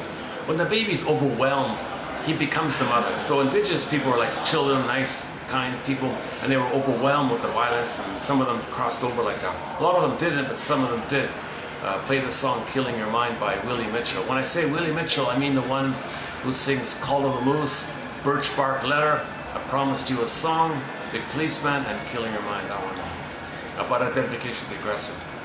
So some indigenous people imitate the aggressors a little bit. And this arrogant guy didn't know that. And Richard Boone, Heck Ramsey, played by the actor Richard Boone, bawled them out. That was a great scene. That's the most memorable scene, I think, for myself. The TV show is called Heck Ramsey. It ran for 2 seasons. It's the episode entitled "The Mystery of the Feather." The Mystery of the Feather, or something like that. Mystery and Feather is in the title of the episode. It's on YouTube, yeah.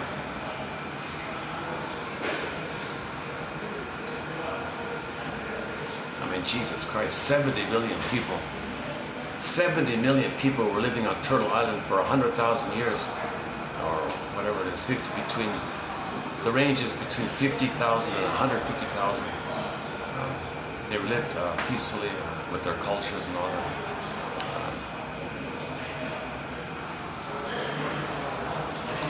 And Anne Shape was saying, that some little girl, indigenous girl, asked her mother, there were 70 million of us. A few hundred destroy us all. They had guns. Why are we so nice to them? Well, that's all we know. We're peaceful people. We didn't know they were so violent.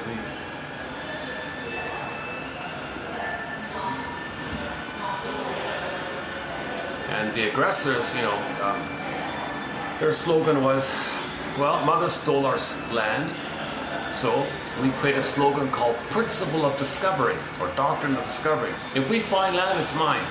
That's what Mother did to me. Mother found my soul, she took it. She was a robber baron. She plundered and pillaged my soul like that. So if we find land, okay, that's a reflection of our inner state. A reflection of our inner state. If Mother plundered the baby's soul, it's an inner state, it's a memory, it's a psychic structure, template, intrapsychic model, endopsychic structure, intrapsychic structure, it's inner, it's an inner state. So it's reflected outwardly. So you do it outwardly as a reflection of the inner state. The inner state's like guiding the outer behavior.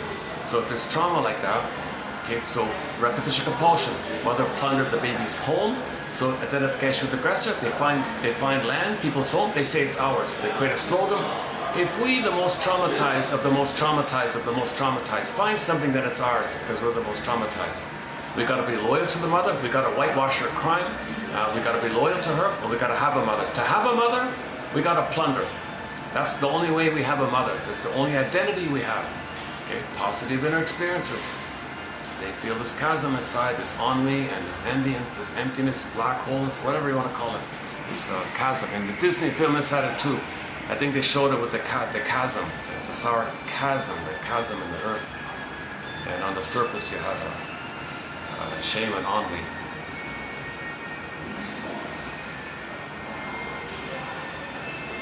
Well, ennui, but they said they were going to put shame as well on them. Okay, so for a discussion of Inside Out 2, 2840, back in mid-June of 2024, it's a 3-hour video. But there have been numerous sort of updates following that till now. So nostalgia we talked about, and then ennui we talked about. And then recently I learned that they were going to include 3 other emotions, i.e. shame. Oh boy.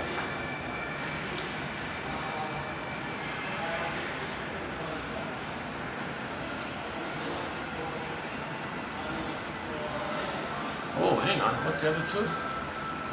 Well, shame's the key one, right? What's the other 2? Okay, let me look it up. I forgot the other 2 already. Yeah. But if shame's going to be on the surface, the under reflection of it would probably be, well, shame and ennui would be on the surface to reflect the under.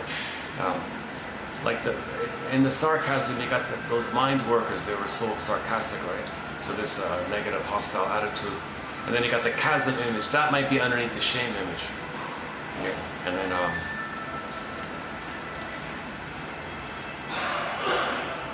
oh, schadenfreude. So on the surface, they're going to put schadenfreude because joy was bottled up on the other side. Okay, so anxiety on the surface, fear underneath, and then envy for the anger underneath.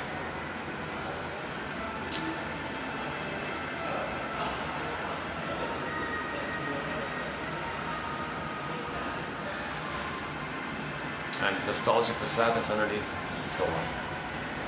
So we talked about, we added schadenfreude, shame, and jealousy was going to pair up with envy. Yeah, okay, so they added jealousy, schadenfreude, and shame on the surface for inside, but it was too much, so they didn't include it. But they were on the verge of including it, so I decided to update Inside Out 2, assuming those could have been there. Well, what would we say if they were there, that kind of thing. So as it is, there are 10 emotions in Inside Out 2, like sort of like pairs, like 5 pairs, one on the top, one underneath, 5 pairs. But then I updated it when I added the other 3. So if you can't feel sad, you got nostalgia, take you back. Okay. Baby had immense fear, bottled up, that later on translates to anxiety, because in anxiety you're reminded of the old fears, and when you're reminded of the old fears, it comes to you in the form of physiological responses. Okay, so anxiety, nervousness, and stuttering, and manic behavior like that. Maybe she had shallow breathing or poor blood circulation, physiological area. So fear, anxiety, nostalgia, sad. Okay, and then in the 10 model, you got ennui for joy underneath. Embarrassment for disgust, who also played shame in that model. And finally envy for the anger underneath. That's just my working hypotheses about the 5 pairs. But the key one is joy, sadness are underneath. So at the conclusion, you want to get joy and sadness up. So they all came up, and first sadness and then joy.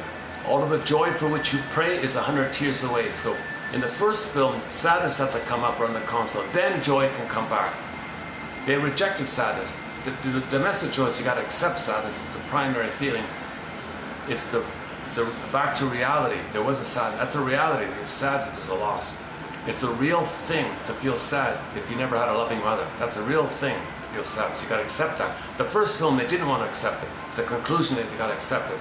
So in the number 2, they said, "Hooray! Sadness is in the house." So they accepted it. So finally they accepted it. But then sadness was bottled down. Then you got nostalgia as a defense against the pain around the inability to feel sad. So to avoid the pain of it, you just do the Fawns thing. Season 11, episode 14, the spirit is willing from the happy days, where the Fawns went back in his dream, and he bought a haunted car. He bought a haunted car, and the woman in the car, her psyche went into his mind, and he had a oneness like that. He had a fantasy. He's one with the girl in the car from the past. Interesting episode. So when we talk about nostalgia, our linked TV show episode for nostalgia is The Happy Days, season 11, episode 14. The spirit is willing, about when the Fawns buys a haunted car. Oh, look! Speaking of cars, look at that one. Oh, look at that. Oh, geez. Well, that's a real.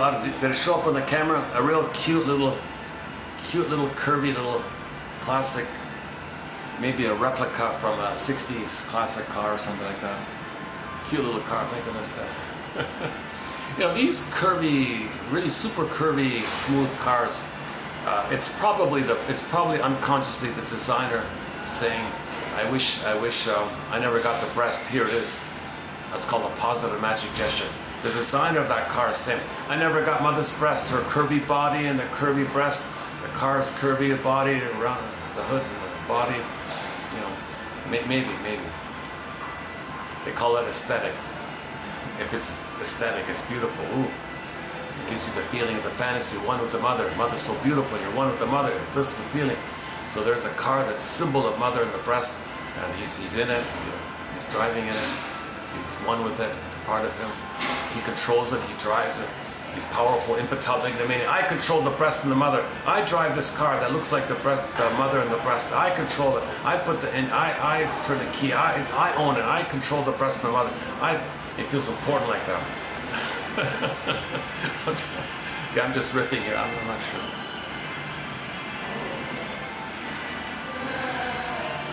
But for more on that point, check out Edmund Berger's theory called positive magic gesture, saying what he wanted. I wanted that. Like if people are nice to people, sometimes they're saying, you see how nice I am to people? Well, I wanted my mother to be nice to me. I'm showing it. That's what I wanted. Now usually it's negative. You're negative towards others. It's a negative magic gesture. See what my mother did to me? It's negative. I'm showing you what you did to me. Negative magic gesture. I.e. identification with the aggressor. Negative magic gesture. Magic gesture. Really shaming others? You mean you think magically you're going to be healed in the past?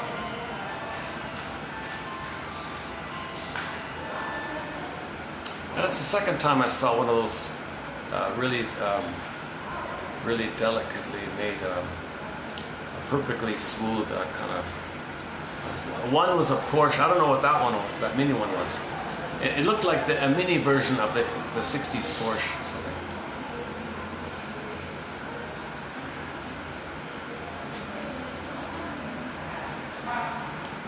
Don't worry, I won't take you to the drag show. I'm not going to show you the drag.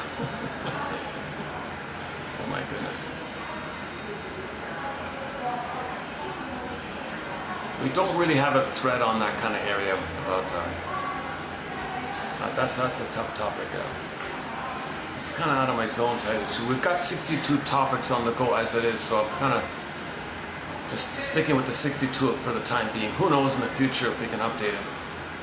It's a little out of my zone there.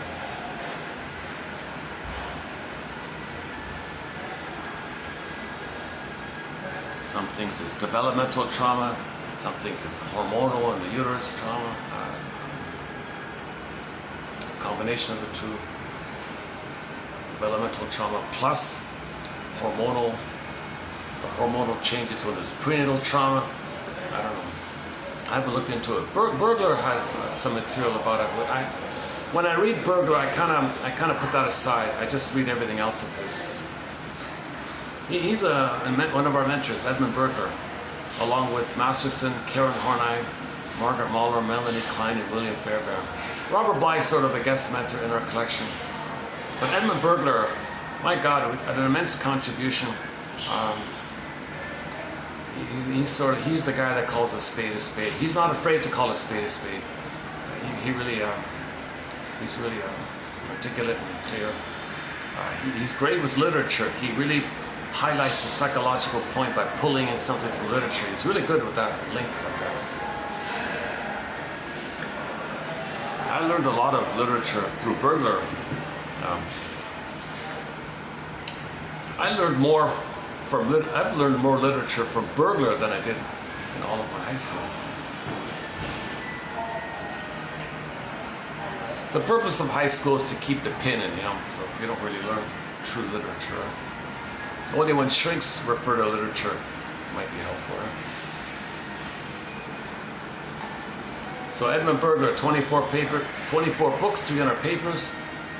The number one, what appears to me to be the number one most prolific author of psychoanalysis, direct into English. He wrote directly into English. There's no middleman. There's no disturbed translation in the middle.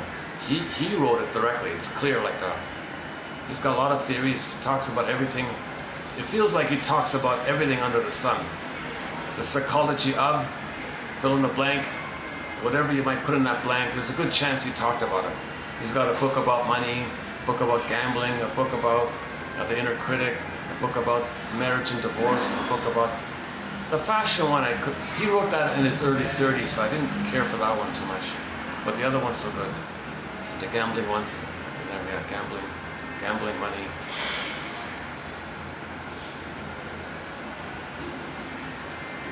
In the book Divorce Won't Help, one of his points was, he said to a guy, "Oh, you think divorcing your mate means you're going to divorce from your inner conflicts? Oh no! Your inner conflicts will faithfully follow you into the next relationship. So address your inner conflicts now, here, and you'll save your marriage. Divorce won't help. Divorce won't help.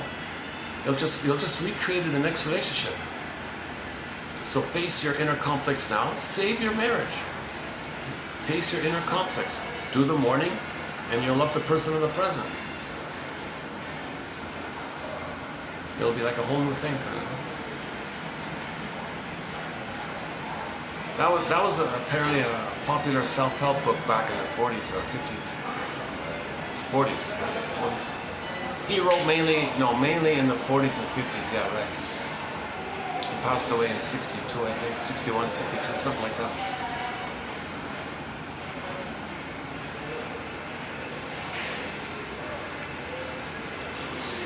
How's the lighting here? Is it a little better like this? How about like that? It's the same kind of thing, right? Let's try this last. It's hard to get. Oh, that's a little better, right? I do it like that.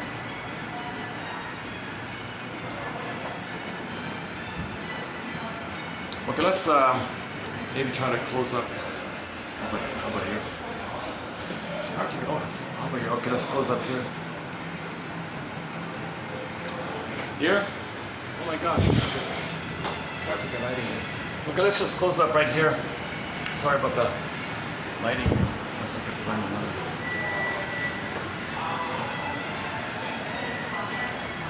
But just, how about right here? I'll leave it on the wall. Okay, for the love of narrative medicine, thanks very much. I'll see you in the next video. Yeah, so let's, once again, let's hit the play button on Spellbound. Thanks very much. I'll see you in the next video for the love of narrative medicine. Thanks very much. Spellbound by Triumph. For the love of narrative medicine and for the love of strange medicine. A lot of these quotes are strange. Back in 3 videos ago, that third one was very strange. It was so strange I didn't read it. I didn't even want to read it because it just seemed too strange. If you want a really strange quote, I mean one of the strangest quotes, it might be that one, that third one, back in 2915 by Clark, L. Clark, that guy there.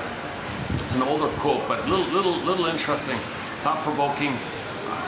It just seemed a little too strange even for me. For the love of strange medicine and for the love of narrative medicine, I'll see you in the next video. Thanks very much. Spellbound, please press the play button. And yeah, I'll see you in the next video.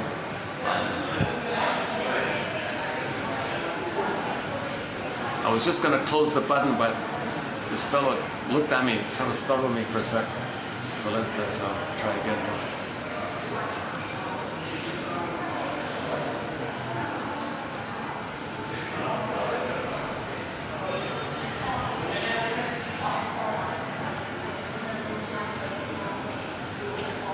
No, I don't see anybody on the stage over there, so it's not on yet.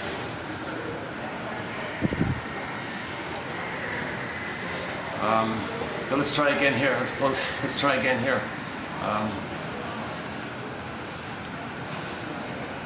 Let's close up with that quote from the Harry's Law Show. I wonder what's worse, to realize you're no longer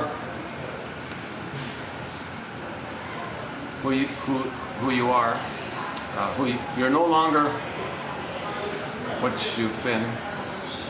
You're no longer what you are. Okay, what's worse? To realize you're no longer what you are, or that you still are what you've always been.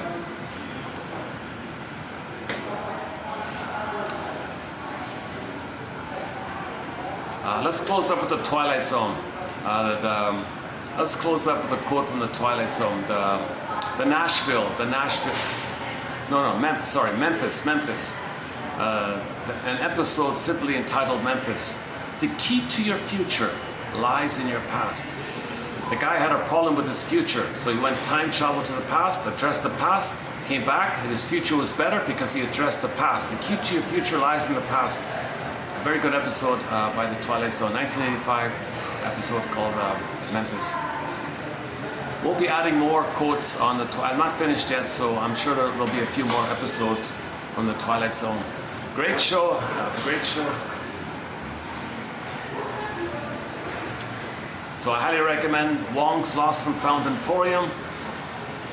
And just start with that one. That's a good place to start. Wong's Lost and Found Emporium, the new Twilight Zone, 85, 86, 88, one of those ones. And I'll see you in the next video. For the love of narrative medicine, thanks very much. I'll see you in the next video. Spellbound.